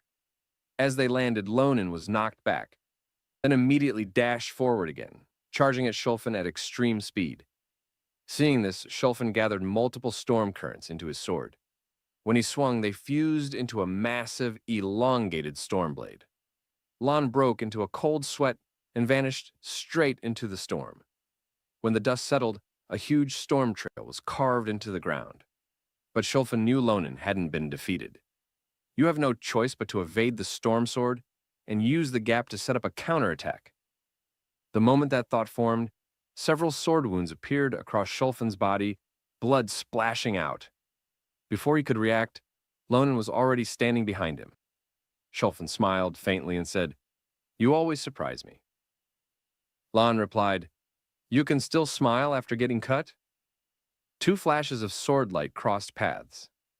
In that instant, both were struck simultaneously. Blood sprayed out, but in the very next moment, both withdrew their swords and launched even more ferocious attacks. Sword energy spread wildly, as if their blades were trying to envelop the entire battlefield. Their eyes met for only a split second, both letting out cold laughs. The breathtaking duel made all the students watching tense up. My God, is this really a duel between freshmen? Honestly, these monsters should be tested separately. Terrain doesn't even affect them. Nearby, Anderson couldn't help but worry about Lon. Nibiru smiled. What an interesting battle. They've both grown tremendously since entering the academy. However, they've also reached their physical limits. Whether they want it or not, the next exchange will decide the outcome. Amid the flashing blades, both bodies were already covered in wounds. Schulfen said, "This is exhilarating. Coming to Phillips was the best decision I ever made, especially meeting an opponent like you." "It's time to end this duel," Lon replied. "Yeah, let's decide it now. If we keep fighting like this, I'm afraid I'll start liking an opponent like you." As soon as he finished speaking, both jumped back at the same time. Upon landing, Schulfen focused intensely, rapidly gathering magic power. "I won't hold back anymore. Show me everything you've got." Streams of magic converged around Schulfen as the center. Seeing this, Lonin cursed inwardly. This guy's insane. Lonin said aloud, "I need you on our team, but before that, I'll make you submit, through combat." His gaze locked onto his opponent as he lowered his stance, accumulating power. In the next instant, Lon vanished from his position at extreme speed. Schulfen only saw a flash of swordlight. Lon was already behind him. Schulfen was stunned. "Impossible! He's injured, yet he's even faster?" As he turned his head in shock, Lonin attacked again. Dozens of sword shadows spread out, forming a net that sealed heaven and earth. Schulfen smiled bitterly. "I can't keep up with this speed anymore. If he's moving like this, the strain on his body must be enormous. Hasn't he thought about the consequences?" With that thought, Schulfen clenched his sword and stabbed it straight into the ground, completely ignoring Lon's attack. When the blade pierced the earth, violent energy erupted outward. Lon instantly swung his sword to block. This madman? I thought speed alone would secure victory. Didn't expect him to release a magic blade point blank. With his injuries, he can't precisely control the output. He's hurting himself too. Does he want to win that badly? But so do I. I won't dodge anymore. We're both at the limit. This can't drag on. I need to close the distance now. At that moment, Lon rushed forward like a berserker, delivering a swift and decisive strike. Schulfen laughed coldly. "I knew you'd do this. You didn't disappoint me." Instantly, violent storm energy condensed around Schulfen's sword. Lonin's pupils shrank. He's putting everything into this. With Schulfen at the center, multiple storm currents merged into a massive vortex. Storm sword. In the next second, lightning tore down from the sky. Sword momentum poured out like torrential rain, forming a devastating storm that swept across the battlefield. In an instant, the ground shook, and the landscape was torn apart. Sword energy rained down relentlessly on Lonin. When the smoke finally cleared, both figures were left standing, each body riddled with dozens of sword wounds, blood pouring out. Yet even so, Lonin remained standing. He immediately leapt into the air. "Madman, if you want to die, don't drag me with you." The backlash from his storm sword alone is enough to threaten his own life. When it comes to swordsmanship, he's truly insane. This is you, Shulin. I also believe coming to Phillips was my best decision. But in a duel between the two of us, you would definitely lose. As soon as he finished speaking, after unlocking the first taboo, Lon actually attached a small amount of magic to Lancia and launched his final attack toward Schulfen. Schulfen struggled to keep his grip on his sword. This tense moment left everyone watching completely stunned. Finally, the match was about to end. At this moment, both fighters used every last bit of strength they had left, fighting with everything they had. Shulan fought desperately. The collision between the two erupted into a violent explosion. When the smoke cleared, both were still standing. Their bodies were completely covered in wounds. Schulfen slowly said, "Nothing left." As soon as he finished speaking, Schulfen slowly collapsed to the ground. Lonin said, "Looks like you fell first. That means I win." Before Lonin could finish his sentence, he also slowly fell down. After both collapsed, neither of them got back up again. All the spectators held their breath, their hearts pounding. The next second, cheers erupted throughout the entire plaza. When Lonan opened his eyes, he found himself lying in the infirmary. Someone said, "You're awake, Lonan." Lonan asked, "Is the exam over?" Nibiru replied, "Yes, it's over. You two were really risking your lives in that duel, and you even destroyed the island. But it was a truly magnificent battle. You woke up before him, so at least in terms of stamina, you're stronger." Lan said, "Does that mean I beat that bastard?" Just as Lan was feeling smug, Nibiru added, "No, because both of you were teleported back at the same time. The result was judged as a draw." Lan was stunned for a moment. "Well, if that's the case, there's nothing we can do about it." Lan's reaction surprised Nibiru. She said, "That's a better response than I expected. I thought you'd throw a tantrum and refuse to accept such an ambiguous result." Lonan scratched his head proudly and said, "Is that how you all see me? This outcome is fair and reasonable. Besides, Shulin is strong, much stronger than I expected. That just means I'll have to train even harder. Next time, I'll definitely win." Hearing this, Nibiru nodded in satisfaction. This guy's abilities have matured, and so has his mindset. There's no need to argue. This was a valuable experience for both of you, especially you, Lan, because you finally managed to use the magic you've been longing for. Lonan was shocked. "Well, what? Wait, what did you just say?" "I can use magic," Nibiru replied.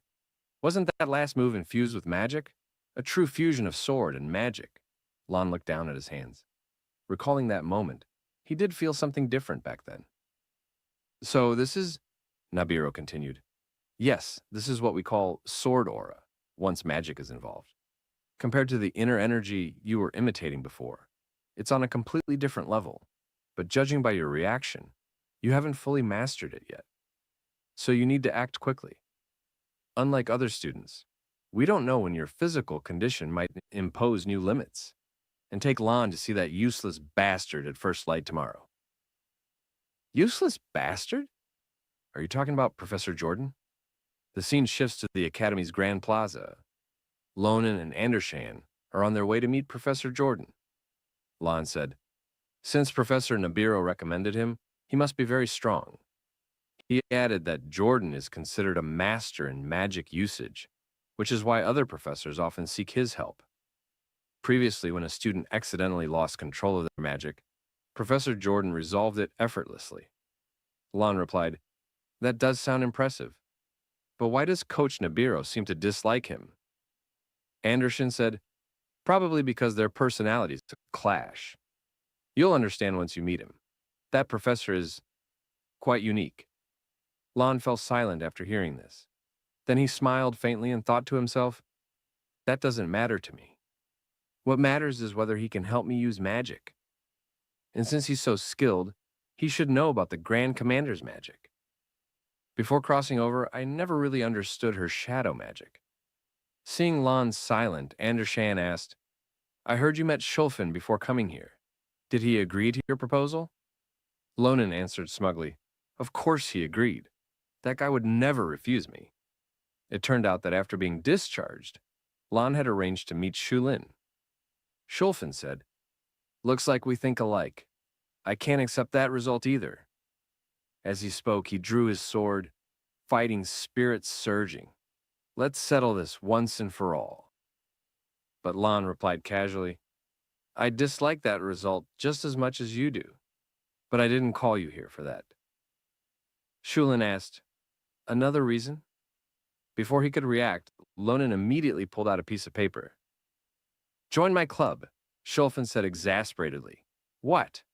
You want me to join the club of the guy who defeated me? That's ridiculous. I refuse. If you keep talking nonsense, I'm leaving." Lonan fell silent for a moment, then suddenly grinned slyly. "The club members are planning a fun housewarming party, and my sister Eli just happens to be moving in." When Shulan heard that name, his expression changed instantly, as if injected with adrenaline. "What did you just say? Eli is moving there? Tell me the details. Where is it? Is it safe? Have you arranged guards for her?" Seeing how anxious he was, Lan deliberately refused to explain. "I won't tell you. Why should I tell someone who isn't in my club? Join first, and I will. Before he could finish, Shulan waved his hand. Shulfin said, The name's already signed. Do I meet the requirements now? Now explain everything, clearly. Thinking about Shulan yesterday, Lonan felt both stunned and uneasy at the thought that one day Shulan would become the Lord of Grania. Suddenly, Anderson stopped walking, looked up, and said, All right, we're here. This is where Professor Jordan lives. Tower 41. Looking at the eerie castle before him, Loon couldn't help but feel surprised. This place looks really strange. Suddenly, a voice came from behind. Hey, you sword-carrying thug. It was Professor Jordan. Anderson said, Professor, Lonan has always had trouble using magic. Coach Nibiru told us to come find you.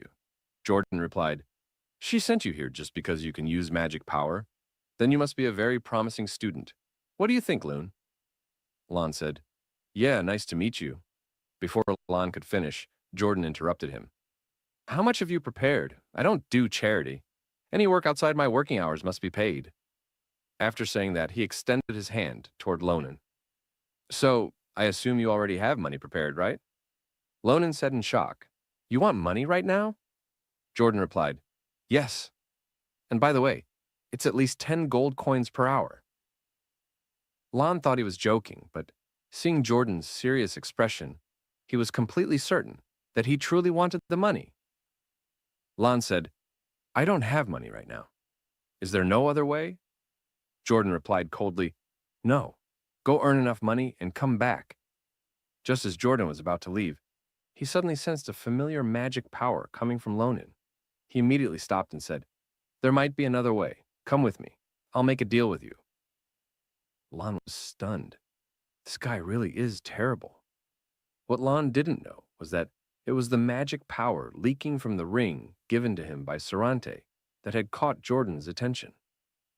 When Lon mentioned that it was from Sarante, Jordan led them inside. Lonan looked at the barely furnished interior and couldn't help wondering whether this was really the home of a paid professor. At the same time, he noticed that the moment the door closed, all outside sounds vanished, due to the numerous magic arrays carved into it. If he weren't a professor, one might suspect he was some kind of deranged murderer. While Loon was still observing the surroundings, Jordan asked, May I see that item? Lonan handed over the ring and said, This is a very precious item, so please be careful. Jordan replied, Don't worry, it's precious to me as well. He continued, I can feel that its magic is extremely pure. That means its owner must have spent at least 2,000 years mastering all elemental magic. Lon was shocked. He can tell that much. Jordan went on, My condition is simple. Allow me to extract a small amount of magic from this ring, Lon asked. Extract magic power? Jordan replied, Yes. I've been working on an experiment for a long time, and I need the magic of a species that has lived for ages and completely mastered magic. You seem to have a good relationship with him, for him to give you such a valuable gift. Lonan recalled his experiences with Sarante. Lonan said, All right, if you agree, I'll help you with all my strength. But I have one more condition. Help solve Andershan's problem as well.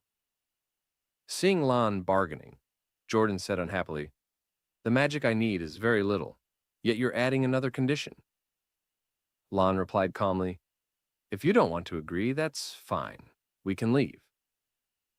Jordan said, That's going too far. I didn't say I wouldn't agree. In the end, Jordan accepted Lon's request.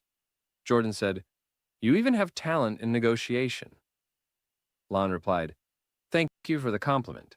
Jordan continued, If that troublesome guy introduced you, then this must be urgent. He pointed at a magic array and said, Please stand on it. After Lonan stepped onto the array, Jordan began chanting a spell to examine him.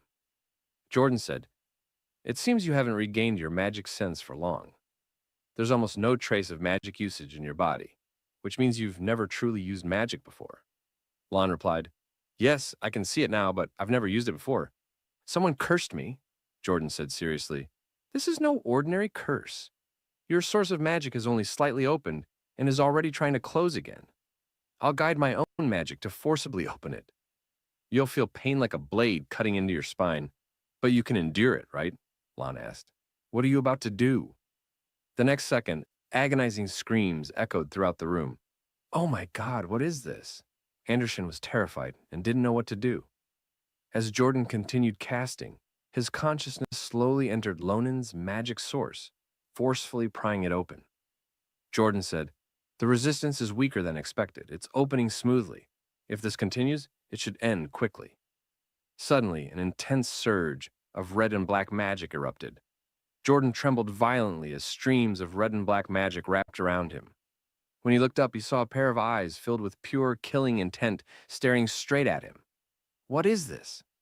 How can something like this exist inside his body? The next second, his consciousness inside Lonen was completely incinerated. Returning to reality, Jordan immediately stopped casting, but the red and black magic tried to coil around him even tighter. Jordan quickly cast a repelling spell. Even so, he was blasted dozens of meters away. He spat out a mouthful of fresh blood, but it wouldn't stop.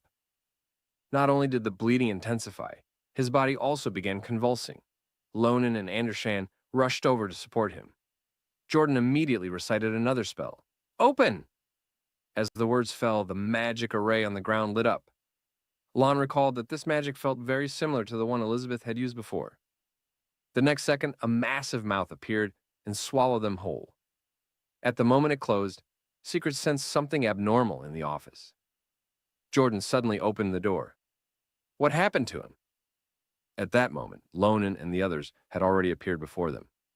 Seeing Jordan continuously vomiting blood, Secret skipped all pleasantries and immediately checked his condition. Jordan kept coughing up blood. Lonen stood beside him, which made Secret suspect that it was related to Lon's curse. Secret asked, Lon, did Jordan channel his magic into your body? Lon replied, yes. He said he could open the sealed magic source inside me. Secret said, I understand. I believe part of the curse inside your body may have transferred to Jordan. This is an extremely evil curse, one that no one except you can easily deal with. Seeing Jordan's bleeding that wouldn't stop, Secret broke into a cold sweat. At this rate, Jordan will die, Lon said awkwardly. Are you saying Professor Jordan will die because of my curse? Secret replied, if he doesn't receive treatment soon, that's very possible.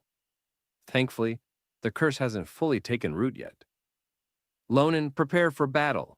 Lonen excitedly tightened his grip on his sword. So we're removing the curse now? Secret didn't answer and focused on casting a spell. The next second, a multi-eyed monster burst out of Jordan's body. Secret grabbed it and immediately threw it toward Lonen. Lon swiftly swung his sword. There was only the sound of the blade leaving its sheath. When Lon sheathed it again, the monster was already covered in countless slashes. Its body split apart and turned into dust. Secret hurried over to check Jordan's condition. Jordan said weakly, Thank you, Secret. You saved my life. Secret replied, That's because you made a quick decision. I told you before about a student carrying an extremely severe curse, one I've never seen before. Jordan said, Damn it, was that monster the curse? After dealing with the monster, Lon immediately rushed over. Professor Jordan, are you all right now? Jordan replied, Yes, thank you. This was a new experience for me. I've never seen such an absurd curse exist before. Your life must be extremely twisted. He paused. Anyway, I kept my promise. Lon looked at him in disbelief. Jordan said, Secret, can you check Lon's condition? Secret glanced at Lonen and froze. How is this possible? Magic is flowing inside his body. I can't believe it. Although it's weak, the magic channels are active. He looked at Lon. Lonen, have you recently had someone remove your curse or fallen into a pit full of curse eyes? Lon replied, No, nothing like that. Secret said, For some unknown reason, the curse blocking your magic channels has weakened. Right now, a strange power is eroding it, like rain and wind slowly wearing down a massive rock. Of course, the curse is still trying to close your magic channels, but with this unknown power and Jordan widening them, it's no longer easy. Hearing this, Lon said excitedly, Does that mean I can use magic now? Secret replied, yes, but using it freely will still take time. If you train every day in about 20 years, you'll be proficient. Hearing 20 years, Lan's heart sank. What? 20 years? How could I possibly wait that long? Secret answered calmly, this is the safest method, one that won't endanger your life. You need to overcome it through personal training. At that moment, Jordan stood up and said, there is a way to shorten that time. It depends on your effort and determination, if you're willing to use the magic training method I developed. A moment later, Jordan prepared to continue opening Lan's magic source. Lan, the amount of magic you can use right now is extremely limited. The magic channels you've just opened are far narrower than those of your classmates. But if you learn this method and continuously expand them, your usable magic power will increase greatly. It also depends on your talent. In about 5 years, you should be able to use magic normally. Hearing 5 years, Lan was still slightly dissatisfied. Jordan continued, now, I'll guide my magic to help you sense the paths of your own magic channels. This is dangerous, but it's only possible because the curse is temporarily weakened. Lan said, thank you, Professor. Jordan nodded. Then let's begin. The moment he spoke, bone-chilling pain exploded throughout Lan's body. The reason this training method differs from others is that you must control speed, direction, and precision to the extreme. Enduring the pain, Lan said, don't rush. Guide it as carefully as possible. Jordan replied, those weak paths that were suppressed for a long time are near collapse. In the future, you'll need to continuously reinforce them with magic. Follow the route formed by my magic. Then your power will truly become your own. Do you understand? Lan said, yes, I understand. Let me try it myself. As soon as he said that, streams of red magic began gathering around him. Jordan was stunned. He memorized it after just one demonstration. His comprehension and control are terrifying. He laughed quietly. No wonder that bastard saw talent in him. He really is different. Good. Since you learned it so quickly, I won't touch that curse again. If you have time, repeat this once every day. After Lan completed a full circulation, a trace of red magic appeared in his palm. So this is my magic. I finally broke through. I'm constantly changing from who I used to be. Back then, I couldn't even imagine having magic. This is enough. He bowed deeply. Thank you, Professor. I finally understand why your fees are so high. Just as Lan was rejoicing, the weakened Jordan collapsed again. Professor, Lan shouted, rushing forward. Jordan struggled up and grabbed Lan's hand. Lan, I've solved your problem. Now please keep your promise as well. Lan replied, I understand, but please take care of your health first. Jordan shook his head. My health doesn't matter. What matters is saving someone. Even if it costs my life, I'm willing. So please, give me the ring. Lan frowned at the severely injured Jordan, feeling that he had lost his rationality. Secret said quietly, he's pushing himself again. Always impulsive. Always insane. It seems his research truly requires that ring. Jordan, my friend, how long will you remain trapped by the past? The scene changes. The three step onto a magic array to return to Jordan's tower. Anderson said urgently, hurry, Lan. Let's run to the Academy's nearest clinic. We can get there in 5 minutes. Just as they rushed toward the exit, the main door slammed shut, sealed by multiple heavy locks covered in magic arrays. Anderson stared helplessly at the door. At that moment, a hand reached out from behind. It was Jordan murmuring a spell. He pointed behind them. You should leave that way. Moments later, a door appeared on the wall. Seeing this, Lan said, Professor Jordan, the door with the magic arrays is right there. But Jordan insisted, I need to go down. Before they could question him further, Lan and Anderson followed him through the newly opened door and descended the dim staircase. When they reached the basement, the horrifying scene before them shocked them both. Dissected goblins, countless knives, and at the center, a golden-haired woman, surrounded by flowers. Her eyes were tightly closed, as if she had been asleep for a very long time. Anderson whispered, So this is why the professor is so desperate. Lan nodded. Most likely. Stay with her for a moment, Lan said. I'll see if there's anything useful here. Lon searched the room. Everywhere were traces of medical experiments performed on living monsters. This was clearly no ordinary research. Suddenly, he noticed a notebook on the table. He glanced at Jordan. What exactly is Professor Jordan trying to do? Lon slowly opened the notebook. I'm almost there. Just wait a little longer, Sonia. Fortunately, I preserved her body before further decay. As long as it remains intact, I firmly believe I can bring my wife, Sonia, back to life. Everyone says resurrection magic has never succeeded, but I will never give up. These are records of my battle to save her. 54th resurrection attempt. Even the heart of an ogre, purchased from the northern black market, failed. 76th resurrection attempt. Due to repeated absences, the wizard tower dismissed me. Without income, my experiments became impossible. With the principal's help, I was appointed as a professor. I moved Sonia to the basement of Tower 41. From today, I am a professor here. I have no choice. This is the only way to make money. 81st resurrection attempt. 96th resurrection attempt. 134th resurrection attempt. My experiments still show no progress. At this point, Loon understood why he needed money. The materials in the basement were definitely not things that could be obtained through normal means. So everything he did was for love. He had seen people who devoted everything to love. They would go insane for it. At this moment, Loon thought of Shulin. It seemed he had such a person around him as well. At this point, there was a red square attached to the notebook. The notebook recorded, "The problem is that most people like this don't end well, especially when someone takes advantage of your weakness to get close to you. I think I have no choice but to accept a deal with the devil." Lon picked up the red square and thought to himself, was this suspicious letter also sent by those devils? But I can't hesitate at this moment. Jordan called out to Lonan from behind. What are you doing here?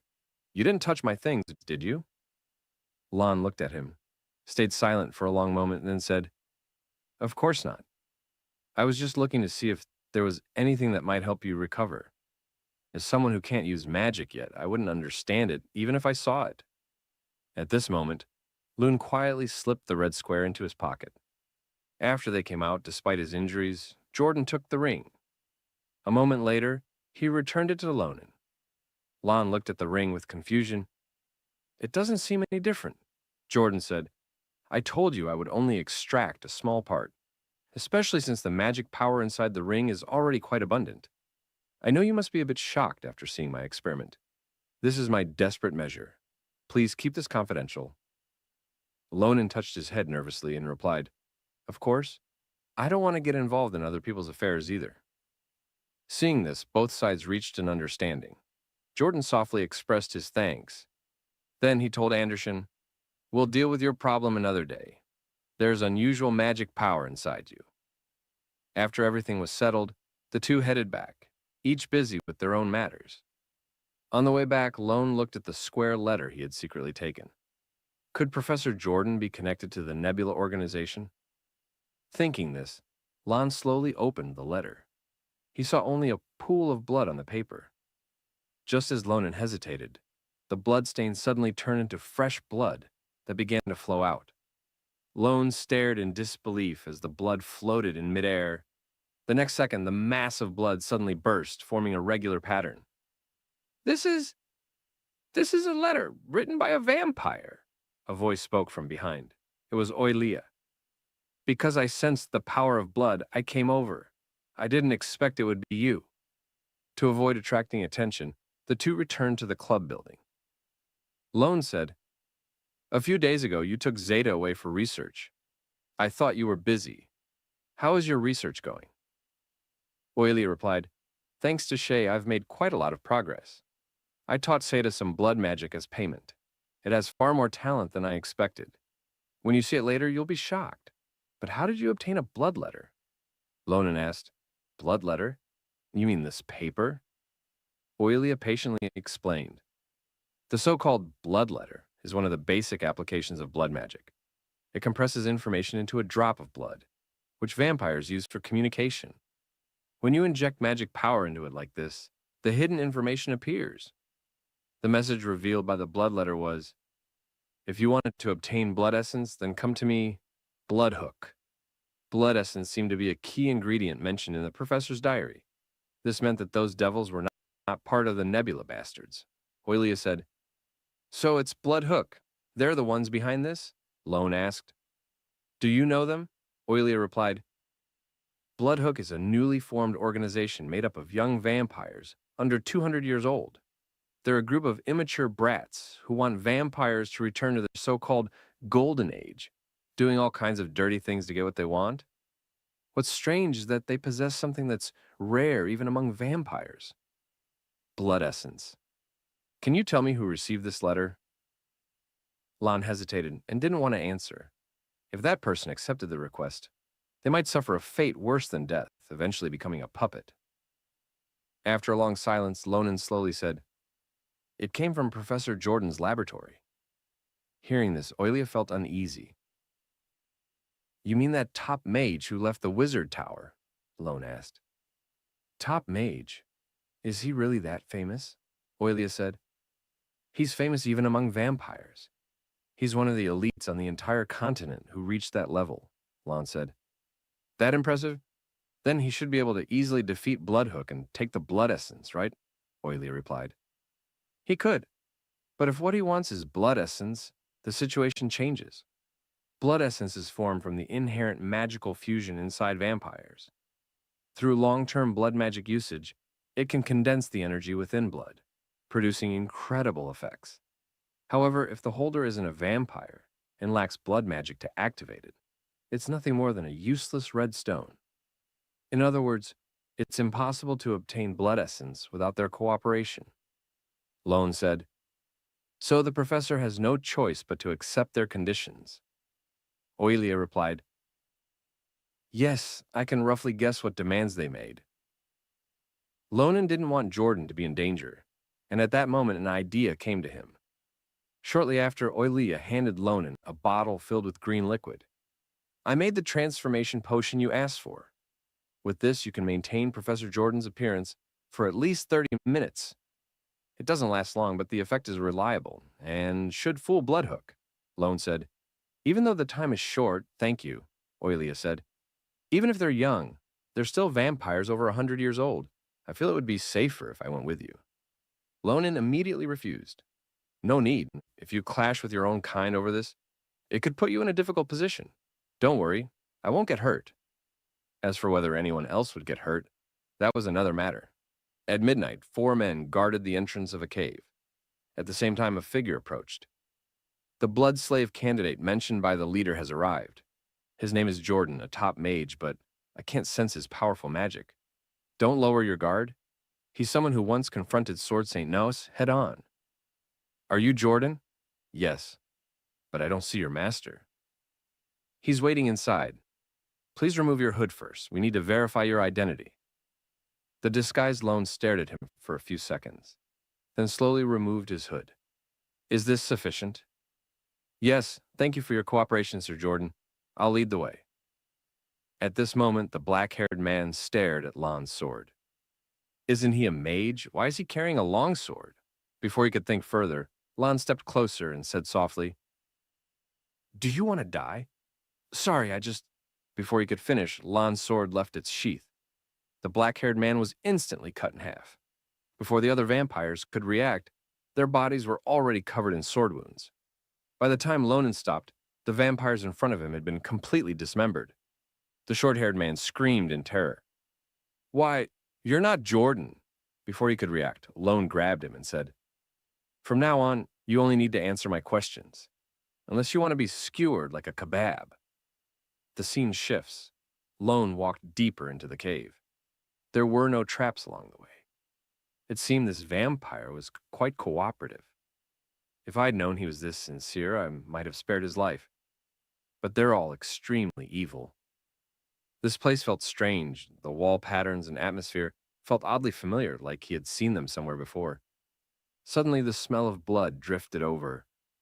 There are more important things now. A terrifying stench of blood seeped through the door. What have they done for me to sense it through such a thick door? Lone slowly pushed the door open. The scene before him left him utterly shocked. The The vampires were indulging in a feast. The blond man seated in the center spoke. You've arrived. That must have been a long and exhausting journey. Welcome, Jordan. I'm the leader of Bloodhook, Ice Tafa. Forgive the mess. You arrived later than expected, so you caught us in the middle of a meal. If you haven't eaten yet, feel free to join us. Although Lon was shaken, he quickly regained his composure. It's too late to save them now. I need to focus on my objective. He said, Thanks, but I'll pass. I find this a bit nauseating. The surrounding vampires stared at him provocatively. I came here only for the blood essence. So, what are the terms of this deal? Ice Tafa replied, I think you've already guessed. You must sign a blood pact. With your life as the contract's price, you must become one of us. That is my only requirement. Lone said, Your request is absurd. You want me to become your slave? The other person replied, Dear, it's truly a shame you see it that way. This is already a discounted price. This opportunity allows you to escape your humble flesh and obtain honor beyond your wildest imagination. We are bringing new life to our family, and to do that, we must overthrow the older generation steeped in pacifism. I'm giving you a chance to stand at the forefront of history, as a glorious warrior fighting for the revival of our race. What do you think? Isn't that an honor humans could never even dream of? Lon said, Honor? I don't know about that, but I do know you're all insane beyond imagination. The other person laughed. Ha, I understand. As a human, it's naturally hard for you to comprehend our deeper intentions, and that's fine. You only need to know this is your sole chance to obtain blood essence. If this deal fails, you'll have no other way to acquire it, Lone said. From the current situation, if I refuse, it seems you don't intend to let me leave either. The other person replied, Haha, that's correct. After Anai snapped his fingers, the surrounding vampires immediately stood up, preparing for battle. Anai said, This should help you make your decision. Don't even think about resisting. You must have noticed the abnormal magic flow. This is the trap I specially prepared for you. No matter how skilled you are with magic, as long as you're human, you can't use magic here. Since things have reached this point, take your time and think. You wouldn't want your beloved wife to become a delicious blood bag, would you? And you certainly don't want to end up like those corpses over there. Accept the contract now and it will all be over quickly. But Lonan smiled faintly and said, You bastards, you really prepared everything thoroughly. I almost fell for it. As soon as he finished speaking, Anis was shocked, because at that moment, Lon dropped his disguise. And I panicked and shouted, You're not Jordan! Who are you? How did a human get in here? Before the vampires could react, Lonan had already made the first move. Swordlight flashed as Lon charged straight through them. Lonan said coldly, How I got in doesn't matter. You bastards! Today is the day you die. Annie roared at the top of his lungs. Who the hell are you, you arrogant human? How dare you come here? With a loud bang, the door slammed shut. Lonan raised his sword and charged directly at Ani. Annie was so terrified he nearly lost control of himself. He couldn't even see Lonan's movements. Just as Ani tried to launch an attack to stop him, his arm was pierced through. Anis's arm was cleanly severed by Lonan. He let out a blood-curdling scream of pain. Lonan's sword danced through the air, unleashing a terrifying assault. All of Aeneas's limbs were severed, blood spraying everywhere. He coughed twice, spitting out blood. You damned human. Since you've done this to me, don't think you'll leave here alive. Lonan didn't bother responding. He swung the sword hilt straight into Aeneas's face. With a loud bang, Aeneas's body flew through the air like a kite with a broken string. Go roll over there for now. I'll deal with you last. The remaining vampires couldn't believe what they were seeing. Their leader was completely powerless against this human. He was definitely no ordinary person. The vampires were utterly shocked. The vampire minions surrounded Lon and took combat stances. Lon glanced around and realized these vampires could actually use blood as a weapon.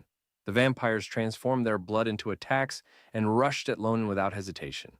Their faces were twisted with ferocity. Blood-eating insects, go! Lonan wondered what the blood masses surrounding him were. Suddenly, the blood bound his feet. Seeing this, the vampires launched a concentrated, fierce attack. Lonan immediately raised his sword to block. A sharp, piercing sound echoed through the space. Lonan dodged the assault and thrust his sword forward. With a wet sound, The blade pierced straight through a vampire's chest. Lone increased the force behind the strike. Turning his head, he saw several more vampires charging at him. With a casual swing, he sliced them apart. The remaining vampires continued attacking one after another. After dodging another strike, Loon muttered, "Worthy of being vampires. They really are fast. Even more disgusting is their regeneration ability. Blood Curse." Lon narrowly avoided a blood-formed attack. The terrifying power produced an explosive sound. Lone said in surprise, "These attacks even possess mid-level mage power, the combined strength of all Bloodhook members." Realizing this, Lonen had no choice but to use his full strength. At that moment, a vampire shouted, "Die!" Lonen dashed through the group with his sword. His sword techniques massacred the vampires in one sweep. Limbs exploded everywhere. The last remaining vampire stared in horror. How is this possible? Human magic should be restricted here. Both feet are bound by magic. How can he still move this fast? Is that guy really human? Lon looked at him with mild confusion. "Scared, idiot. You're the only one left now. I saw how hard you were trying earlier, so I pretended to cooperate a little. Sorry about that. My sword is somewhat special." The vampire's legs trembled violently. "No, I have to run. I can't stay here." With that thought, he turned and fled. But before he could get far, Lone leaped into the air and brought his sword down at the center of the vampire's body. The head split in two, followed by the body being cleaved apart. What a disloyal guy, abandoning all your companions. All right, these troublemakers are taken care of. Then Lone turned toward the unconscious Anais, a cold smile on his face. "Let's continue our earlier conversation." And he slowly opened his eyes, bright light stabbing into his vision. Why did it feel like needles piercing him? It turned out Lonen had stabbed his sword into Anis's severed leg. Lonen looked straight at Anis. "I was quite worried about you. I thought I might have accidentally killed you." Then Lon increased the pressure with his sword and Ice let out a heart-wrenching howl. He was shocked that in such a short time, all the Bloodhook members had been killed by this human brat. Lone smiled. "Your friends died pretty miserably. If you don't want to end up like them, hand over the blood essence before I make my move." Hearing this, Anna shuddered. Suddenly, Annie roared, "What are you even doing? If it were you, you could save everyone, couldn't you?" Lon thought Anais had gone mad. These incoherent words weren't directed at him at all. Suddenly, a figure appeared behind Lonen. Loon immediately broke out in a cold sweat. The man said slowly, "Human, move aside. I won't say it twice." Lon quickly dodged away and stared intently at the man before him. If that guy wanted to kill me, I'd already be dead. The man stood in front of Ice. "How disappointing. When you proposed that deal to me, didn't you guarantee you'd make Jordan one of us? Things turned out like this, and you still dare to yell at me. Thick skin, no ability, yet so ungrateful. Looks like the plan failed." Anise trembled all over. As he finished speaking, the man extended his hand. "I'll be taking the blood essence." Lon froze when he heard that. Blood flowed toward the man like a burst dam, and Ice's face instantly aged as he begged the man for another chance. Moments later, a mass of vivid red blood gathered in the man's hand. Lone pointed his sword at the man and asked, "You interfered out of nowhere. What do you want? If you're the real owner of the blood essence, then I need your cooperation. Refuse, and you die." Seeing the sword aimed at him, the man showed no fear. "What you're saying is interesting. I refuse." Hearing this, Lon wasted no words. "Then get ready for a beating." The sword unleashed a terrifying attack toward that man. A cut appeared on the man's palm, blood flowing out. "My body has been strengthened by blood magic, yet I'm still injured. Looks like you really do have the ability to impersonate Jordan's name. I just don't know if you have any other talents. I'll make an exception and take action so you can show me." Magic gathered in the man's hand. Blood Blade. A massive blade attack slashed toward Lonen. Lonen blocked with all his might using his sword. With a thunderous boom, Lonen cut the attack cleanly in half. "Blood Curse!" Lonen was greatly alarmed. This man's attack is the same as that vampire's technique earlier. It's the same magic. Lon raised his sword and swung forward with a terrifying sword technique. Instantly, the entire space erupted. The man's lips curled upward. This was the first time in his life he'd seen such talent. This kid doesn't just weaken magic. He can even cut through magical power directly. The man sneered. You're as interesting as Jordan. Lone tightened his grip on the sword. Shut up. I suggest you stay quiet. Hand over the blood essence obediently, or I'll let my sword speak. The man laughed. Your spirit is impressive. Since you've made me this happy, I'll return the favor with equal respect. Just as the two were about to fully engage, a voice rang out from the sky. Both of you, stop right now. A terrifying attack descended from above, blasting the ground and sending debris flying. Lonan quickly dodged to avoid the aftershock. The man was startled by the voice. Then a figure appeared before Lon. Looking at her face, it was none other than Oilia. The man was clearly surprised by Oilia's appearance. Oilia said slowly, Long time no see, though I can't say I'm happy to see you. Lonan was confused by Oilia's sudden arrival. He had clearly told his senior not to come here. Lonan asked, Senior, do you know this vampire boss? Oilia replied, He's called Balsac. He's a bloodline descendant of the Shadow Grand Duke, the ruler of vampires, and also his trusted assistant. Balzac looked at Oilia. I've truly missed you. Have you been well these past 83 years? Balzac walked toward Oilia with a gentle tone. Oilia extended her hand. Don't come any closer. What happened that day is still a nightmare I can't forget. Balzac lowered his head. It seems earning your forgiveness will take more time. Oilia closed her eyes. I know you had your reasons. After all, my sister really had gone mad back then. Like she was possessed when she tried to harm the Grand Duke. Lonan couldn't understand what they were talking about. He could only sheath his sword and wait quietly. Oilia asked, Why would you cooperate with Bloodhook and even lend them the blood essence? That's not your style. Don't tell me you also have business with Jordan. Balzac smiled faintly. There's only one reason. He and I still have an unsettled score. That day we met on the western side of the continent. I fought him head-on with a warrior's pride. Unfortunately, the sun rose. Otherwise, it would have been an unforgettable battle. Later, I searched for Jordan, but he completely vanished. No trace anywhere.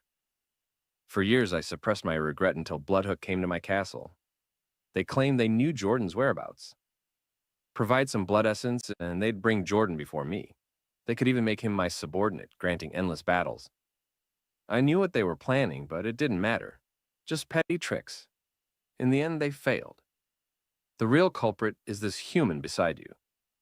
Though his power was restricted in our brief exchange, in 5 years, this man will definitely pose a massive threat to my life. The aura around him is far too strange. I've never encountered anything like it. Balzac originally wanted to savor Lonan properly, but due to Oilia's presence, he ultimately gave up. He couldn't hurt Oilia again.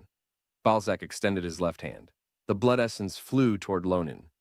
Soon the complete blood essence gathered in Lonan's palm. Lonan couldn't believe it. Blood essence was extremely precious to vampires. Under normal circumstances, ordinary vampires could never obtain it in their lifetime. Balzac turned away.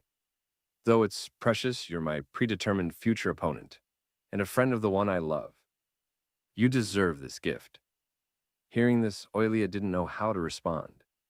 Magic gathered in Balzac's hand as he released an attack into the distance. An explosion thundered far away. Balzac said, On the other side of that wall, there's an aura similar to yours. Perhaps you'll find something there. Lonan was stunned. Balzac's body dissolved into purple starlight and disappeared, leaving only his voice. I hope next time we meet, you'll be stronger. That way, I can truly enjoy it.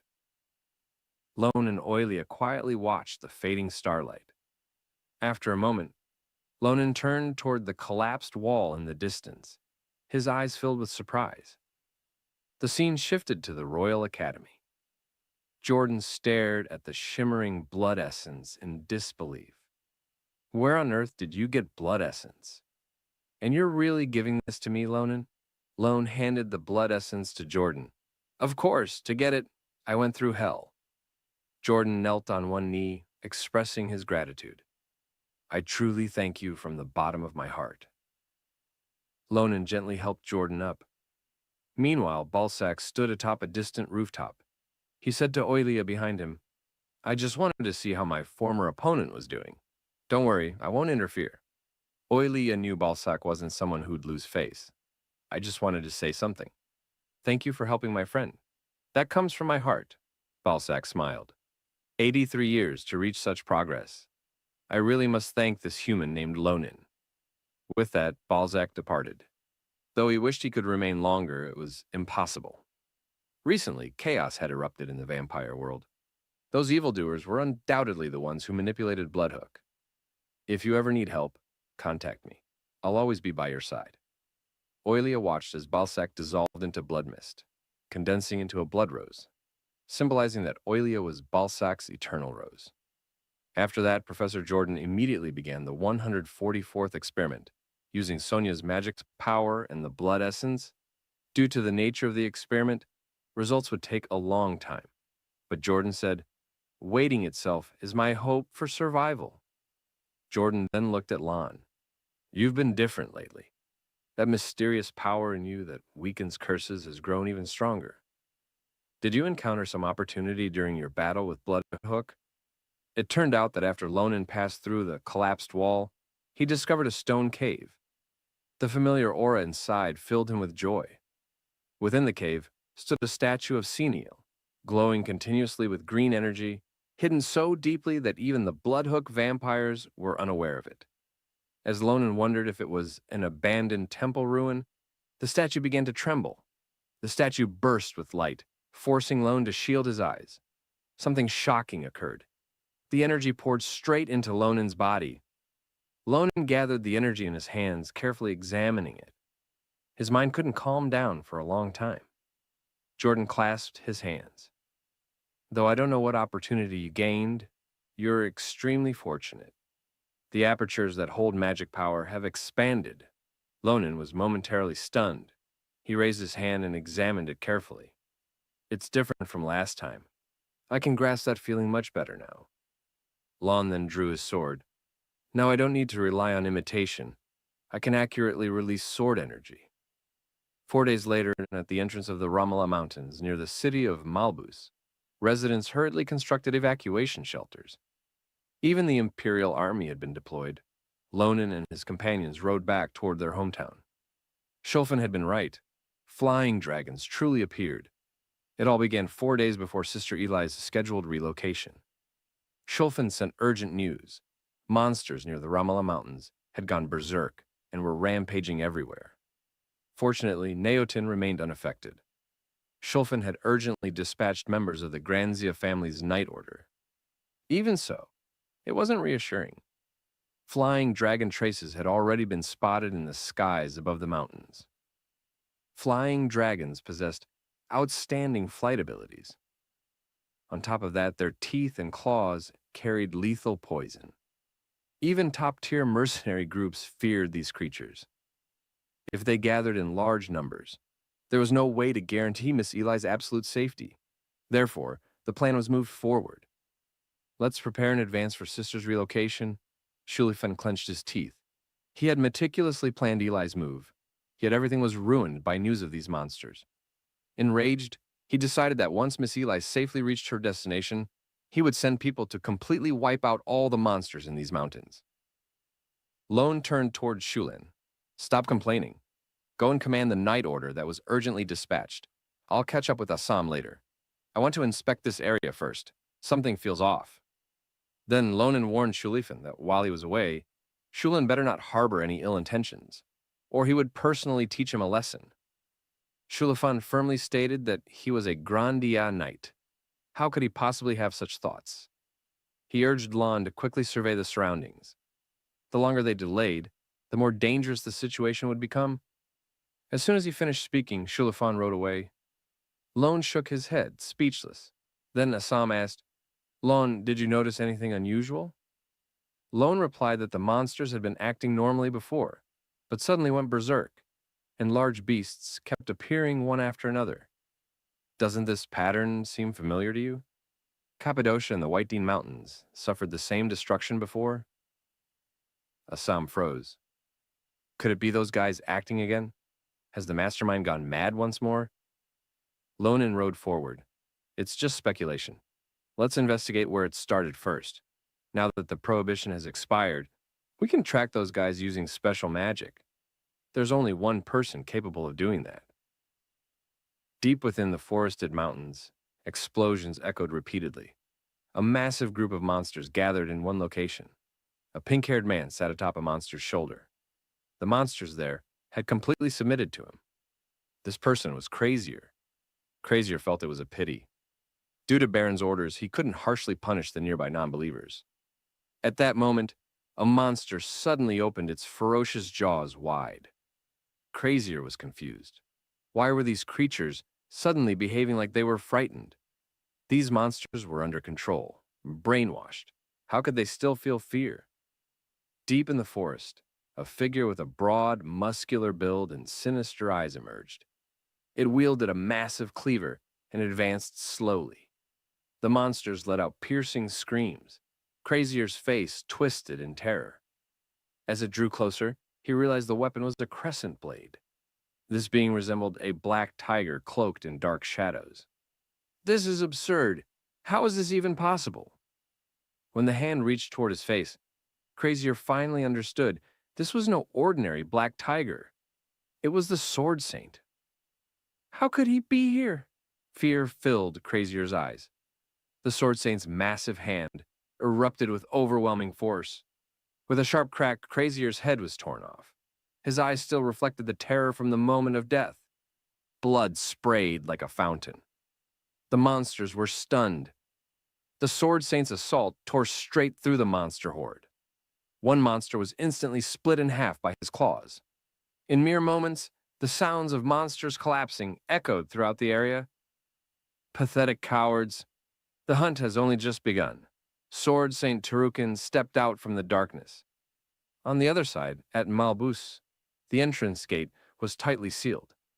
When Lonan and Assam arrived, they were shocked. The entrance was under strict control. Guarding the area was no ordinary force. It was a Beastman unit.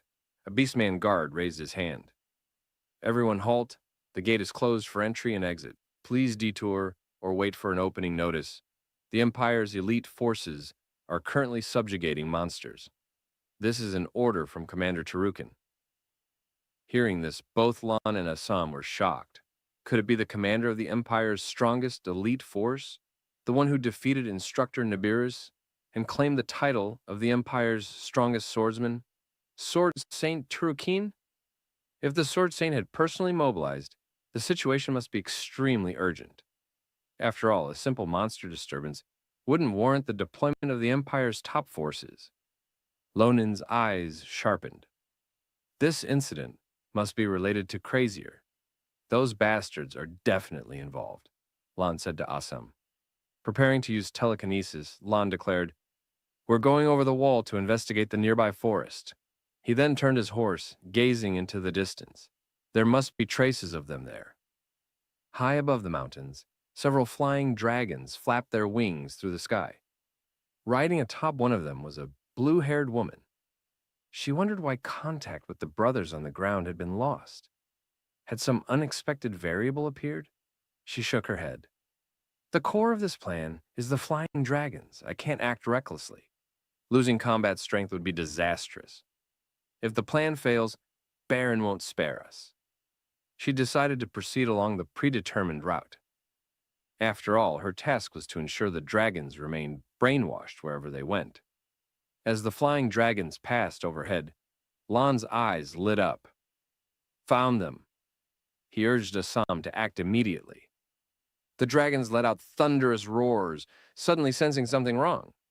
Numerous small stones struck their bodies. The flying dragons roared violently. The woman saw a massive boulder flying toward them, puzzled about how it had appeared. On the ground, Assam raised both hands. Magic power surged forth. He clenched his fists and shouted, "Explode! Crack!" The massive boulder, pulled by magic, shattered instantly. The exploding fragments slammed into the dragon's enormous bodies, even striking their heads. The force caused the dragons to lose balance mid-air. The woman thought it was absurd.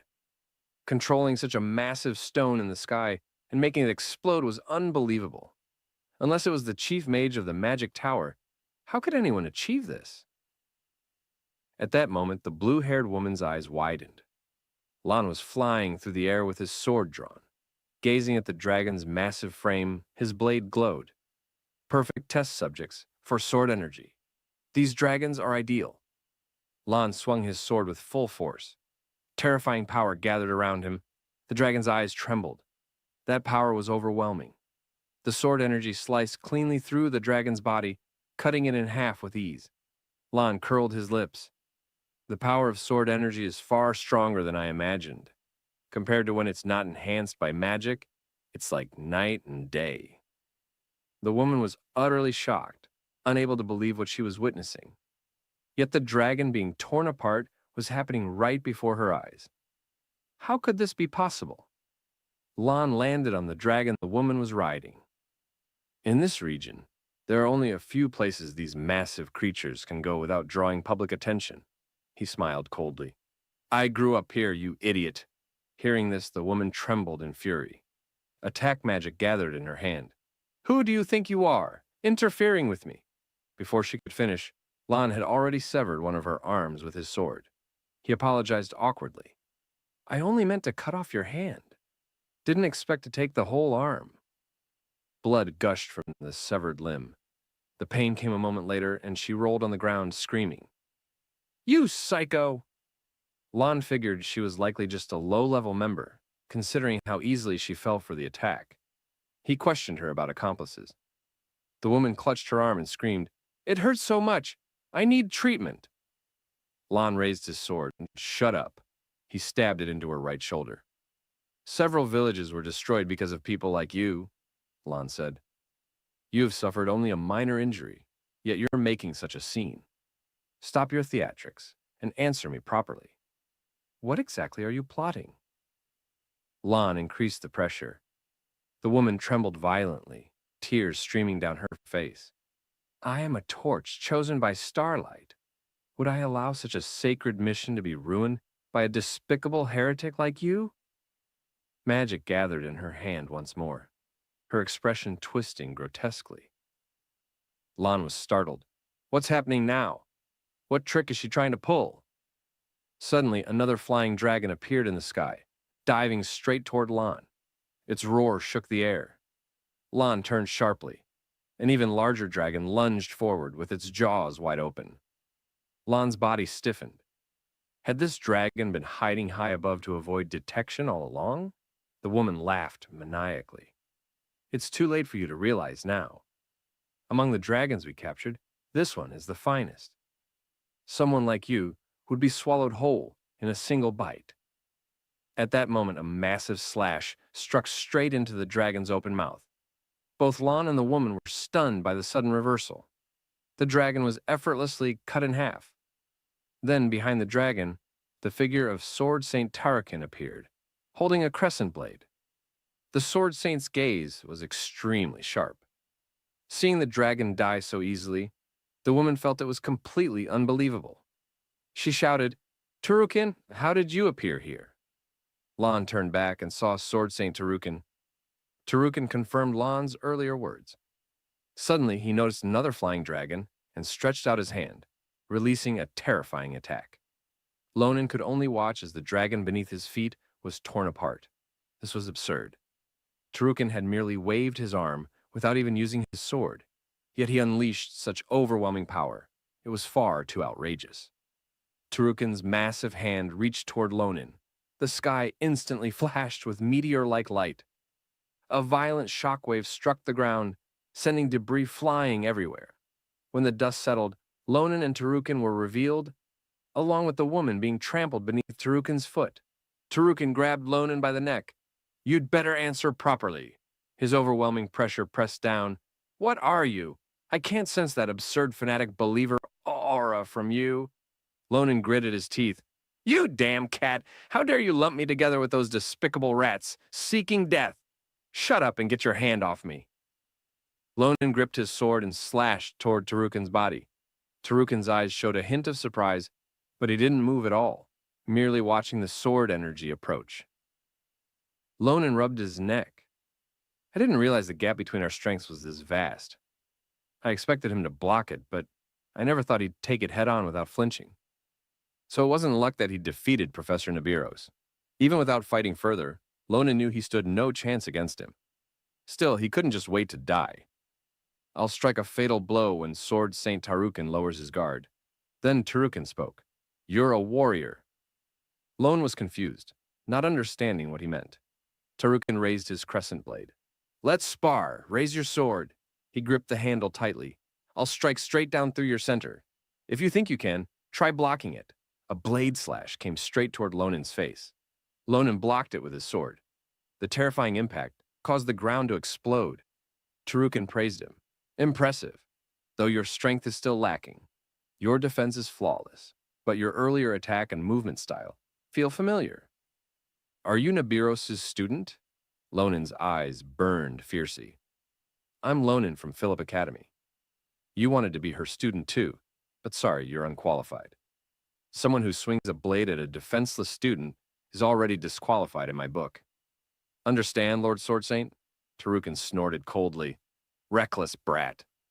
Whatever kind of teacher one has, that's the kind of student they'll raise. He continued. Let's have a real fight. That speaks louder than words. Lonan was furious. His body suddenly shot forward. Raising his sword, he charged at Tarukin. You damn smelly cat! Suddenly, two monsters with glowing eyes and sharp claws lunged at Lonan. Lan's pupils shrank in shock as his neck was seized.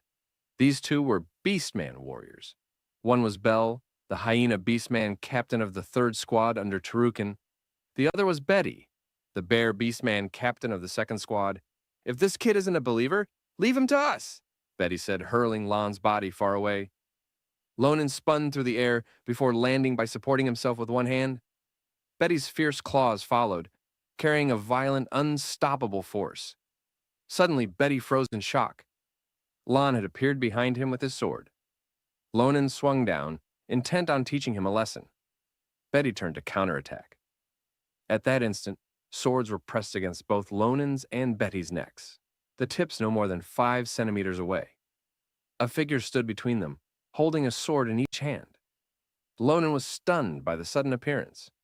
Betty immediately stopped moving. It was Naya, the Lion Beastman vice captain under Tarukin. Tarukin spoke. That's enough. This kid isn't an enemy. I was only greeting him with a spar. Betty was shocked. The crescent blade isn't something just anyone can block. Even in our unit, only a few can manage it. Tarukin closed his eyes. Naturally, he could block it. He's Nibiros' student.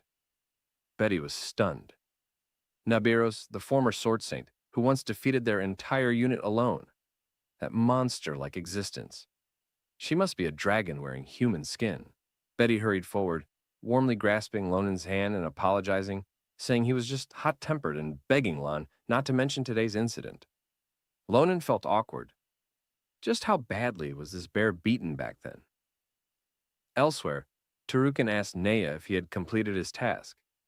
Naya replied that all rampaging monsters nearby had been dealt with as ordered, along with the suspicious individuals believed to be fanatic believers. They've all been captured alive. Tarukin turned to Lan. Allow me to formally introduce myself. I am the commander of the Empire's most elite Beastman unit, operating under the Emperor's supreme command. We are responsible for infiltrating the Empire and purging Krazier's cult. I am the Vanguard Commander, Jaifa Tarukin. At the same time, on the other side of the Roma Mountains in Nibutin, the Night Order arrived, causing villagers to whisper among themselves. Eli was confused by the sudden scene. Shulfin stepped forward. If I frightened you, Lady Eli, I apologize. To respond swiftly to emergencies, I urgently assembled the Night Order and couldn't notify you in time. Please forgive my rudeness. Knight Shulan knelt on one knee. I swear on the honor of the Grandia family that I have come to assist Miss Eli with her relocation. May we begin packing your belongings now? Meanwhile, Lan was still processing Tarukin's words. The Church Investigation Unit? There had never been such a unit before. He couldn't help wondering if it was because he had captured those people in Nebra that the palace intervened and created this force. Still, he never imagined they'd dispatch Sword St. Turrican as the vanguard. Lon voiced his doubt. Those people hide everywhere under false identities. How do you locate them? I heard the forbidden interrogation methods no longer work. At that moment, a voice called out. Lon and Tarukin both turned. Belle appeared, dragging Assam by the hand. Assam's eyes were filled with tears as she cried for Lon's help. Belle said, "This one was sneaking around nearby. So I caught her. Captain, should I kill her? She won't stop crying. It's driving me crazy." Lon rubbed his forehead and sighed. "This is a bit embarrassing, but she's actually my friend." Time passed, and night soon fell.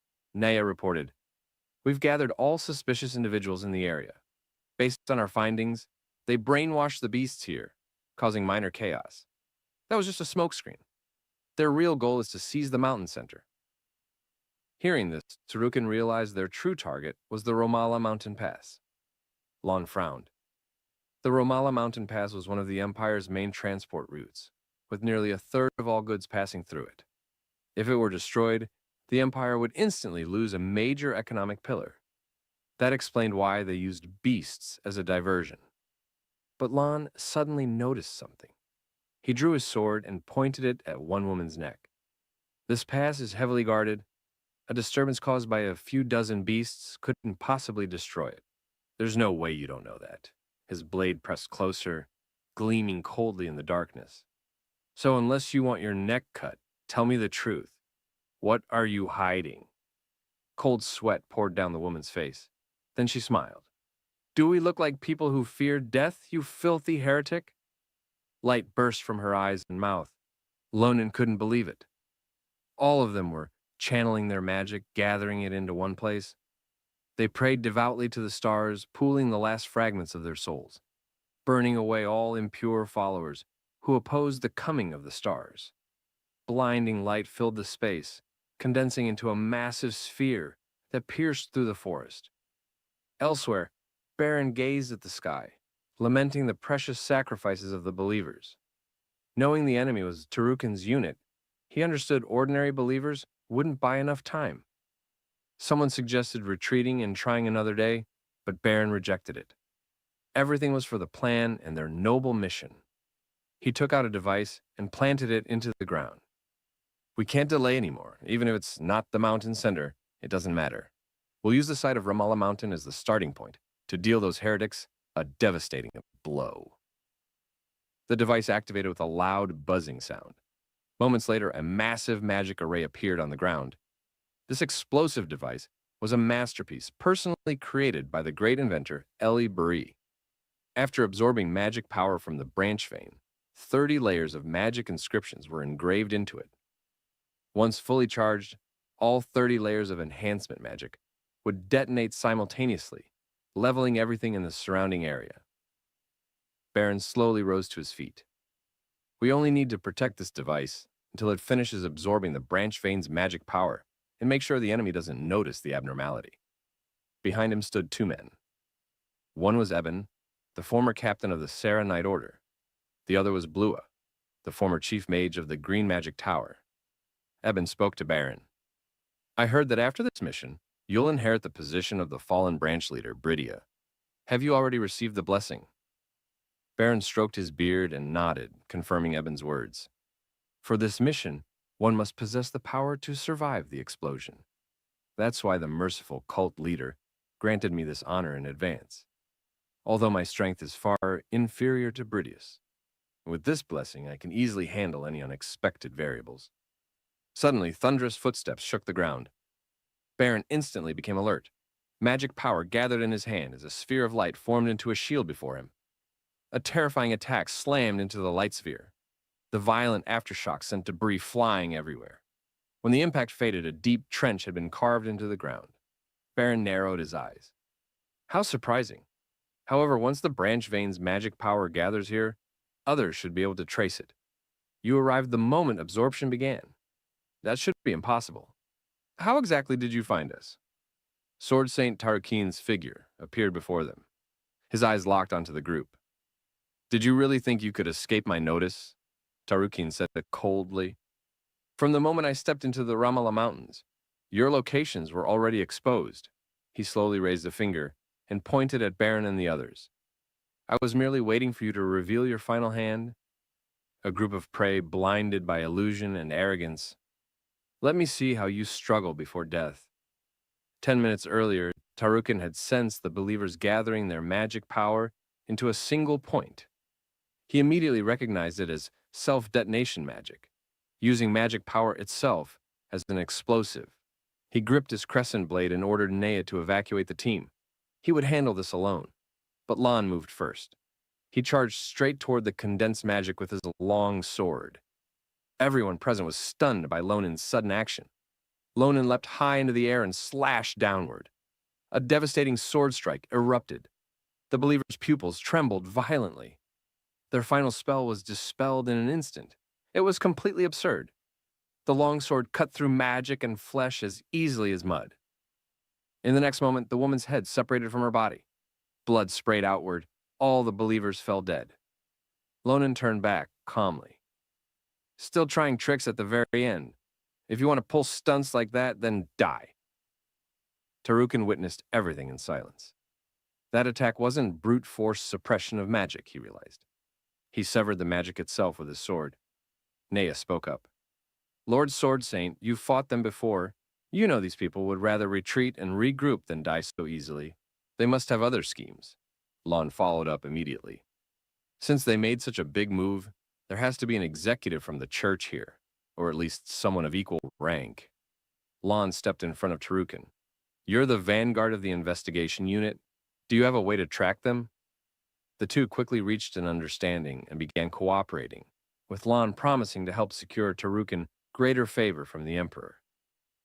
Back in the present, Baron realized something terrifying.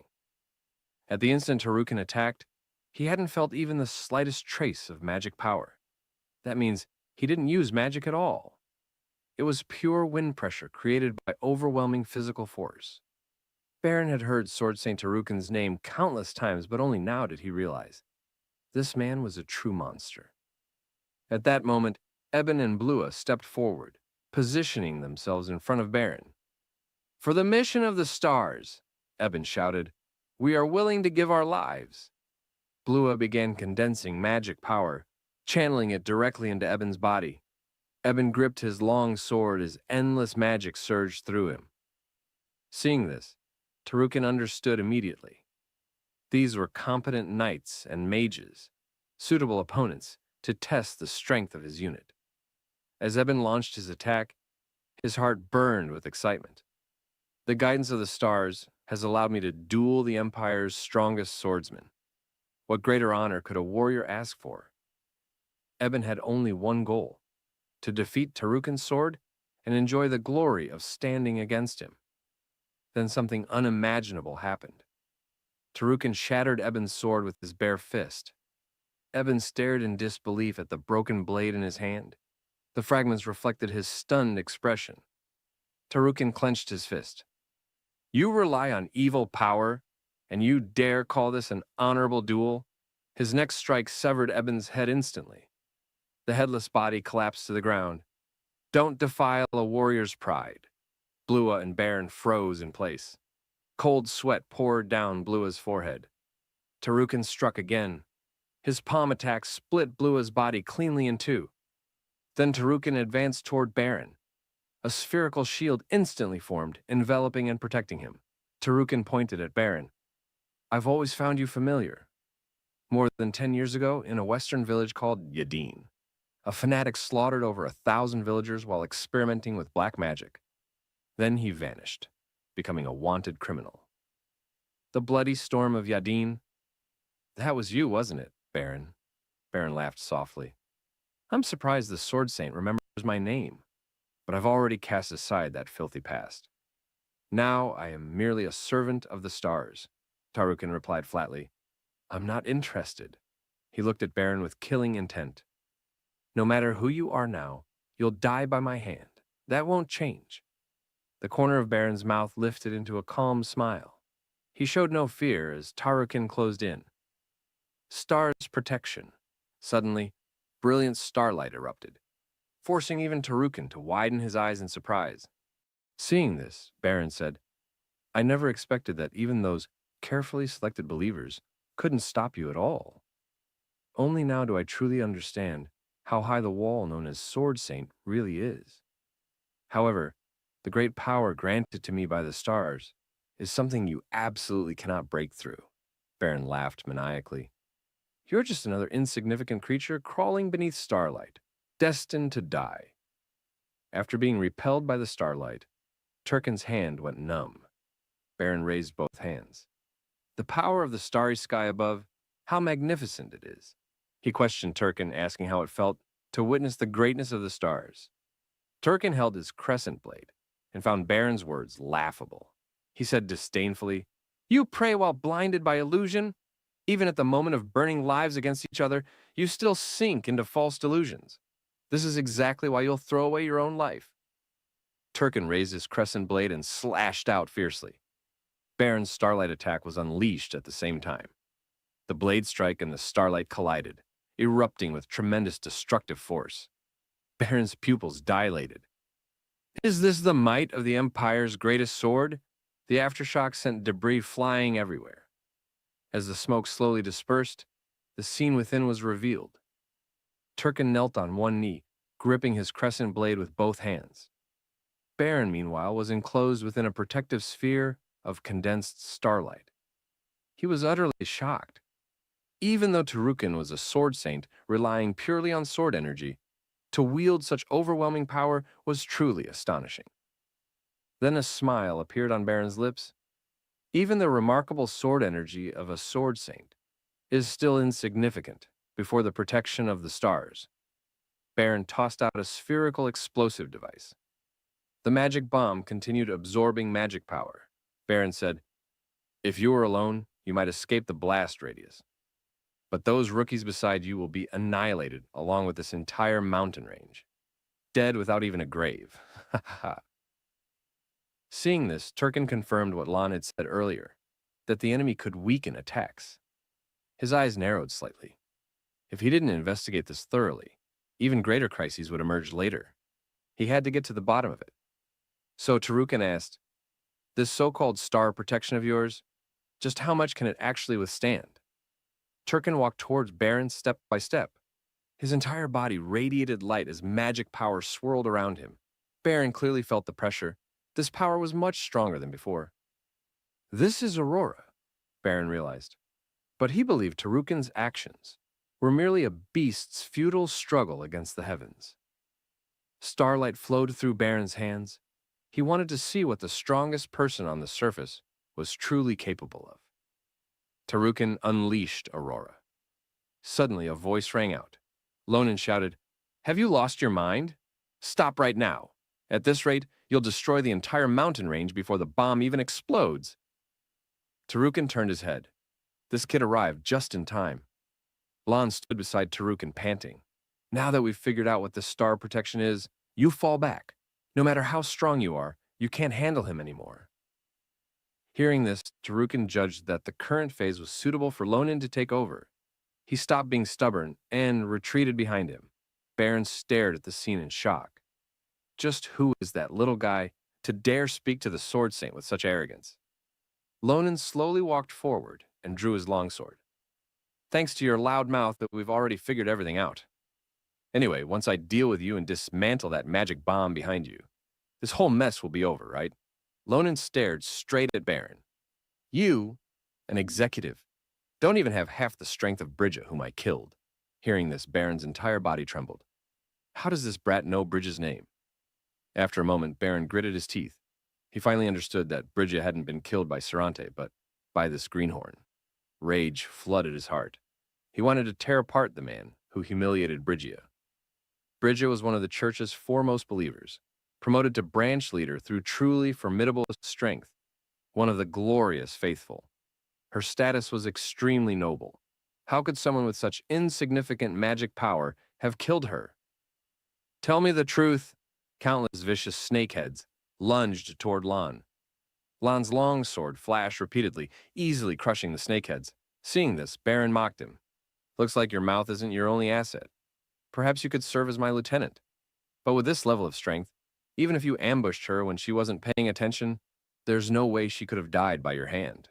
Baron extended his palm, confident that under the star's protection, no one could oppose him. However, something shocking happened. Baron was instantly cut apart by Lan's longsword. Lan said, "This old man is just as long-winded as that crazy woman. Serves him right to die by my hand." Then Lan drove his long sword straight into the bomb that was absorbing magic power. The explosive device emitted a buzzing sound. Before long, Lan stood upright, sword in hand. The bomb had been dismantled. Baron was dead. Lan wiped his chin and looked at Baron's head. "So, does that clear up your confusion?" Baron's gaze was still frozen in disbelief. He couldn't understand how Lan had used a blade to break through the star's protection. That was a power beyond natural laws, something he had only seen from the church's leader. Just who is this man? Lonan raised his long sword and split Baron's head in two. Tarukin asked, "Did you kill him?"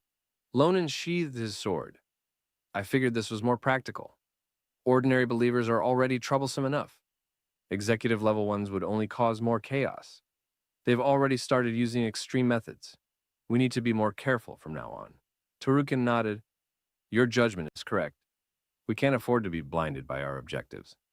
The surrounding trees were shattered and charred. The ground was crisscrossed with ravines. The devastation was severe. Tarukin sheathed his crescent blade, thanked Lonan, and asked what he needed. Lonan was stunned. It turned out the Emperor had ordered that anyone who made outstanding contributions against the Church would be rewarded.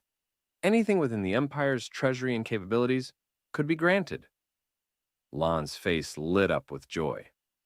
"I just happen to need strong people like you.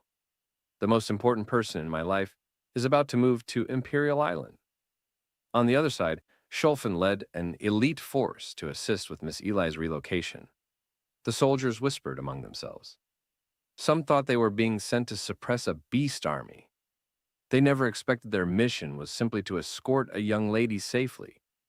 As knights of the Grania family, personally assigned to guard her, the soldiers were filled with curiosity about her true identity. But they all believed this young lady must be extremely important to young Master Shulan. Shulfan cleared his throat and asked Eli if there was anywhere she felt uncomfortable during the journey. Eli was stunned and quickly waved her hands. "This is even more comfortable than my own home."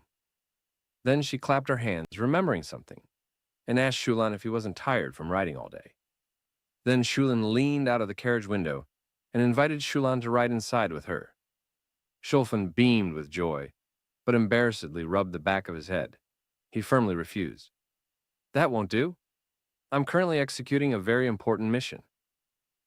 With that, he prepared to ride off on his horse. Suddenly, something changed. Both Schulfan's and the other soldiers' horses became frightened. Schulfan's brow furrowed. He understood that something was approaching. It carried a powerful aura. Schulfan stood in his stirrups, ordering everyone to prepare for battle. No matter what happens, protecting Miss Eli is the top priority. Stake Grandia's honor on it.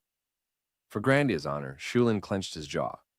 This threat couldn't even compare to a wyvern, yet just its approach alone made him feel overwhelming pressure. What kind of existence was emitting this? Schulfen gripped his longsword and advanced quickly. The scene before him left him deeply shocked. A beast wielding a great blade charged straight toward him. Schulfen hastily raised his longsword to defend, terrifying force spreading outward. The opponent said, "Though I'd heard much about you, I still underestimated your strength. That defense just now was impressive. Rising star of the Empire. If we're talking about candidates for the next Sword Saint, it must be one of you two." Schulfan struggled to block the attack when he suddenly heard a question. "Why do you point your blade at Grania's banner?" Only after clearly seeing the beast's features did he realize it was actually Sword Saint Tarukin. Tarukin raised his crescent blade. "I'm just giving you a simple greeting. No need to be tense. For a warrior like you, one battle speaks louder than 1,000 words." Then a loud shout rang out. "That kind of greeting, do it however you want up in your northern territory. We don't do that here." Schulfen looked toward the source of the voice in surprise. Lan suddenly appeared on Turkin's back. Lonan jumped down to the ground with a crisp sound and raised his hand. Thanks for your hard work, Shulan. I'm here to help you. Then his thumb pointed backward. Don't take what just happened to heart. There's a bunch of big movers waiting right behind me. A group of beastmen advanced quickly. The Night Order soldiers whispered among themselves. What movers? That's clearly Turukin's beastman unit. The scene shifted. It was already the next day. On Imperial Island, before a gleaming and magnificent house, Eli covered her mouth, hardly able to believe it. Could such a beautiful, luxurious house really be where she and Lonan would live? Lon smiled. Sister, you can live here with peace of mind from now on. Philip's Royal Academy is right ahead, so we can meet often. The security here is excellent, too. You won't have any problems in daily life. Schulfen placed his hand on his chest. The interior decorations and equipment were all made by craftsmen who work with our family. I instructed them to spare no expense, but I'm still worried you might not be satisfied. Eli grasped Schulfen's hand. Of course I'm satisfied. Being here feels like living in a fairy tale? Then she clenched her fist. This is a day worth commemorating. If you have time, stay for dinner. Scholofen's heart pounded. He couldn't believe he'd be dining with Miss Eli. Just then, a woman's footsteps in high heels approached. Her teeth were clenched as she roared, Explain yourself. Why are you wandering around here? Lon and Shulan turned around. It was Teacher Nibiros. At this moment, she stood alongside Tarukin. Tarukin greeted Nibiros. Long time no see. Your temper is still as fiery as ever.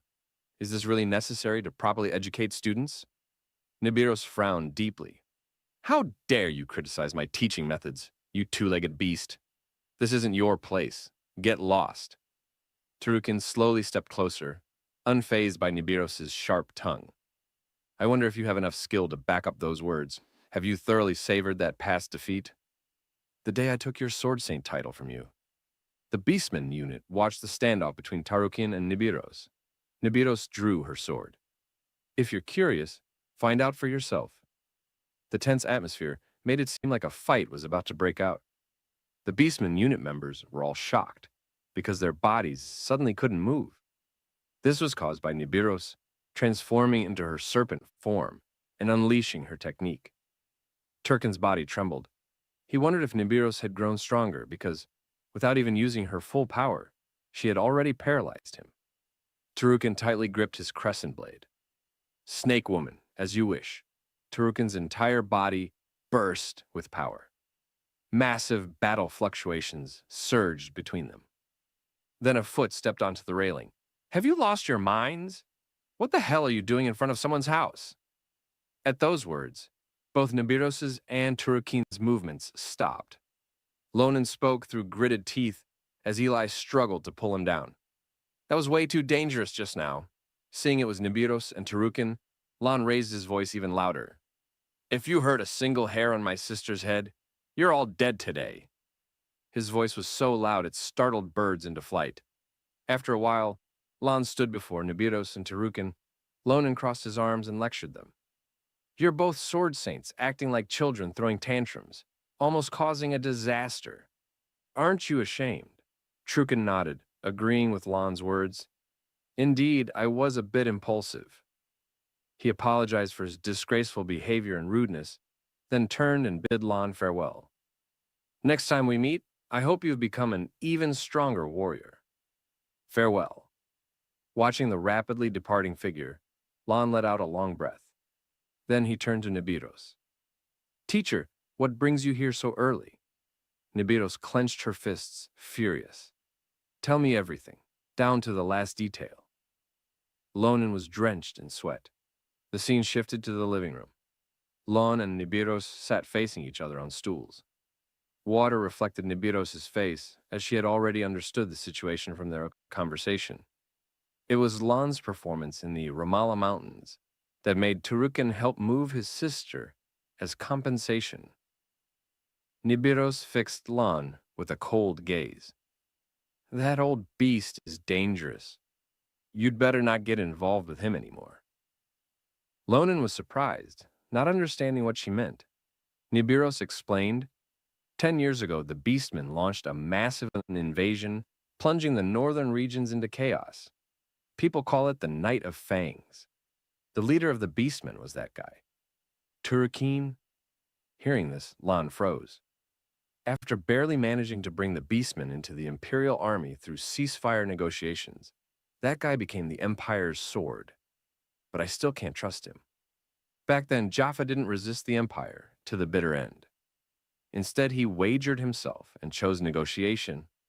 He proposed incorporating Beastmen warriors as the Empire's military strength, but the northern territories must belong to them.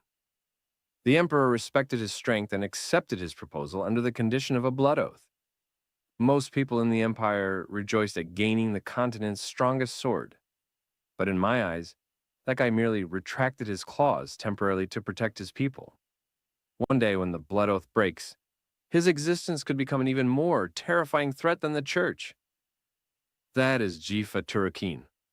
Lan fell into deep thought about his past life. When the war with the giants broke out, Turkin never appeared. Could he have been eliminated by the church like other powerful figures? But other possibilities couldn't be ruled out. The two remained silent for a long time until Nibiros finally spoke up. Can you really control sword energy freely now? The corner of Lonen's mouth curved into a smile as he confirmed her words. That's right. But compared to your domineering sword energy, teacher, mine is still crude. Nibiros was satisfied. She then stood up and brought Lon to the training area, which contained a large number of armored straw dummies. Lonen raised his longsword, preparing to show Nibiros how much he had grown. Meanwhile, Shulin was enjoying the delicious food Eli prepared, the atmosphere between them harmonious and joyful. Nibiros said that demonstrating magic-based sword energy would show his progress. Lone nodded. He raised his long sword in his right hand, channeling magic power into it. A sword strike slashed out. This was formed sword energy. The strike was fast as lightning, heading straight toward the straw dummy. As it traveled through the air, it produced crackling sounds. The dummy's armor became covered in cracks, but the strike suddenly disappeared. Lonen was shocked. He didn't understand why his attack vanished. He had been able to execute it effortlessly, just days ago. He raised his longsword, wanting to try again. Nibiros stopped Lan's movement. She said, being able to channel magic power into your sword is already great progress, but it hasn't reached the stage where it can truly be called sword energy. You're merely infusing a bit of magic power into an attack that was already unnatural. Of course, that alone still grants tremendous power. After all, you're just a first-year student. Just hearing about your feat of killing a wyvern with one strike proves that. Hearing this, Lonen couldn't help but feel doubtful, because he sensed little difference. Nibiros nodded. Your thinking isn't unreasonable. You view sword energy as a projectile of compressed magic power that deals massive damage. However, if you only see magic power as a tool to enhance force, that's an extremely narrow perspective. The true power contained in magic can become a path guiding us to the next stage. That's why I first needed to confirm what you believe sword energy to be. Right now, you must properly grasp your understanding of magic power before we can clearly determine how to strengthen and improve yourself. You may not feel much from what I'm saying now, but you can't rely on luck forever. This difference will inevitably decide your life or death in the future. Lone trembled after hearing these words. The impact was immense. Seeing his reaction, Nibiros patted his shoulder. This is only the beginning. We just need to make up for what's lacking. Don't worry, I'll help you. Nibiros took Lone's sword. She then turned around and closed her eyes. Lan didn't understand why his teacher had taken his Lancia longsword. Nibiros channeled magic power into the Lancia longsword. A powerful fluctuation formed around her. Lonen struggled to keep his eyes open against the blinding light. Nibiros said, Watch carefully. This is your Lancia longsword's true form. Lan asked, The bright red appearance. Is that Lancia's true form? Nibiros held the hilt with one hand and supported the blade with the other. That's right. After resonating with my magic power, it revealed its hidden strength, just like my USA longsword and Duke Renzia's pod longsword, weapons forged by master craftsmen that rise to legendary ranks, all conceal their true power. And the value of manifesting a weapon's true form lies in wielding several times more power than usual. The blacksmith Doran said he'd completed a masterwork for the ages. It seems those words weren't false at all. Lonan was left dumbfounded. The reinforced magic floor had been destroyed by a single strike, filled with deep craters and cracks. Yet when he channeled magic power into the sword himself, nothing had changed at all. Nibiros handed the longsword back. That's because your magic power is far from sufficient to make Lancia resonate. A sword knows its master's shortcomings best. Lonan glanced down at the blade, seeing the Lancia long sword radiating brilliant light. He asked, "Teacher, where should I start? I'll show this sword what kind of a master it has." As soon as he finished speaking, Lonan firmly gripped the longsword and stood before Nibiros. Nibiros smiled. "Then we'll start with your weakest area, maintaining magic power. First day of training, magic power maintenance time, 48 seconds. Third day, 1 minute, 32 seconds. Fifth day, 2 minutes, 12 seconds. Lone continued improving as Nibiros stood behind him supervising. 2 minutes, 50 seconds. 3 minutes, 41 seconds. 5 minutes, 12 seconds. Training day 14. Nibiros looked at the clock in her hand showing 13 minutes, far exceeding the target maintenance time. Ordinary people would need an enormous amount of time to reach this level. She commanded, "Now maintain this state and show me your sword energy." Lone gripped his longsword, holding it vertically downward. Magic power flowed into it.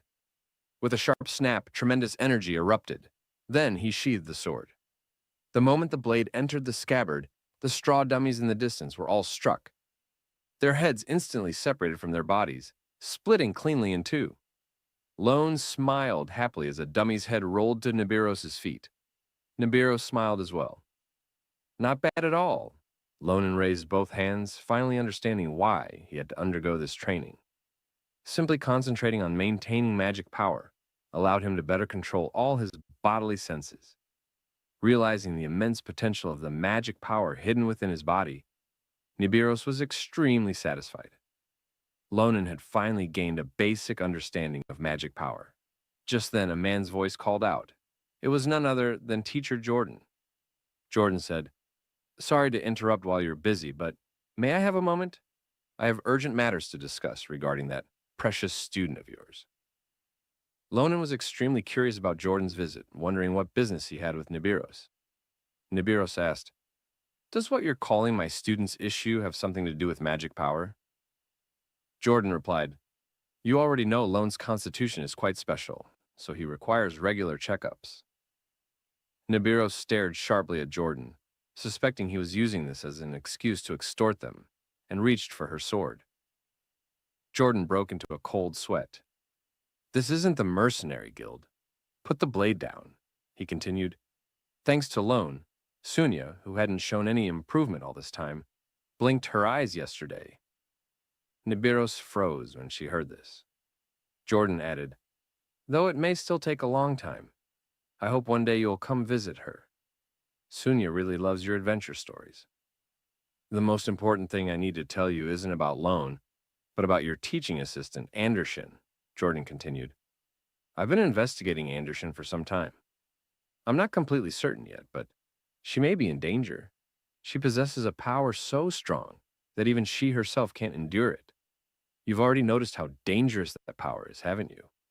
That's why you keep her by your side, to protect her. One wrong move, and everyone could be endangered because of her." As Nibiros listened, her fists clenched tightly. Finally, unable to hold back, she said, "That's enough, Jordan. My teaching assistant isn't as weak as you think." She fixed him with a cold stare. "Don't make conclusions about her future." Jordan fell silent, only managing to say, "Let her make that choice herself." After a long while, Lon scratched his cheek and looked at Nibiros, who was showing him only her back. He then turned to Jordan and asked, "You mentioned a mercenary guild earlier. Were you two mercenaries before?" Jordan rubbed the back of his head and smiled. "Yes. We were quite well known in the southern region over 10 years ago. That's when Nibiros and I first met, and it wasn't pleasant. We both accepted contracts to eliminate each other, so we were enemies for a time. The events of that day are still vivid in my memory. Nibiru's back then was the very embodiment of death. The fear she inspired was beyond words. I was completely defeated and stood at death's door. If Sunya, who lived nearby, hadn't saved me, I would have died there. Sunya devoted herself to caring for me while I was near death. During that time, we fell in love and naturally became husband and wife. Afterward, since we had fought and reconciled, Sunya and Nibiros became friends. The reason was Sunya's pure and cheerful personality. Because I failed to protect Sunya, Nabios began to despise me. She was also furious at my stubborn determination not to give up on Sunya. Even so, Nabios has always kept my secret. Thanks to her support, I've been able to continue Sunya's treatment, so I believe that once Sunya recovers, Nabios will eventually let go of her hatred too. Though Neros acts indifferent on the surface, she is actually someone who deeply values her relationships. The next day, at the Hall of Truth, the main building of the Magic Department, Black Magic Research Lab, Lonan, Jordan, and Ander Shan slowly stepped inside. Lonan scanned the room.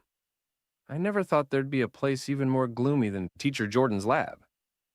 Jordan replied, no matter how gloomy it is, endure it, because only here can we use the ultra-expensive equipment. Then he turned to look at the human magic extraction device behind him. This is the highest grade magical tool, capable of ripping the original magic power from within a living being. Many people who struggle to understand their own power and face endless difficulties would risk this tool even if it meant total bankruptcy. Jordan pointed at the pattern on the ground, ordering Anderson to stand on it. Finally, they could uncover the power hidden inside her body. Jordan confirmed Anderson was mentally prepared, then reached out and slammed his hand onto the human magic extraction device. Before long, Anderson's body began erupting with black energy. She was shocked and quickly asked Teacher Jordan what this dark energy surging from her body was. The black energy slowly drifted toward the monsters trapped in jars around them. A bear monster snapped awake, baring its sharp teeth. Lonan glanced around, utterly stunned. He hadn't expected this ability to be so overwhelmingly powerful. It was already exerting massive influence, without even being truly unleashed. In her previous life, she was able to dominate battlefields and reign supreme across all lands, under the title of the Iron Lady General. All thanks to this power, the strongest and most malevolent force in the Empire's history. On the other side, Jordan stroked his chin thoughtfully. He no longer had any doubts. This black magic power with its special aura was shadow magic. Anderson was utterly confused. She'd never even heard of shadow magic, only hearing Lonan mention it was a secret. Hearing this, Jordan turned to look at Lonan curiously, wondering how he knew about such things. However, Lonan just laughed and said, "Don't worry about those little details." Jordan turned his attention back and said, "There's no information about shadow magic because it has a dormancy period of several years or even hundreds of years within the human body. Even when the power manifests, most people lose their lives because they can't bear the strain." Anderson was startled hearing this. Jordan paid no attention and continued, "Shadow magic is different from what we use. It's something of a completely different nature. Even for someone who can't control magic power, it can grant strength comparable to a swordmaster and turn the impossible into reality. This power that defies reason and natural laws is shadow magic. But the problem is, this power suddenly manifests at moments even the owner can't predict. If the possessor can't control this powerful force and it goes berserk, it will bring terrible disaster to the surrounding area, and those people ultimately exhaust all their strength and burn themselves out completely." Jordan asked Anderson, "Even knowing this, do you still want to possess this power? If not, he could find a way to impose restrictions so the magic power wouldn't manifest, or exhaust every means to find a method to completely eliminate the shadow magic." Then he told Anderson to think carefully, because everyone in the past who manifested shadow magic, whether they could control it or not, all came to a tragic end. After all, shadow magic is a double-edged sword. Jordan asked, "Are you willing to bear this power?" Anderson fell into her memories. Many scenes kept surfacing. She turned away. After a long while, she spoke. "If I said I wasn't afraid, I'd be lying. But someone once told me not to worry, so I'm willing to give it a try. I can't let myself be weak." Anderson showed a smiling expression. "Please, Teacher Jordan." Jordan smiled too. As expected of that guy's teaching assistant, "Your eyes are truly full of fighting spirit." With that, he slammed his hand on the magic extraction device. "Then let's begin right away." Instantly, Anderson was enveloped by a violent light radiating from the magic power. Magic power continuously flowed from her body, gathering in one place and forming a sphere. Jordan looked at Anderson's confused expression and said, "I'm now going to extract the magic power from your body. You must have always felt you had no talent in magic, right? No matter how hard you tried, you were far behind other students in the same grade." Anderson was shocked. How did the teacher know about this? Jordan continued. "Shadow magic is a power that defies natural laws. This kind of power can't just lie quietly dormant inside the body. The shadow magic and the magic power you've been gathering have been constantly colliding and continuously affecting your growth. The solution is simple. If these two energies keep interfering with each other, then we'll completely eliminate the unnecessary one, leaving only shadow magic in your body. However, eliminating magic power from the body isn't that simple. Right now, we're just using the extraction device's power to make the magic appear separated. Once it stops operating, it will return to the body." At this point, Lonan asked, "If we use a method that eliminates magic power all at once, will there be any side effects that cause massive damage to the body?" Jordan looked back at Lonan and said, "No. At most, it'll just return the body to a state without magic power."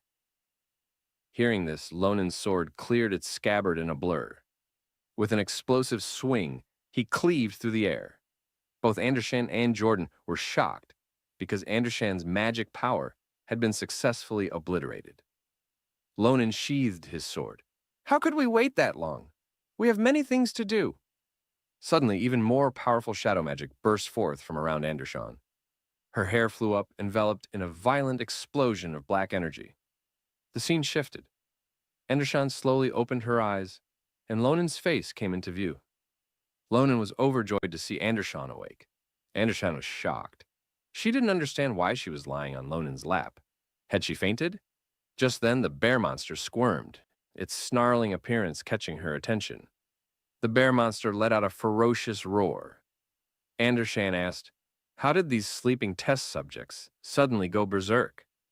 Lonan told Anderson, "This is your handiwork." Jordan explained from the side. "After the magic power in your body disappeared, the suppressed shadow magic temporarily went berserk. That's why this happened. But congratulations. Regardless of the process, you succeeded in the end. That ball of strange energy that originally occupied the position of your heart is now the pure core of shadow magic. This is the power you must cultivate from this moment forward." Anderson stared at her hands, whispering, "This power, it's nothing like mana. It feels cold, terrifying. Currently, it's in an unstable, hyperactive state due to the backlash of purging your magic power," Jordan explained. "It will soon settle and shrink to about the size of a handful of sand. As the shadow magic awakens, you will slowly begin to grasp the true extent of the abilities you've gained." Just as Jordan stepped forward to stabilize the thrashing test subjects, Lonan held him back. "Let Anderson handle it," he suggested. "Tell them to be quiet yourself. It might just work." Anderson hesitated, then focused. "Quiet," she commanded. Instantly, the rampaging monsters froze.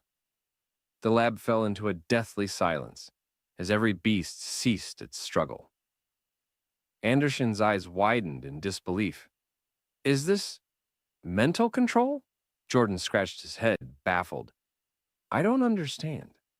Even basic brainwashing requires massive amounts of mana and high-level artifacts. I never imagined such a force could be exerted with a single word." Lonan's expression grew grim.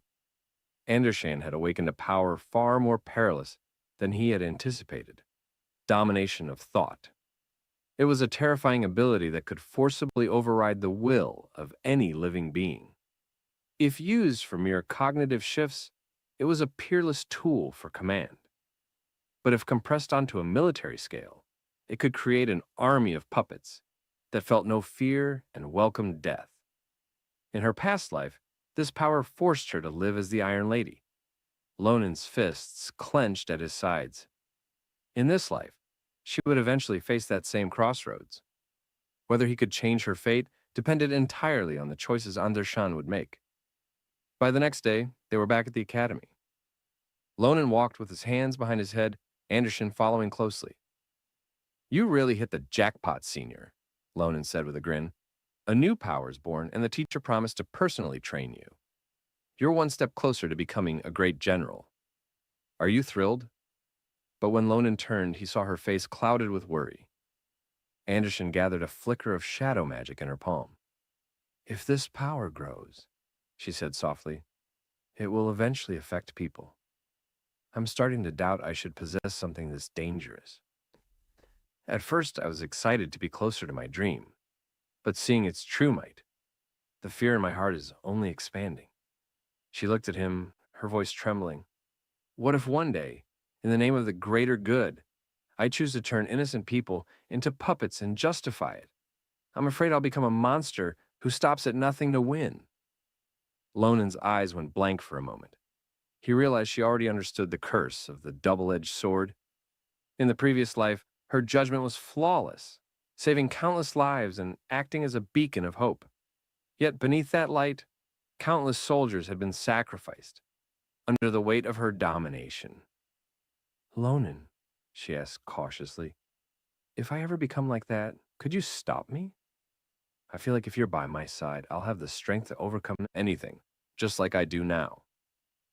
Lonen's lips curved into a confident smile. "Remember those words. Don't go regretting them later once you've made a name for yourself." A rare period of peace followed at Philip's Royal Academy. Andershan and Jordan began the grueling process of taming the shadow magic. At first, she struggled to influence a single sparrow. Now she could manipulate 5 simultaneously and was moving on to larger beasts. Meanwhile, Senior Brian remained as dedicated as ever, finding fulfillment in his daily self-training. Senior Oilia, usually a ghost during the daylight hours, had taken a sudden interest in teaching Sita blood magic. Out on the training grounds, Sita unleashed an attack that cleanly decapitated a straw dummy in one swift motion. "A genius!" Oilia cried, spinning around in joy as she hugged the creature. "I never expected the first blood snipe to be such a success." She began pacing excitedly, debating whether to teach Sita the blood wheel blade for duels or the blood mist for wiping out entire crowds. Lonen also enjoyed these quiet days, currently locked in a fierce spar with Shulafin. Their long swords clashed and sparked in a rhythmic roar as they traded verbal jabs. Neither would back down, each insisting they were the superior warrior. Maria watched them from the sidelines and sighed. They've been at it for hours and aren't even tired. They belong on a real battlefield, not a training hall. She looked at Lonen and smiled. Perhaps that's just his charm. She turned to Assam for his thoughts. Assam nodded fervently. He had seen Lonen's charisma firsthand in their hometown. He fidgeted with his fingers, muttering that he wished he could be as steady as Lonen. Maria laughed at his jealousy and threw an arm around his shoulders. "You're cute when you're worried, don't be. To me, you're the best. Let's get back to our coordination training. Next time we spar, let's show Lonen what we're really made of." Assam's face turned bright red instantly. Later, on the top floor of the teaching building, Lonen sat across from Marine. The steam rose from his teacup, reflecting his calm gaze. "My hunch was right," Lonen said, inhaling the steam. "Just the aroma of this tea awakens the senses. It's exactly like the tea I drank back at Srente Temple." "I thought you said you wouldn't use a single leaf until your cultivation was a success. Yet here we are drinking tea." Marin, the advisor for the Special Adventure Club, let out a hearty laugh. "It's all thanks to you. If you hadn't brought me that gift after your journey to the White Earth Mountains, I wouldn't have known this herb even existed, let alone how to grow it. It took a mountain of time and focus, but I've finally done it. Thinking about how this can help people in the future, it just makes me happy. Lonan applauded the news. As our advisor, you've always been busy cleaning up our club's messes, he said with a mischievous glint in his eye. I've been wondering how to repay you. Since you're in such a good mood, I guess we can afford to cause a few more problems from now on. That's a bit much for me, Marin stammered before turning serious. Actually, I called you here for another reason. I just received a reply. He pulled out a letter. You mentioned that to understand the curse within you, you had to visit the Tower of Dawn. We finally have permission for you to go. However, don't celebrate yet. Be extremely cautious. Between the recent scandal and the general chaos there, the situation is quite volatile. He paused. Also, you won't be traveling alone. The magic department's honor student visit was postponed previously, so they'll be joining you. That honor student was none other than Eliza, who, at that very moment, was frantically pouring her heart out in a love letter to Andershan. The next morning, the airship Western Wing glided through the clouds toward the Tower of Dawn. Eliza sat on a plush sofa, sipping tea, when she nearly choked at the sight of the person standing before her. Lonan waved casually. Long time no see, Elizabeth. No, wait. I should call you Eliza, right? I told you not to use that name, Eliza barked, her face turning red.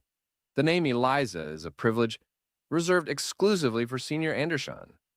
Now, tell me why on earth you are here.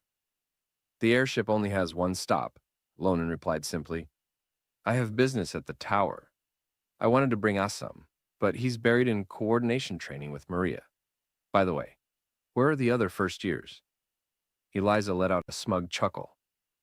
It's just me, of course. The Tower of Dawn is the peak of fire magic. Only the top 10 students in the practical fire courses are even considered. Since I'm ranked first in the entire magic department, the others don't even have the right to dream of this. That's why I'm here, enjoying my solitude and tea. Then we can chat the whole way, Lonan said, delighted. Since I'm alone too, I'll graciously keep you company. Not bad, right? Who is keeping whom company? Eliza snapped, her face twisting in annoyance. She certainly didn't need his grace. As the magnificent vessel cut through the sky, the other students spent their time gossiping and fooling around. Lonan sighed as the famous Tower of Dawn loomed on the horizon. It frustrated him that they weren't using this time to meditate on magic. Eliza smoothed her hair, looking equally disgusted. I can't stand these commoners either, she admitted. Then she looked at Lonan and offered a rare smile. But I suppose it's natural. In this academy, besides Sister Andershan, you're the only talent I recognize. You've made quite an impression lately. Suppressing that arrogant Grandia madman in front of everyone was incredibly satisfying. I even heard you assisted the Sword Saint Turkin in crushing a cult's terrorist cell. The palace has noticed you, and that means the Akalusia family is watching too. Suddenly her eyes went wide. Speaking of which, when are you going to respond to my invitation? It's been months. Are you testing my family's patience? This is a once-in-a-lifetime chance. If you join us, you'll immediately... Lonan couldn't get a word in edgewise, as Eliza began to ramble. Finally, he clapped his hands together to break her flow. Eliza, why do you like Senior Andershan so much anyway? Eliza froze, stunned by the sudden question. By your standards, Lonan continued, Senior Andershan wasn't just not talented during her repeating years. She wasn't even ordinary. Yet you adore her.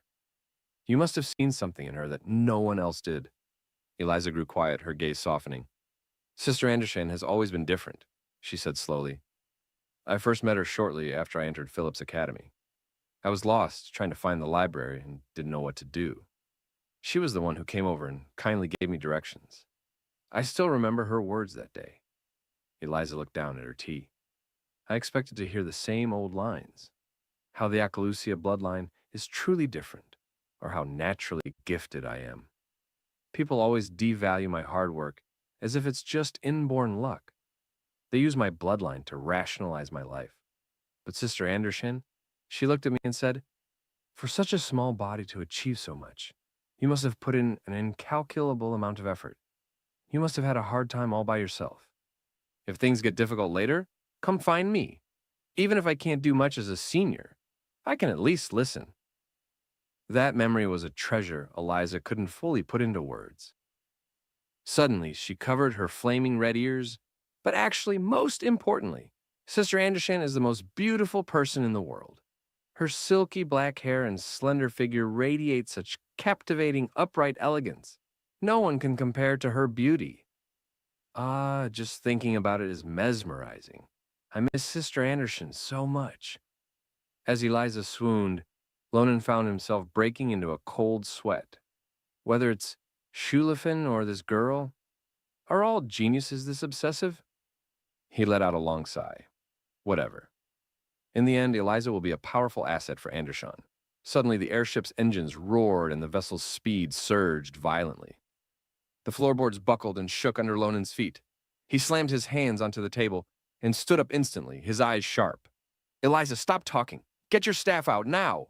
What? There's no time. Something is coming for us." Before she could protest, Lonan grabbed Eliza and her staff, leaping through the ship until they reached the outer hull of the upper deck. Eliza shrieked, "This is no way to treat a lady. You're being too rude." Lonan ignored her, scanning the horizon. "Eliza, can you use telekinesis to make a person float? They're right on top of us. We need to be ready this second." Eliza squinted into the distance, seeing nothing but empty clouds. "I don't know what you're—" She froze. From the mist, a colossal, oval-shaped fireball materialized, hurtling toward them. Compared to that massive sun of destruction, the entire airship looked like a helpless toy. Eliza recognized it instantly, an aerial interception spell used in total war. But she couldn't fathom why it was here. Lonan didn't wait. He drew his long sword and launched himself into the sky with an explosive leap. "Wait, you idiot!" Eliza screamed. She reacted instinctively, thrusting her staff forward and casting a telekinesis spell to tether Lonan, keeping him airborne. Lonan soared directly into the path of the oncoming inferno. His blade ignited with surging magic power as he swung. A flurry of silver strikes erupted, a dense, inescapable net of steel that had enveloped the fireball. With a violent vibration of energy, the massive sphere was shredded into 1,000 burning fragments. Lonan's eyes widened. There were more shards than he expected, and they were raining down toward the airship like meteors. Suddenly, a barrage of flame arrows whistled past his head, piercing the fragments and detonating them mid-air. He looked back in surprise. Eliza stood on the deck, her body wreathed in roaring flames, her staff glowing as she unleashed a relentless volley. "Did you really think I couldn't handle a few sparks?" she said, her voice cool despite the heat. "I am Elizabeth Akalusia." As the last of the fire died out, the crisis was averted. Lonan let out a hearty laugh. "Very good. Truly worthy of the Akalusia name." "That was awesome, Eliza." "Hey, didn't I tell you not to call me that?" she shouted, though her fists were shaking more from adrenaline than anger. By the time the western wing reached the airspace above the Tower of Dawn, a massive magic circle shimmered into existence. A booming voice echoed from the tower. "Is everyone all right? We have confirmed that an intercept spell was fired at the airship. We must state clearly, this was not the work of the Tower of Dawn, but an unpredictable incident. We have made preparations for your arrival. Please land. We will explain everything and offer our formal apologies." The airship touched down safely, and the students spilled out in a noisy clamor, terrified and curious about who had saved them. Eliza huffed. "This is one of the 5 great towers, yet such an absurdity occurs. If there's no reasonable explanation, I'll file a formal protest through my family." "I'm angry too," Lonan replied, "but let's hear them out. We aren't completely in the dark." Before the trip, Lonan had asked Professor Marine why the visit had been delayed so many times. Marin had revealed that after the infiltration of Grandia, the Empire had searched the Tower of Dawn and captured 3 cultists. Before they could be interrogated, the cultists triggered self-destruction magic. The explosion was so violent that 1/5 of the land surrounding the tower simply vanished. Lonan gripped the hilt of his sword. He knew that fireball wasn't an accident. It was the cult. If anything fell off, he would strike first. Suddenly, the great doors of the tower swung open. A figure stepped out and bowed deeply. The Tower Master is away. I am Farah, the Vice Tower Master. Lonan's heart skipped a beat. Farah? In his previous life, this man was one of the Empire's greatest fire mages. Seeing this uncle here was a shock. Farah kept his eyes closed, his voice heavy with regret. We should explain the full situation, but many facts remain unclarified. However, we have detected the magical fluctuations of the culprit near the launch device. We are cross-referencing all personnel now. Catching them is only a matter of time. He bowed again. We will compensate you for the trauma and guarantee your safety during this apprenticeship. Please, I beg for your understanding. The students whispered in shock. A high-ranking mage like Farah personally bowing to students was unheard of. Eliza cleared her throat. Seeing his sincerity, I suppose we can trust him for now? Let the matter pass. Lonan nodded in agreement. He knew Farah was a man of absolute honor.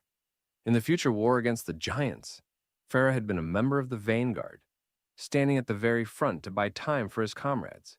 He had burned his own body again and again until his very life turned to ash. He was a hero who never hesitated. Lonan lowered his sword. Farah could never be a cultist. Farah placed his hand over his heart, looking at Eliza and Lonan. Our tower owes you both a truly great debt. Miss Elizabeth, Mr. Lonan, as the acting tower master, I thank you both for intercepting that fireball. Lonan pointed at himself, puzzled. Eliza is an Akalucia, so it makes sense you'd know her, but how do you know my name? Ferris smiled warmly. No need for such caution. I've already received detailed word from Philip's Academy. He then invited them to follow him into the heart of the Tower of Dawn, both to express his formal gratitude and to discuss a more pressing matter. As they stepped inside, Farah explained that they were entering the central hub of magical research. They passed through the sample hall, where mages were rushing about frantically, their voices thick with anxiety as they checked the status of various magical artifacts. Eliza marveled at the sight. She finally understood why this was one of the 5 great towers. Nearly every member was a 4th ring mage or higher, ready for immediate combat. Lonan agreed, though he noticed from their hushed, tense conversations that the mages seemed wary of outsiders, as if they were already struggling with a private crisis. As they climbed the stairs following Farah, they caught sight of a woman sitting on a distant landing, clutching a magical communication device. Her expression was ice cold. Ignite the flame with the death of Akalucia, she muttered under her breath, her voice like a jagged blade. On the top floor, Farah sat across from the 2 students. Lonan wasted no time. I believe that fireball was an accident, but one thing doesn't add up. Why didn't you stop it? For a deputy tower master, intercepting a spell like that, before it reached us, should have been a piece of cake. Farah closed his eyes. You're right. Forget me.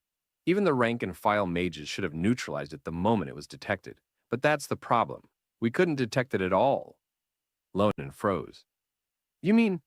Farah nodded grimly. Until that fireball was practically on top of the airship, the tower's sensors couldn't identify its existence. That's ridiculous, Eliza cried. How could magic that powerful remain invisible? Lonan, she continued, her voice dropping. If this is true, someone must have cast a massive perception interference spell right under everyone's noses. It's the only explanation. But to bypass a 7-circle mage like Farah, only someone like Horn, the Empire's sole 9-circle archmage, should be capable of that. Lonan was stunned. In his previous life, Horn was the legend who sealed one of the 3 giants and fought by their side until the end. He couldn't be the culprit. But if an enemy existed with power equal to Horn's, the implications were catastrophic. Farah, sensing the suffocating tension, raised his hands to calm them. Please don't jump to conclusions. We have few leads, and it's possible they used something other than magic. Rest assured, if I find any threat to this tower, I will personally burn it to ashes. He clapped his hands, changing the subject. Now, for your compensation. He looked at Eliza. As a reward for taking first place in your course, I will personally tutor you in flame magic, spells rarely taught at the academy. Eliza's face lit up with a brilliant smile. And for Lonan, Farah continued, producing a scroll. I've heard your club activities often lead you into danger. This is a high-level flame magic scroll for critical moments. Furthermore, I know you are searching for books on removing curses. Our library is the largest in the Empire, so I've assigned a special administrator to assist your search. Later, inside the sprawling library, Lonan stood alone, turning a golden ring over in his fingers. He wondered what the administrator would be like, perhaps an intellectual or, given Sarante's connection, an elf. I am Ele, a voice called out. A woman emerged from the stacks, holding a pile of books.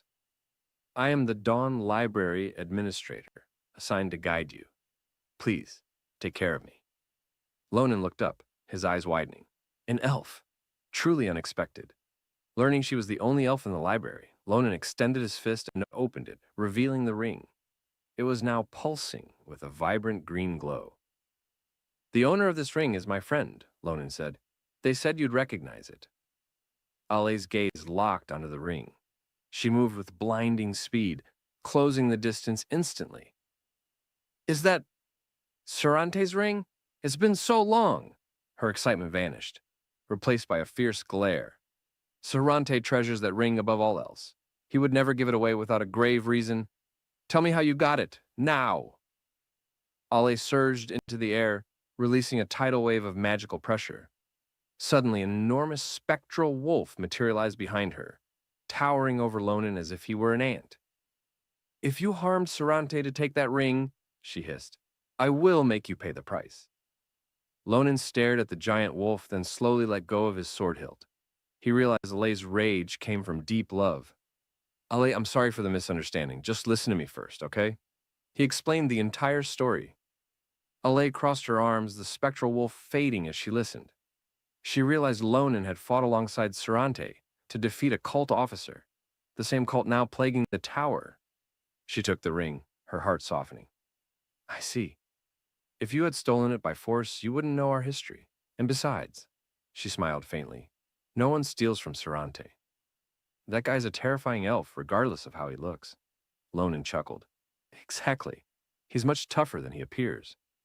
Ale apologized for her outburst. Lonan waved it off. It's fine. But how do you know him so well? You called yourself his disciple. He is my mentor, Ale admitted. I met him hundreds of years ago during my rebellious phase. I used to bully humans and seize land, thinking I was untouchable because I was strong. Then I met Sarante. I told him to get lost, that he was in my territory. She laughed at the memory. He just told me to come quietly because he didn't want to hurt me. He brought me here, to the Tower of Dawn. Back then, he was a top-tier mage, the only one who achieved that rank without using flame magic. She looked at the library shelves. He taught me that those who live by power alone will eventually be crushed. He showed me how to live in peace and fill my life with love. Because of him, I stayed here to guard this place. By the way, is he still as busy as ever? To think he has to relay messages through a human. Lonan's body trembled. He looked down, his eyes filling with a sudden, sharp sorrow as he remembered Sarante's death. Sarante wouldn't want her to suffer, he thought. Lonan forced a smile, though it didn't reach his eyes.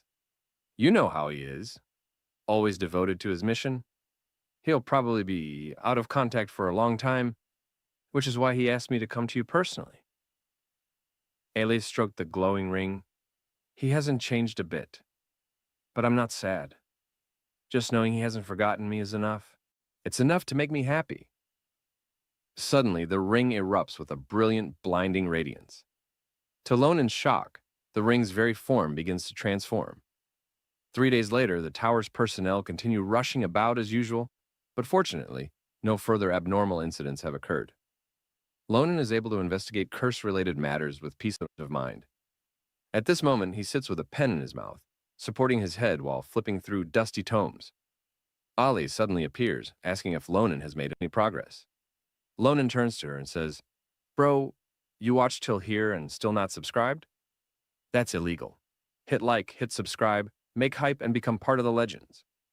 Although I haven't found specific details about the curse yet, I've grasped the general idea. Thanks to you, I've had a crash course on curses for 3 straight days. It's just that the deeper I dig, the more frustrating it gets. It makes me want to give up. Ale replies, I happen to have time right now. Ask me anything you want. Lonan flips through a book, noticing a particular issue. Ailey's pupils dilate with shock upon seeing it's a forbidden book. After learning the question is about the term Vedra, Ale pauses, then places both hands on Lonan's shoulders. She says, How do you know this term? Don't tell me you snuck into the forbidden section when I wasn't looking. Lonan replies in surprise, This is the first I'm hearing of that place. This word just appears frequently in the books you brought me, so I'm asking you. Ale reaches for a nearby book. That's impossible. None of the books she provided should have mentioned that term. Lonan stands up in disbelief, frantically flipping through the pages. He says, This page alone is filled with it. Then, a jaw-dropping event occurs. The text in the book vanishes completely. Ale's face darkens as she crosses her arms. She says, Sarante didn't send you here just because I'm the library administrator, did she? The Tower of Dawn holds vast knowledge in many curse-related texts, yet even they cannot casually mention the word Vajra. They say Vajra is the most terrifying forbidden book in history, written by demons themselves. It grants infinite power to those who touch it, while simultaneously fueling a terrible, destructive instinct. It once led a prosperous kingdom to its downfall, which is why it is called the Vajra of destruction. Meanwhile, Farah slowly approaches an old man, bound by heavy chains. This man is none other than the Tower Master of Dawn Tower, Raldane. Farah turns and says, I believe you can understand that all of this is a choice made for tomorrow's dawn, Ali continues. The forbidden section of the Dawn Library exists to seal away books like Vajra. Sarante asked me, an elf, to be the administrator, because humans are easily seduced by such power. But you just blurted out Vajra, the most evil of all forbidden books. Since the self-destruction incident, there have been disappearances and these strange occurrences. Lonan interrupts. Are you saying the disappearances happened after those guys carried out the terrorist attack? Ale replies, Yes, I remember it clearly. The people who vanished were those who helped me manage the books. I searched every corner of the tower, but found no trace. It's as if they all evaporated. Lonan is utterly shocked, vanishing into thin air. How is that possible? It's as if they were waiting for the explosion to happen. Perhaps the blast was just a trap to divert attention. Night falls. Eliza is currently practicing flame magic. Seeing the massive power of the flames summoned by the array pattern, she beams with joy. Ordinary people could never achieve this. Farah's flame magic is truly exceptional. Applying his theory has drastically reduced her magical consumption while creating beautiful patterns. Eliza considers recruiting him into her family, though she doubts he would agree. She stretches lazily, determined to learn as much as possible during the apprenticeship. Suddenly, Eliza senses someone lurking in the shadows. She furrows her brow, raises her staff, and launches a magical strike that wraps directly around the intruder's neck. She yanks the collar with one hand, demanding, Did you think invisibility magic and holding your breath would let you spy on me? You're seriously underestimating me. Eliza's hand freezes. She recognizes this person from the bulletin board. It's one of the missing persons. Just as Eliza wonders why he appeared here, a violent tornado strikes from behind, scattering debris everywhere. The attackers are a group of mages. Suddenly, a massive wave of flames surges toward them. Seeing this, they hastily activate protective shield spheres. The flame wave crashes against the shields with a tremendous earth-shaking roar. The force carries the missing person away, now completely charred and smoking. Eliza advances step by step, gripping her staff as flames blaze wildly around her body. She says, You can only blame yourselves for attacking first, but I have one question. You tower veterans disappeared without a trace. Why return now to attack me? She turns her gaze to one particular person. And why did you get involved in this, Miss Xuen Granzhia? Xuen doesn't answer. Eliza isn't bothered. She's been eager to test Farah's magic in actual combat. There are many array patterns I want to experiment with, so everyone, please don't turn to ash too quickly. With that, Eliza activates her staff, releasing a terrifying, catastrophic attack. The unstoppable assault devours the group of mages as the ground collapses, eroded and melted by the flames. Feeling the overwhelming heat, the mages retreat rapidly. One of them gasps, "Truly the genius of the Akalusia family. This is far beyond what a four-circle mage should be capable of." Eliza glances at Schwen and commands, "Burn her to ashes." Instantly, a flame-wreathed spear manifests in Schwen's hands. The blazing spear. Schwen releases the weapon, and it shoots straight forward, piercing through the flame attack and heading directly for Eliza's face. Just as the spear is about to shatter Eliza's skull, she casually waves her hand. "This level of power is weaker than even a match," she mocks. "And this was magic you loudly chanted for." Seeing the blazing spear neutralized so effortlessly, Schwen freezes. "Here, have it back," Eliza says, flicking her finger. Countless light arrows erupt toward Schwen and her guards. Dare to become an enemy of Akalusia, and death is your only fate. The light arrows streak through the air with piercing shrieks. Blazing silver arrows. The mages show grave expressions and hastily erect a firewall. The silver arrows strike the barrier relentlessly until blood begins trickling from the mages' mouths. One of them shouts, "We need to close the distance for a decisive battle. I'll go. You stay and protect Schwen Granzia. For our master, the core of this plan is Schwen. The Akalusia must die at Granzia's hands." Just as he finishes, a light arrow strikes his head. Schwen is shocked. A firewall cast with the full strength of a four-circle mage was shattered easily. The remaining mage thinks this is absurd. The Akalusia's talent is too strong, but he sees an opportunity. She's focused on attacking. Her defense must be neglected. He dodges the arrows and rushes forward like a flame. In this life-or-death situation, she's so arrogant. She's still just a child. He grips a flame-wreathed long sword. "Akalusia, you will pay a terrible price." As he nears her, countless light arrows sprout from the ground, piercing his limbs and body. He grits his teeth, eyes wide with disbelief. Eliza laughs. "Ha ha, how spectacular. That was just a deliberate opening I showed you, and you took it. How laughable. This is textbook, like a moth to a flame." "How could this be? You didn't have time to cast a new spell." Magical power swirls in Eliza's hand. "Why use a new move? I just made the spell I already cast change trajectory and circle back. This technique is my telekinesis." As the light arrows dig into the mage's body, he lets out agonizing screams. "You can cast two different attribute magics simultaneously? This is too absurd." Eliza brushes her hair with a smile. "To be precise, I can use up to 3, but you won't get to witness that. For catching moths, it's far too wasteful." After killing the mage, Eliza turns. "Now that there's nobody left to interfere, shall we continue our conversation?" Schwen Granzia stares intently.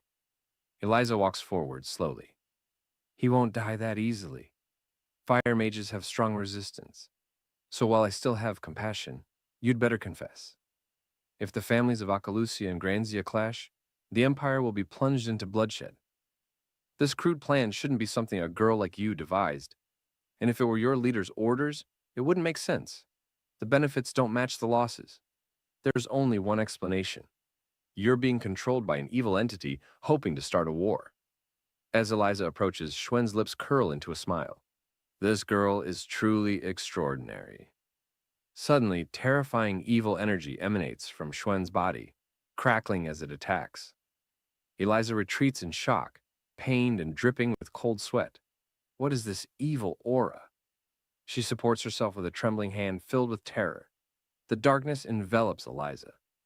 A withered, grotesque hand reaches out. A low voice echoes, "Akalusia, you're nothing but a lamb intoxicated by trivial power. Raise your head and engrave this. The one who will become the master of the world is called Vajra." The scene shifts. Lonan and Ayle arrive at the tower's top floor. Farah asks, "Lonan, is it true? Did you see the dangerous name Vajra in an ordinary book?" Lonan confirms it. Farah clasps his hands. "This is simply unbelievable." Ale says, "Perhaps Vajra's seal has weakened. We need to verify this immediately. Farah shakes his head. I personally confirmed yesterday that Vajra is still sealed. Ale slams the table. Did you go to the forbidden section without me? Rules state access requires me or the Tower Master. Even you could be seduced. I'll report this to the Tower Master. Farah clenches his fists, clutching his forehead. I'm sorry, Ale. Tower Master Raldane is already in the forbidden section, sealed together with Vajra. Lonan and Ale are thunderstruck. Farah recounts. A year ago, on the day everyone thought he was leaving for training, he entered the deepest darkness within the tower. He unsealed Vajra, the most evil, forbidden book, only to comprehend the ancient knowledge within it. Ael cannot fathom why the Tower Master would covet knowledge from a forbidden book. Tower Master Aldane's flame and illusion magic had already reached the pinnacle. Why would he do this? Farah explains that Raldane believed he could control Vajra, cherishing the potential within its forbidden knowledge. The Master believed such knowledge only caused misfortune when it met the wrong masters, asserting that in the right hands, even dangerous power could benefit the world. He felt the knowledge in Vajra, which maximizes a caster's potential, would be a blessing for the land. Lonan crosses his arms. I can already guess what happened next. The Tower Master failed. Farah does not deny it. We underestimated that power. For humans, it is an unbearable evil. Even Raldane could only resist briefly. The moment he realized he was becoming Vajra's host, he used an emergency force summoning scroll to call me to the forbidden section. As evil power spread through his body, Raldane told Farah to seal him while he still had self-awareness. He warned that if they missed the moment, the world would fall into danger. Farah had argued, trembling, that he couldn't do such a thing, but the Tower Master struggled against the eroding darkness. He insisted it was better he die than let dawn be occupied by evil. All of this is for tomorrow's dawn, he gasped. Farah sealed him using the most powerful magic. This hidden truth should have been public, but Farah understood Raldane's world-minded thinking and could not bear to destroy his reputation. Learning the truth, Ale is incredulous. Lonan notes, regrettable as it is, we can't wallow in grief. Circumstances indicate Vadra's seal is broken. If this power can shatter our understanding, deceiving Farah's perception through Raldane's illusion would be sufficient. But why reveal its existence now? As Lonan thinks, starlight suddenly drifts through the air. Lonan is shocked. This is Granzia's magical power, but it isn't coming from Ale or Farah. The aura is so strong it fills the entire space, something even Bridget couldn't accomplish. On the other side, Eliza kneels on the ground, staring at the sky. In the Akalusha family, Vajra is a rare, forbidden entity, requiring the head's permission to investigate. She trembles as she realizes Vadra's appearance has changed. Its form is now that of Tower Master Raldane. Vajra descends, declaring, "This body belongs to the Master of the Tower of Dawn, an elder at humanity's peak. Yet he dared to covet my power and lost everything, reduced to a puppet, just like your current situation, Akalucia." Eliza clenches her fists, trying to stay calm. If this truly is Vedra, the entire tower wouldn't stand a chance. Yet she notices a discrepancy. If you're so powerful, why the tricks? You could just attack directly, she smiles. You mastermind aren't so impressive. You only dare hide behind a 10-year-old girl. Laughable. A grotesque hand grabs Eliza's face, but she shows no fear. If you had recovered your power, this would be unnecessary. You're nothing but a paper tiger. Vajra laughs maniacally. You guessed half correctly. I need time to fully recover. This old man's will still resists, trying to burn us both together. But it ends soon because a superior vessel has delivered itself to me. He lifts Eliza's chin. Instantly, Lonan's image flashes in her mind. That child is my true beginning, my complete form, Vajra laughs. Spikes trap Eliza, leaving her at his mercy. Vajra continues. Raldane's consciousness is troublesome, and I obtained only an aged body. But while eliminating his will, the fireball I launched out of boredom led me to discover him on that airship. This is fate. He is young, strong, and possesses potential surpassing everyone. After observing him for days, I decided to bestow upon Lonan the honor of becoming my host. I'm no longer interested in a war between your families, but this process was meaningful. I discovered talent like you.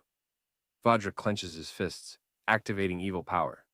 Dark thorns erupt from the ground, piercing through Eliza's body. Vajra snaps his fingers. It would indeed be too wasteful to kill you on a whim. So today I'll be magnanimous and give you an opportunity. Are you willing to become my slave and swear to be loyal to me? Then countless dark hands reach out surrounding Eliza. Eliza is tightly bound, completely unable to move.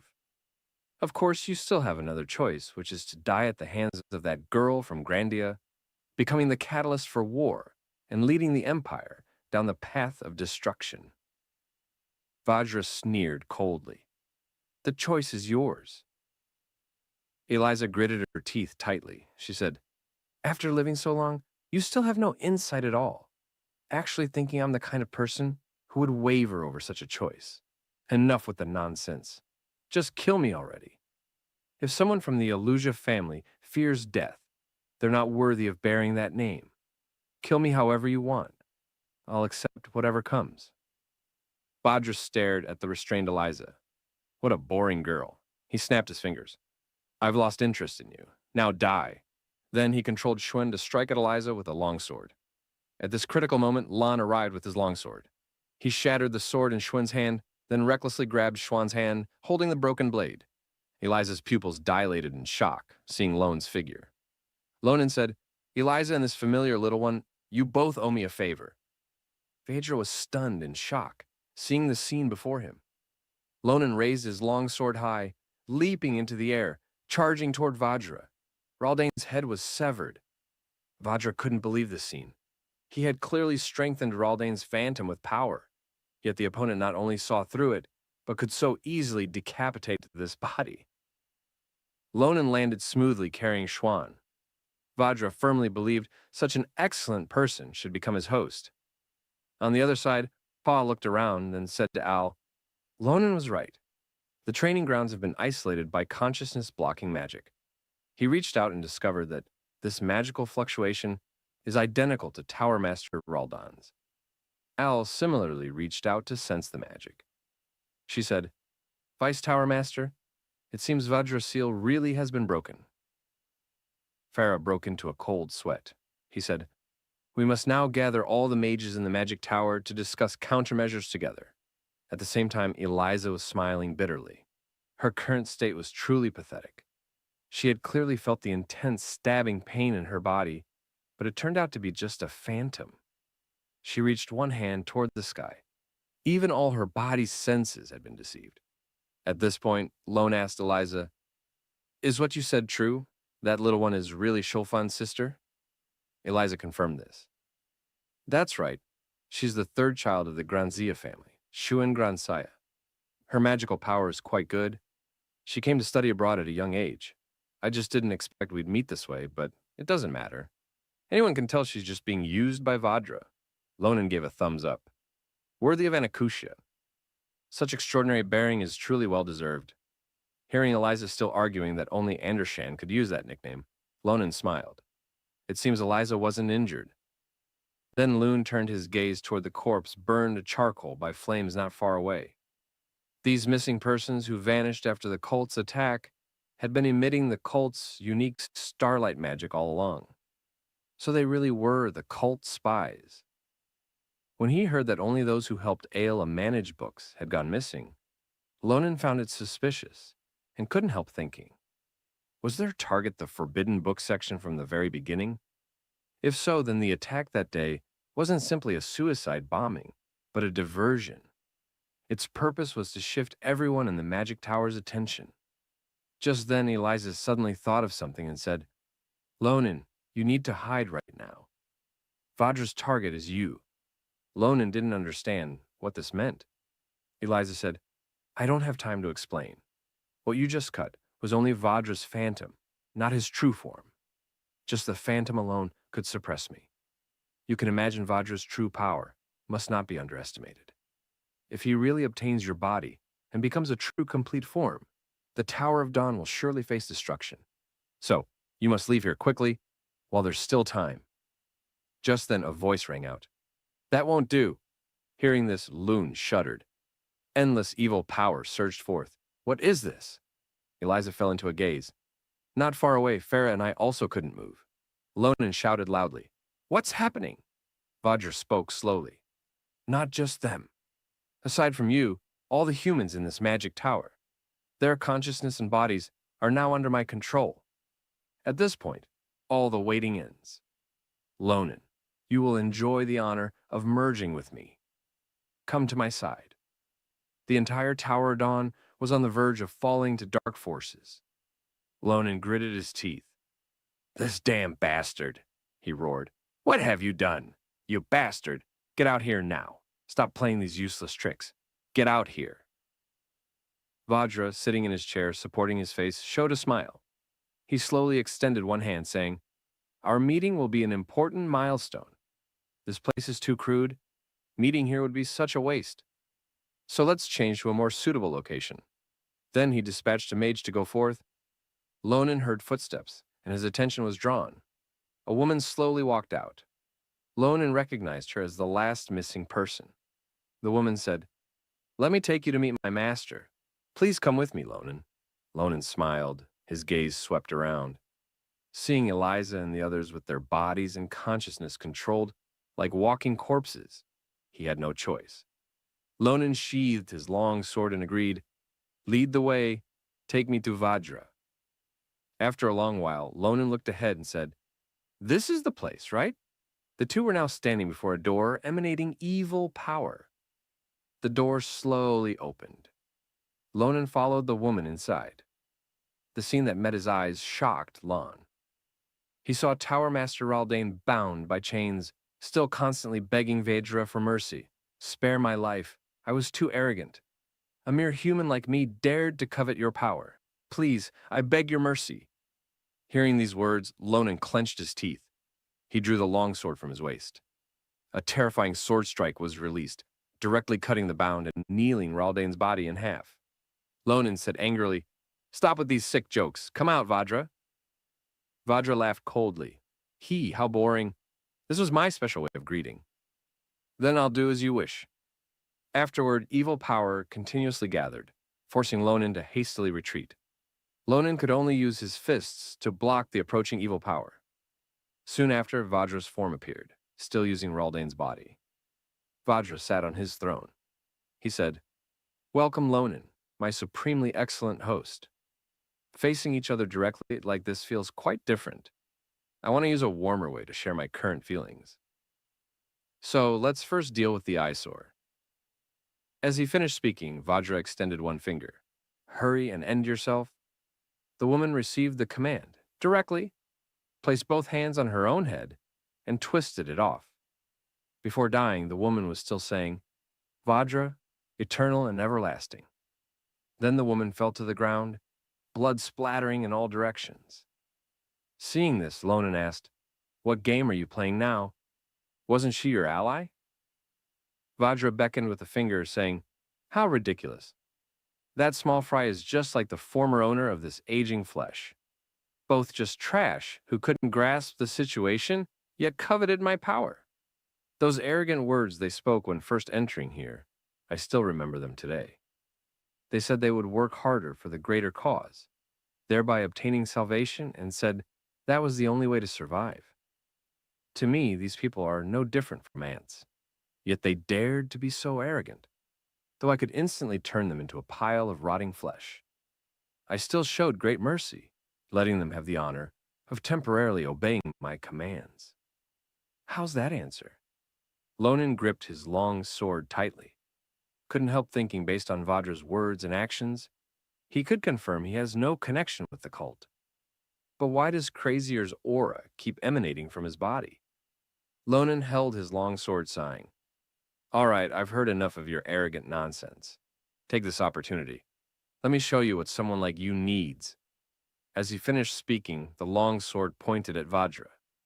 Seeing the blade point at him, Vajra crossed his legs, saying, Truly imposing, but since you're to become my host, you should have that kind of spirit. However, aren't you afraid at all? With just a move of my finger, I can end your life. The gap in our power is like heaven and earth. Lon was too lazy to listen to this garbage, and gripping his long sword with both hands, he struck at Vajra on the throne, determined to cut him to pieces. If that were really the case, you would have acted already, just as the sword was about to strike his face. Vajra smiled. How interesting. Lonen's long sword cut Vajra along with his throne directly in half. Then Lonen's whole body shook. Behind Lonen appeared another Vajradra sitting on a throne. Vajra extended his hand, evil power gathering upon it. He said, Your arrogance needs adjustment. Come at me. Lonen was extremely surprised. He hurriedly flew backward, trying to dodge the attack about to consume him. Vajra said, You need to recognize the gap between yourself and me. Just when Lonen was at his wit's end, the pocket on his shirt emitted a green light. It was the ring Sarante gave him glowing. The green light slowly attached to the long sword in Lon's hand. Lon's pupils fixed on it. What is this aura? At this moment, evil power transformed into a giant M, with fangs approaching. Just as the giant maw was about to swallow Lonen whole, a strong fluctuation emerged. The teeth of the giant M were blocked by Lone's longsword. You dare point your stinking mouth at me, you're asking for death. Lon swung his longsword. Endless sword strikes attacked, slashing at the evil power. Lon successfully escaped the giant maw's mouth. He saw Vajra sitting on his throne. Vajra's fingers tapped on the armrest, completely unconcerned.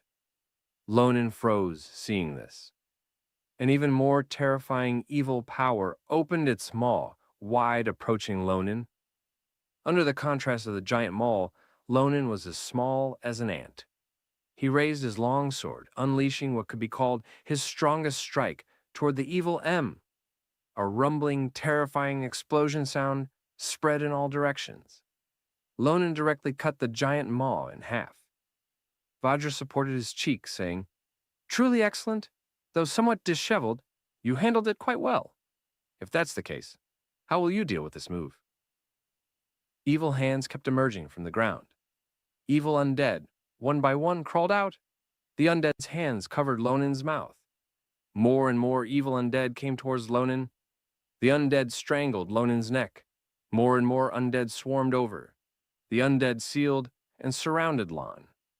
Vajra extended his hand. A terrifying attack was released. Then he charged up again. Lonen, sealed by undead with only one eye showing, struggled to breathe. Looking at the scene before him, quite shocked, Vajra closed his palm into a fist, gripping tightly. The sphere formed by the surrounding undead glowed faintly, showing signs of explosion. Just then, several sword strikes infused with the ring's aura scattered from the center of the undead. The tremendously powerful sword strikes directly broke through the sphere. All the undead were sent flying. Vajra showed a ferocious smile, quite satisfied with Lon's performance. Then his hand gathered another attack. The devastating sword strikes came forth. Vajadra's evil power condensed into a bow, the arrow ready to fire. The evil arrow was released. The ground cracked wherever it passed. The evil arrow and sword strikes collided. Two different forces kept fighting, producing destructive explosive power. Lonen extended his hand, holding the long sword in front to block. Vajra showed a smile. He spread his arms wide, welcoming the aftershock, shouting, Excellent! Very good. More and more. Let me see more Lonen. Show me every bit of your potential without holding back. Just then, roaring flames rose all around. A massive firebird emerged from the flames. Vajra's pupils contracted. This firebird is Vice Tower Master Farah's special magic. Heat bird magic. How can this kid use such advanced magic? Viger was first surprised, then his lips curled into a cold smile. He said, This old man Raldane I'm using as a host is the top expert in fire magic, so this petty trick is meaningless. Then Vedra gathered evil power and cast a flame attack. The heat bird magic was easily blocked. Vajra extended his hand, releasing a flame attack, praising Lonen's combat ability as quite good. Let me see your next attack. However, Lon at that spot suddenly disappeared. Vajra understood that the heat bird magic just now wasn't meant to attack, but to hide his aura, a decoy set using powerful magic. Lonen appeared behind Vajra holding his longsword. Go to hell. Vajra turned his head in shock. Lonen completed his attack. A striking sword mark appeared on Vajra's neck. Blood couldn't stop gushing out. Vajra's head tilted, blood flowed down. Blood at the wound kept spurting out. Vajra hadn't expected Lone could injure him. Sizzling sounds came from around. Lon's attention was drawn. Vajra said, "Truly remarkable. Show me all your remaining talents." Suddenly, countless wormholes appeared. Monsters with gaping, fanged mouths crawled out from within. Lonen held his long sword standing ready. The monsters moved with lightning speed, charging at Loon. Lonen was extremely shocked. He clearly felt he had seen Vajra's physical form, yet it was still useless. Does he have to find the forbidden book controlling Tower Master to make it work? This is truly troublesome. Speaking while raising his longsword, releasing sword strikes, attacking the gaping-mouthed monsters, using the scroll Farah gave him to launch a surprise attack is useless now. The Tower Master himself is a powerful figure, his strength on par with Teacher Nibiru's. Up to now, it's only because Vajra covets my body that this offensive and defensive battle is possible. If not for that, this battle would have ended long ago. There's no chance in a direct confrontation. Lon's long sword swung repeatedly. The gaping mouth monsters were cut in half, one after another. Vajra's left hand gathered evil power again. He swept his large hand. A terrifyingly fierce attack charged at Lon. Lon looked at the attack rushing toward him. He lowered his longsword with both hands. Unexpectedly, Lon gave up resisting. Just as the attack was about to pierce through Lon's neck, the evil power dissipated. This was the only way Loon thought of to counter. Viger raised his hand. Seeing the opponent not resist, he hastily withdrew his attack. He gritted his teeth, saying angrily, "What are you doing, you stupid fool?" Then roared, "Do you know what this will result in? How dare you be so careless with the sacred body I'm about to possess?" Lonen pulled a sharp stone from the ground. He said, "Now I can confirm one thing. You don't want to kill me at all." Hearing this, Vajra's whole body shook. Lone pointed the sharp stone tip at his own palm. He stabbed down hard. Blood spurted out. "My body will ultimately just be taken by you. Rather than that, I'd rather choose death." Vajra watched Lone's action, and he said, "You want to die? You bastard dare to bluff in front of me. You think I'd be fooled by such a trick? I'm just preparing for a perfect resurrection. Seems you've mistaken my mercy for an opportunity. That bit of self-harm damage can be healed with my power." Lone said, "You forbidden books sure talk a lot. Earlier you went through great trouble to dissolve the magic. Like something extremely serious had happened, and now you say this. Does it still have any credibility?" Lone smiled. "Your limitation is that you can't use a defective body as a host." Vajra spread his hands, saying, "Seems you've forgotten. All the humans in this magic tower are now under my magical control. So don't think you can threaten me with such petty tricks, unless you want your companions to all become corpses." Lonen, holding the sharp stone, heard this. He burst into laughter. "This is truly ridiculous." Lone looked at Vajra, saying, "You think this is my first time encountering someone like you? Just from your annoying face and tone, I can guess the outcome. Whether I obediently offer up my body or not, you never intended to spare them, so go ahead and try. That way I'll have even less to worry about, and can do whatever I want. Even if I really die in the end, I'll teach you a lesson first." Then Lone stabbed the sharp stone into his own arm. "Just watch closely whether I'm really bluffing. I'll definitely give you an unforgettable memory." Vajra, seeing the scene, sighed. Truly unbelievable. Originally, he only saw Lonen as a lucky, exceptionally talented brat, but this wet behind the ears, human actually has those eyes, simply incredible. Lonen raised the sharp stone in his hand again. "You still have doubts? Then let me show you more clearly." He finished speaking and directly stabbed the stone into his right chest. Blood immediately splattered. Just as Lonan was about to stab his neck to commit suicide, Vajra quickly stopped his next move, threatening me with your life. What exactly do you want? Blood slowly flowed from his neck. Vajra stared at him. Speak up, Lonan, quickly. Lonan showed a smile. He said, make a bet with me. The stakes are our necks. Make it quick. Both their eyes stared intensely at each other. Vajra's hand gripping Lonan froze. He asked, puzzled. A bet? Lon said, that's right. I've recently read many books about curses. One of them has this content, the oath curse. Applying a curse during a ritual and engaging in a duel, during which all actions violating the oath are forbidden. The terrifying thing about this curse is that the oath's content will definitely be fulfilled, even at the cost of life. So, let's decide the outcome with an oath curse. With your power, casting that kind of curse should be quite simple, right? Hearing this, Vajra fell into thought. Subduing this guy isn't really difficult, but there's no guarantee of obtaining his complete body. He might really end his own life. Moreover, I've been sensing an aura from him that doesn't belong to him. That aura has granted him special power, though not enough to threaten me. But now I can't allow any variables. After all, this kid is a once-in-a-lifetime treasure I finally found in my long years. Seeing Vajra so hesitant, Lonan sneered coldly. Just making a bet with a kid, and you're already scared. Could it be you're not confident? Vajra released Lon's hand. Very well, I'll play along with you. However, I'll decide the method of the duel. Remember, my mercy ends here. Lon, seeing Vajadra's expression, shuddered.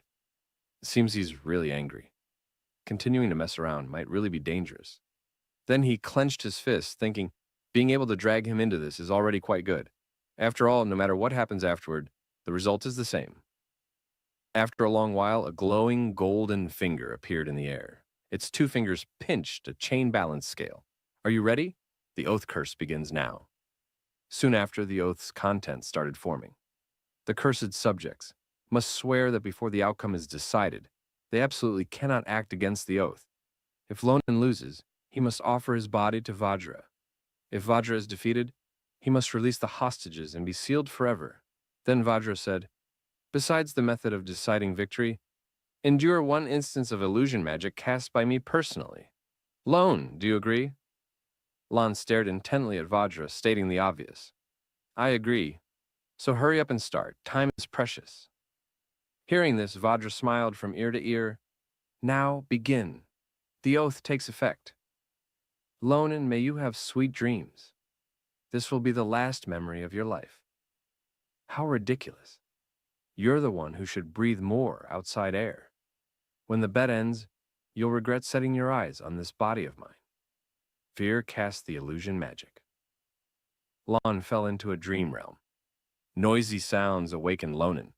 He opened his eyes. At this moment, Lonan's identity is Captain Lonan of the Penal Squad. A penal soldier asked Lonan what good dream he had. Lonan rubbed his eyes. What good dream? I just had a brief, messy dream. Enough nonsense. Check the equipment. Bei, seeing Lon wake up, complained loudly about the miserable life of penal soldiers, how easily they die. He suggested that next battle, they escape together. As long as Lon leads the way, there's definitely a chance to succeed. Afterward, the money problem can be solved by his poaching. Hearing this, Lonan angrily glared at Bayless, saying, if you dare mention poaching one more time, I'll cut off your wrists. Bayless quickly withdrew his hands, indicating he wouldn't dare. Lonan, supporting his head, said, we just need to serve 2 more months. The general will pardon us. Everyone is persisting until now, holding on to this belief. Then we can escape this criminal's wretched life and start anew.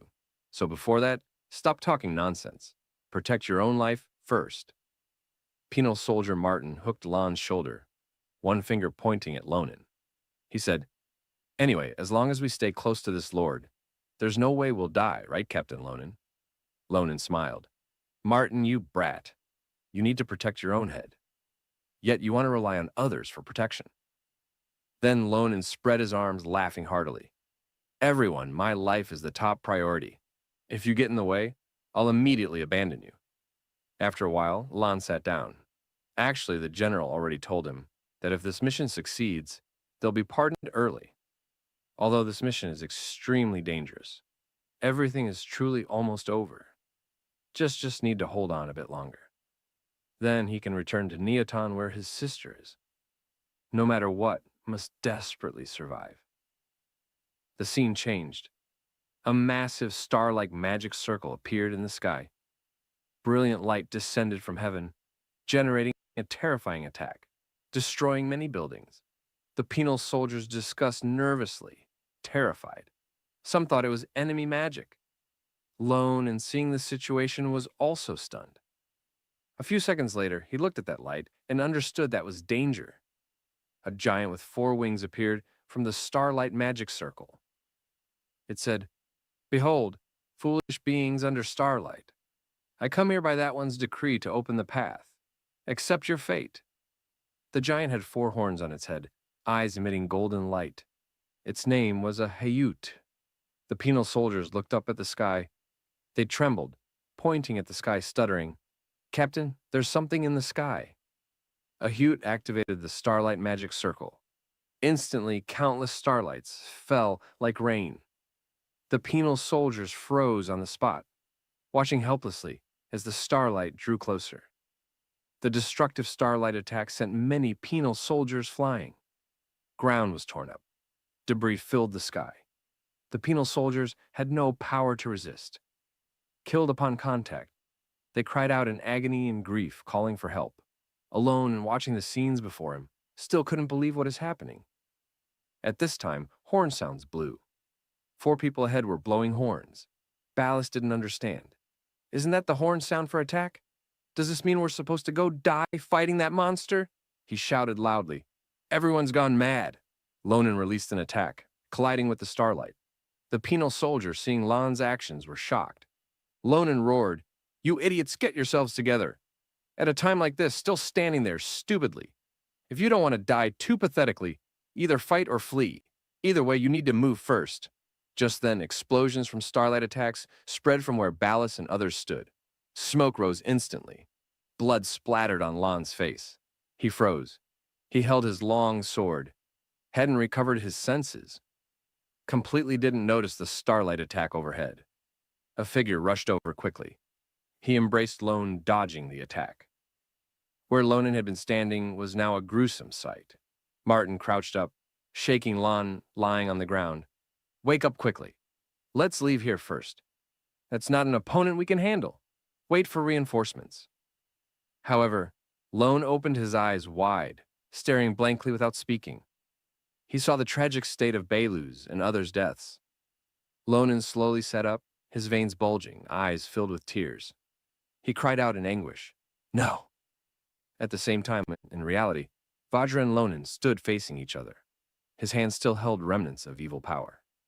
He said, "The illusion magic just cast will penetrate into your memories, manifesting painful and terrifying moments, and it will repeat endlessly, mixing together, evolving into inescapable bonds.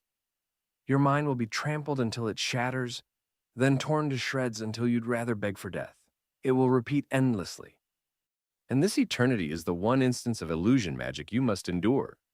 Lonan, all mortals in the world cannot bear eternity. Though I don't know what thoughts led you to propose this deal. But the moment you handed the decision of victory to me, your defeat was already determined." Vajra let out a chuckling laugh. "So I'm just curious. In what kind of quagmire will you struggle?" In the dream realm, Lonan and Martin now stood before a corpse lying on stones. Lonan was heartbroken while dodging Ayutude's attacks on horseback.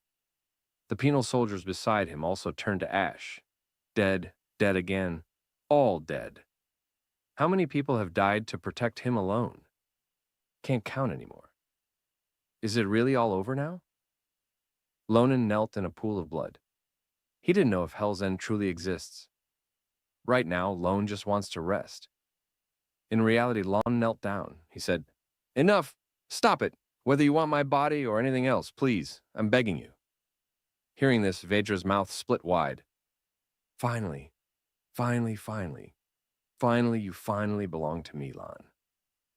Vajra separated from Tower Master Aldane's body, transforming into the Forbidden Book's original form. Vajra stood above Lonan's head. Endless evil magic power began flowing toward Lonin. Lonin lowered his head silent, allowing the evil power to occupy his body. In the end, he showed a smile. The forbidden book Vajra successfully occupied Lonin's body. He supported his head, gripping his hair, smiling and saying, "Truly spectacular. This body is now filled with infinite potential. Loon, before your consciousness completely disappears, I'll give you one final gift." Vajra drew the longsword. "Watch closely. This is your true power, manifested through the grace I've bestowed upon you." The longsword released an attack, creating destructive impact force. Vajra continued, "You must be looking forward to it. The despair created with this extraordinary power. Before that, let's fire a celebratory salute for this memorable day, celebrating with the death of that insignificant insect who wasted my time with laughable struggling." The insect naturally refers to the defeated Raldane, lying on the ground. Vajra slowly walked toward Raldane. He said, "You still want to keep struggling. Though with this willpower alone, you're indeed worthy of being called strong. Why are you so anxious? Is it because of the sense of responsibility as Tower Master, or because of the guilt of being the culprit who brought disaster to this land? Whatever the reason, fall into despair together forever." Vajra held the sword hilt. The blade tip pointed directly at Raldane's head, just as the sword was about to strike down. Vajra's sword suddenly trembled. "What's happening?" Soon after, Vajra powerlessly collapsed to the ground. He clutched his head, crying out to the sky, What is happening?" Countless tentacles coiled around. Vajra was fiercely bound. Vajra was utterly shocked, his entire body trembling. How could a mere human body harbor a demonic aura even stronger than mine? Lone let out a cold laugh and praised, Well, you really live up to your reputation. I know a professor with a frail constitution who nearly lost his life just from infusing magic power and barely touching it. To think you could fully absorb it and even wield a sword, I have to admit, I'm impressed." Vajra was astonished. Why was Lon's will still completely intact? As Lone reached his hand into his clothes, he explained, "You really made that guy's phantom unbearably annoying that day. All the memories felt so vivid and real. Honestly, if I'd been careless, even though everything was going according to my plan, I nearly suffered a mental breakdown. But fortunately, I had this." Lon revealed Sente's ring between his fingers. Lonan recalled his previous time with Al. Al said that by infusing it with specific magic power, the ring would reveal its true form. "This is an arrangement Sarante made especially for you, tormented by your curse. Within it lies a sacred and powerful demon-suppressing aura. When you're trapped in an inescapable trial, this will bring you great strength. Please cherish his intentions." In the dream, as Lonan knelt in the pool of blood on the verge of giving up, the ring in his pocket began emitting a green glow. As the ring transformed into Saranti's form, he reached out and successfully pulled Lonan out of the dream, breaking the illusion magic. Lone expressed his heartfelt gratitude to Sarante. "Thank you, Sarante. I owe you another favor." The ring lay quietly in Lonan's palm. He clenched his fist, still shaken as he said, "I can't believe the curse in my body could work in this way. I just remembered what happened back then, so I improvised and proposed this wager. Looks like you were completely devoured." Vajra couldn't believe this was really happening. He roared to the heavens, "This is impossible. Absolutely impossible. How could such an incomprehensibly powerful being exist in this world?" Lone put the ring away, a smile appearing on his face. Then he picked up the sword from the ground. "I told you before you'd regret coveting my body." The curse's power intensified further. Vajra was gradually consumed. He roared, "Impossible. I'm the forbidden book representing destruction, the being that rules this land. For someone like me to meet such a miserable end in a place like this, absolutely impossible." Lone stepped forward and severed one of Vajra's arms. He said, "Your pointless struggling is downright disgusting. Your annoying behavior ends here. The wager is over. Now get lost. The evil force surrounding the Tower of Dawn emitted a sizzling sound. Before long, the evil force shattered, and the tower welcomed the dawn once more. Eliza regained consciousness and control of her body. Al and Vice Tower Master Farah did the same. On the other side, Lonan collapsed to the ground. He let out a long sigh. The forbidden book beside him and closed its eyes, almost died. To get this beaten up over this damn book. The disgusting evil aura could no longer be felt around the forbidden book. Lonan stared intently. He noticed something worth paying attention to. The star magic power on the forbidden book hadn't disappeared. As expected, it's connected to those people from the Order. Just then a voice came, drawing Lan's attention. He saw Raldine trembling as he asked, "Did you really defeat Vedra?" Lan asked, "Are you awake, Tower Master?" Raldine weakly held his forehead. "I'm truly sorry for putting you through this. I can't face you, though this is technically our first meeting." Even as my consciousness was fading, I could still sense the astonishing power you displayed against Vajra and your unbelievably strong willpower. Covered in blood, Lonan smiled optimistically. It was quite rough. I've never been through anything like this in my life. Then Lan asked cautiously, "Are you all right? Your magic power?" Raldine held out his hand. "This price is small. I nearly destroyed Dawn. Almost harmed innocent people for this old bag of bones. Losing all my magic power doesn't matter. But I didn't expect I'd still be alive to have a chance at redemption." Hearing this, Lonan said with a smile, "Those who can become Tower Masters are truly extraordinary." Just then, footsteps sounded from the doorway. Farah and Al came running, asking if anyone was hurt. Lan's eyes blinked sleepily, his body beginning to sway. Finally, he collapsed to the ground. Finally, I can rest easy. Today has been so long. One day later, Lan opened his eyes as sunlight streamed in. Standing by his bedside were Tower Master Rialon and Vice Tower Master Farah. Lone held his head as he slowly sat up, feeling like he'd slept for ages. Seeing the two, Lan smiled and said, "Everything should be taken care of now, right?" Farah replied. "Thanks to you defeating Vajra, the magic binding. Everyone was lifted. Miss Elizabeth has also been treated and is fine. She's currently helping restore the damaged parts of the tower. We wanted her to rest properly, but she strongly refused, saying that leading everyone through chaos is Akalushia's duty. Also, Miss Xuen has successfully regained consciousness. However, there's one peculiar thing. For some reason, ever since she woke up, she's been staying by Miss Elizabeth's side the whole time." Hearing this, Lan put his hand to his chin. He'd been worried this incident would create a rift between the two families, but it resolved so smoothly. With this, he could finally go back. Then Lone reminded them, "Please don't throw a banquet, it's really embarrassing." Farah and Raldin trembled. Farah had already prepared a farewell banquet proposal, the absolute final version, but fortunately didn't bring it out, to ensure their benefactor didn't leave empty-handed. Raldin gestured for Farah to show the box in his hands. He said, "Though it doesn't fully express our gratitude, we still want to thank you." Farah slowly opened the box. Inside lay two gleaming medals, symbols of Dawn's highest very important person status, the first-class tower medals. With them, you can enjoy all the tower's facilities anytime and access Hermione. The special exchange-only magic users can attend with various privileges. Also, like the scrolls we gave you before, these contain several practical spells that should help you in emergencies. This represents that Lonan will forever be an ally of the Tower of Dawn, a symbol of that oath. The two then bowed in thanks. "Thank you for restoring the dawn to our tower."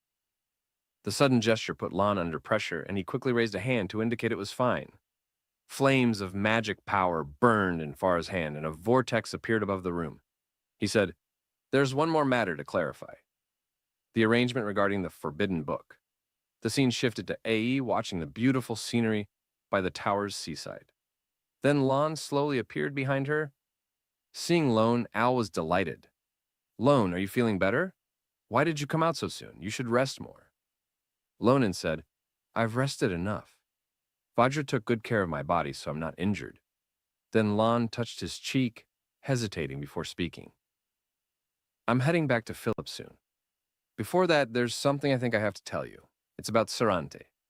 The waves lapped at the beach and silence fell around them. You don't have to say it. Al's words surprised Lon. Lonan looked at Al's forced smile. Her eyes revealed deep sorrow.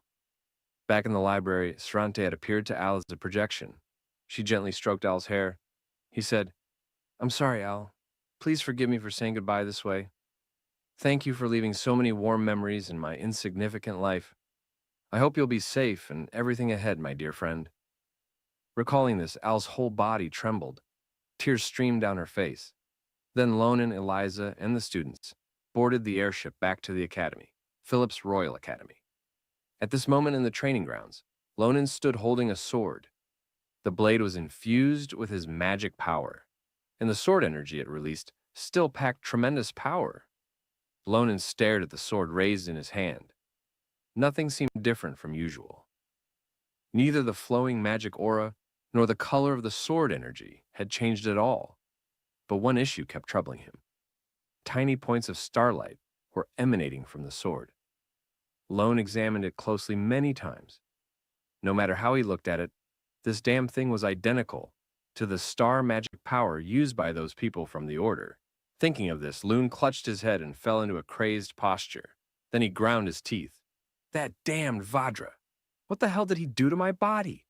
Inside Lone's body was a sphere, continuously releasing star magic power outward.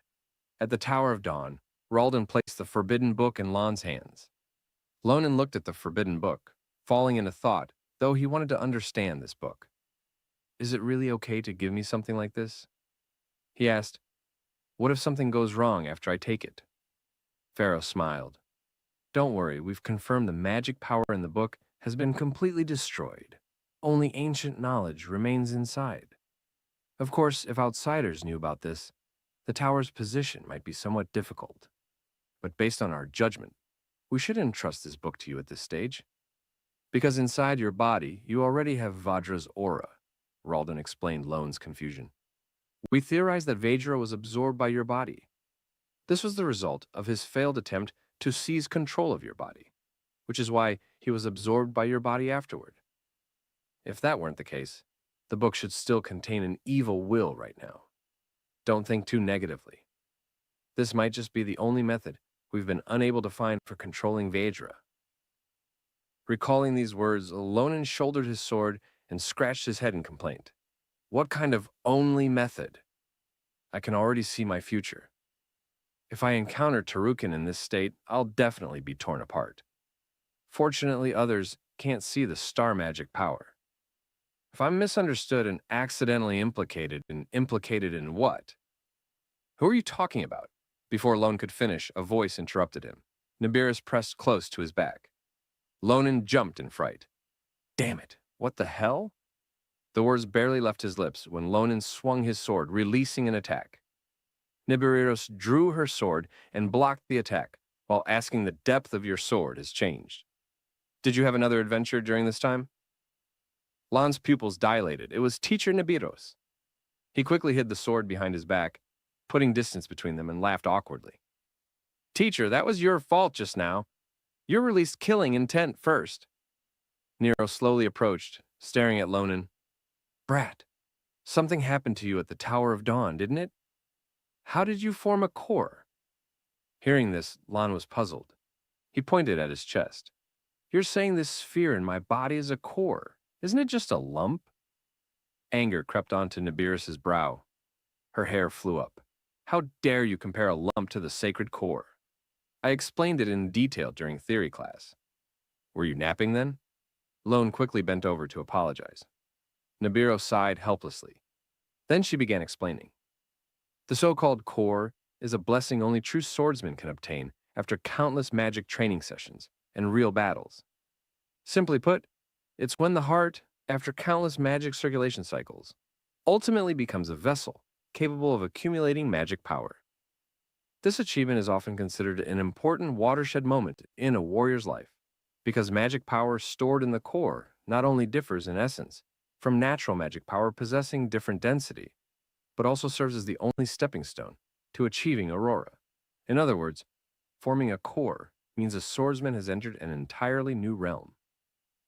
Nero crossed her arms, looking at Lonan. A core that normally takes over a decade to form has appeared in you.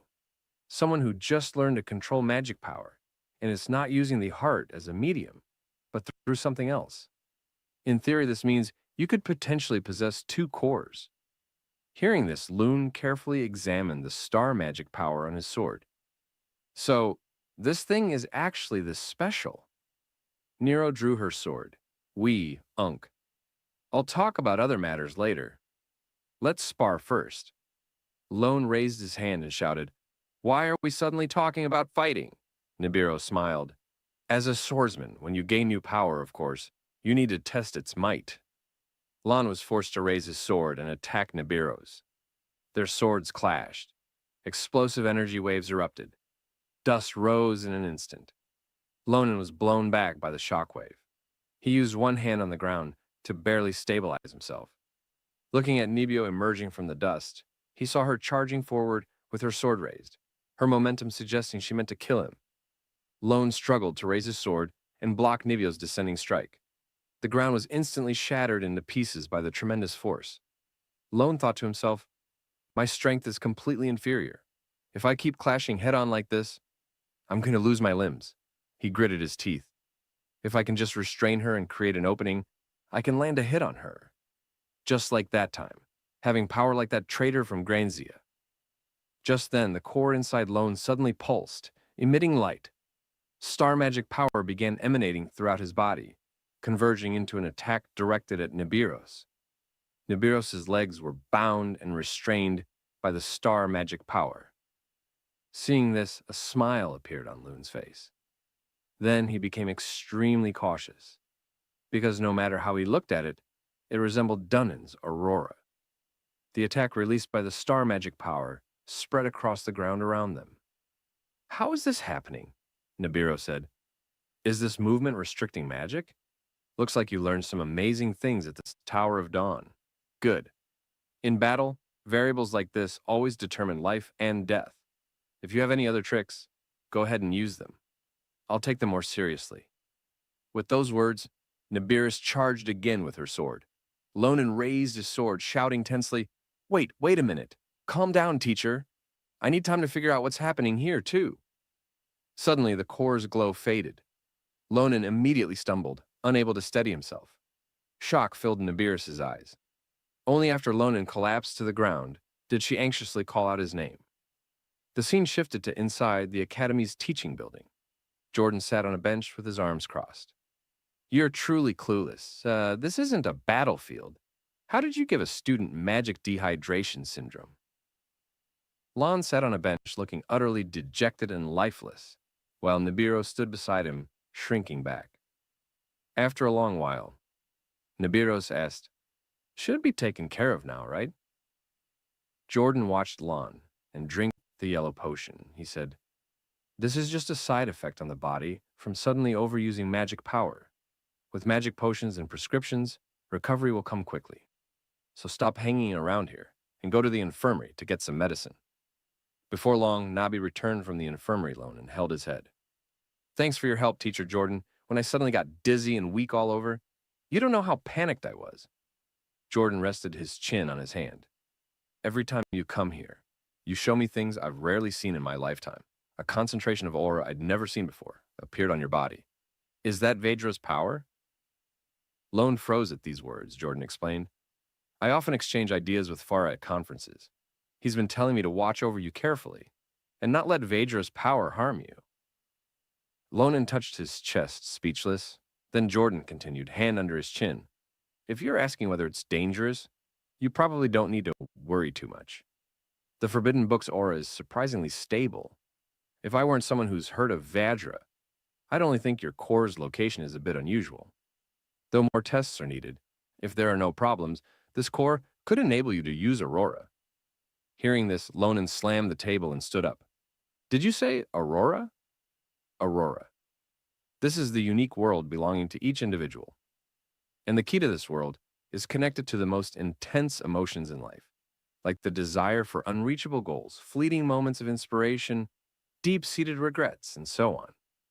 When it resonates with the magic power accumulated in the core, the powerful force that opens is Aurora.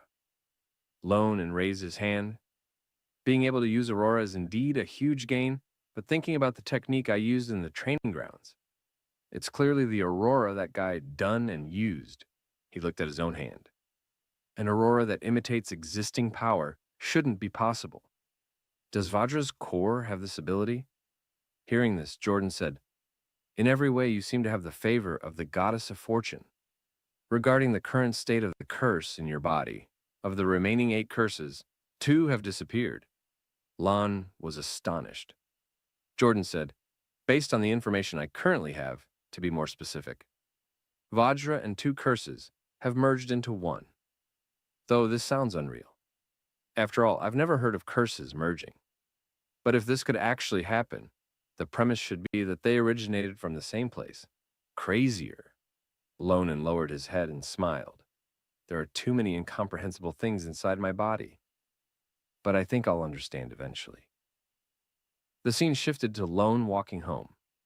He had a magic potion stick in his mouth and held the forbidden book in his hand. Looking at the eyeball in the forbidden book, even dead, it's still disgusting.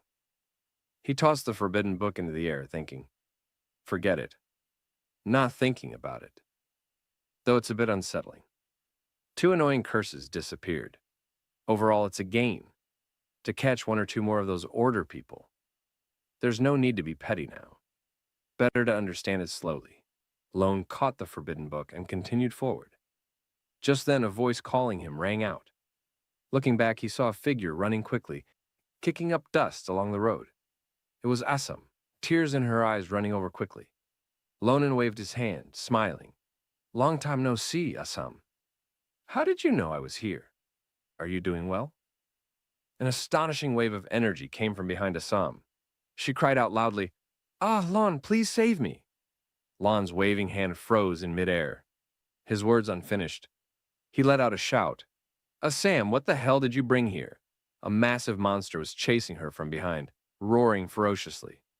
Lone stared dumbfounded at this monster. He'd only gone to the tower once. What the hell happened in such a short time? How could something like this appear at the academy? And no matter how I look at it, it's a manticore. Manticore, a highly dangerous monster dwelling in the northwestern wastelands. Bloodthirsty by nature. Their muscular bodies are as hard as steel.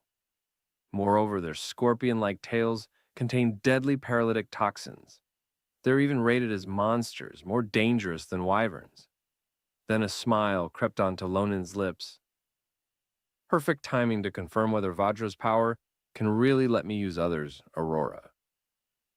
So Lon closed his eyes and took a deep breath.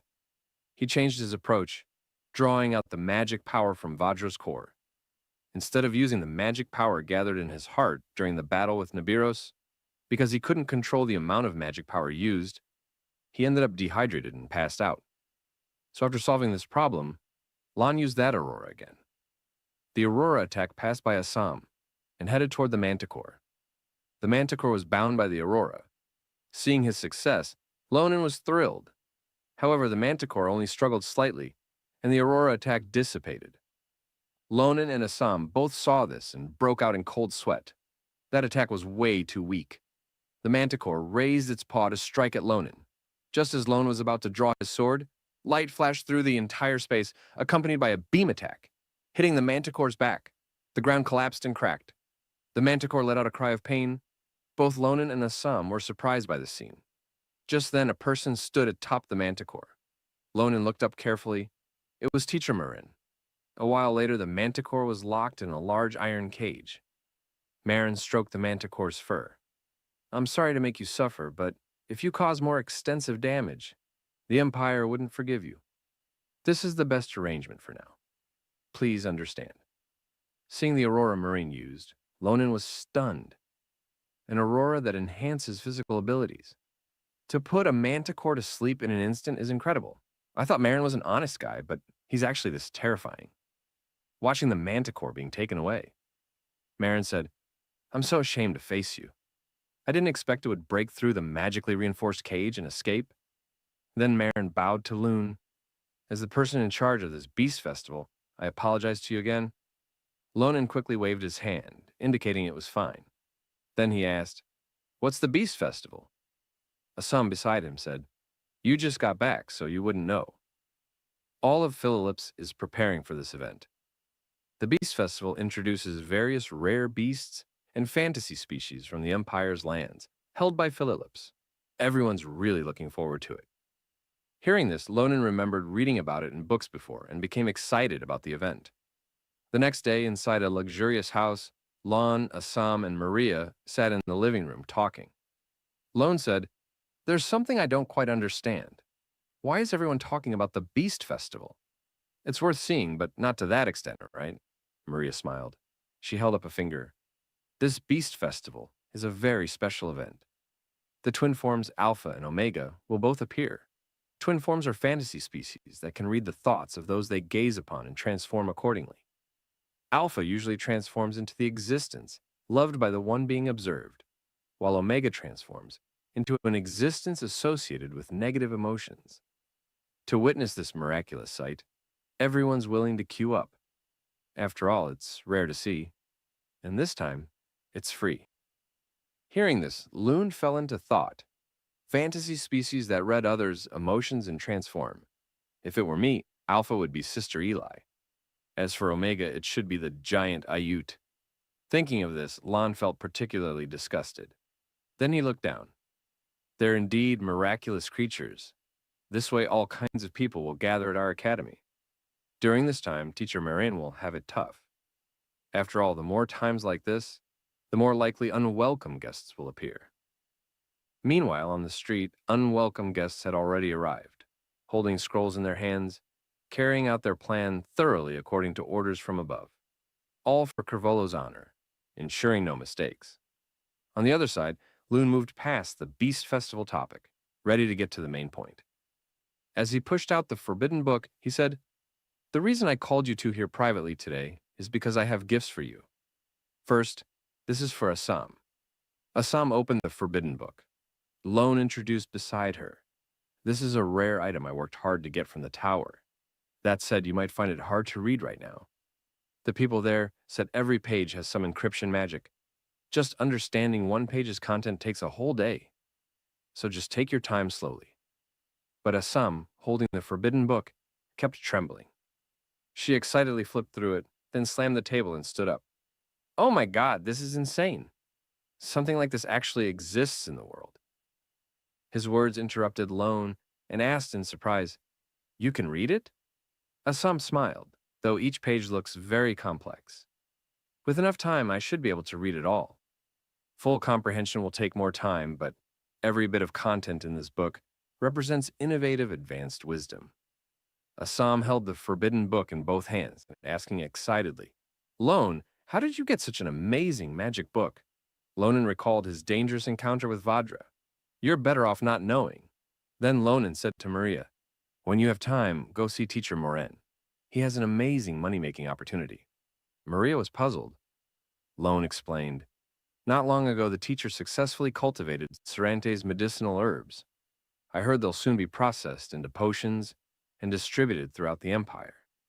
I strongly recommend your Carabel Trading Company as the sales agent. That's the money-making opportunity. With the herbs effects and your company's skills, making big money is just a matter of time." Hearing this, Maria's eyes lit up, already imagining herself lying in an ocean of money. Then Lon said he wanted to spar with Maria since it had been so long. Maria smiled. "I'd be delighted." The two walked toward the door together. Lonan turned back to tell Assam to study the magic book. "Well, at this stage, reading that book will be much more effective for increasing your strength." Only Assam remained in the living room. She watched Lon and Maria walking and laughing together. Assam could only watch this scene. Time passed. 15 days later, at Garland Hall, Lone and Brian stood facing each other. Ades held up a whistle. The 514th test. "Are you both ready?" Brian picked up his great sword, eager to try. Addition said, "Then I'll start the countdown. 3, 2, 1. Brian infused magic power, launched his attack all in one smooth motion, just as he came within 5 centimeters of Lonan. Lonen's eyes widened. The core gradually ignited. Star magic power was activated. A sizzling sound rang out as both Brian and his greatsword were restricted. Brian said with a smile, "Ha ha ha, I really can't move at all now. This technique is amazing, Lonen." Lone let out a long breath, wiped away his sweat, and smiled. "Thanks for your hard work, Senior Brian." Addition congratulated from the side. "Congratulations, Loon. This execution, both the speed and the balance of magic power were just right. To achieve this level in just 15 days is truly impressive." Lon said, "I have to thank you both for your help. Sister Adishan analyzed my technique, pointed out shortcomings, and even proposed perfect reinforcement methods. And Senior Brian swung his sword without hesitation, allowing me to maintain keen perception. Thanks to you both, this technique's power has greatly improved." Brian extended his fist. "Lone, I should be thanking you. You gave me a new goal. You're truly the best club president." Then Brian waved goodbye. "I'll go do some personal training now. If you still need me, just call anytime." Lone raised his hand, watching Brian's back and thinking, though successfully executing that guy Dunnan's Aurora is already a major achievement. Unfortunately, with Teacher Marin's Golden Aurora, I saw no matter how much I try, it only drains the core's magic power completely. I can't even imitate it. Could it be that as the Aurora's level increases, the difficulty of replication also increases? Thinking this, Lon scratched the back of his head and sighed. If I could see it 2 more times, maybe I could get the hang of it. But Teacher Marin is too busy. Just then, a figure came running and stopped in front of Lone and Adishan. It was Marine's teaching assistant, Barry, who was gasping for breath from running too urgently.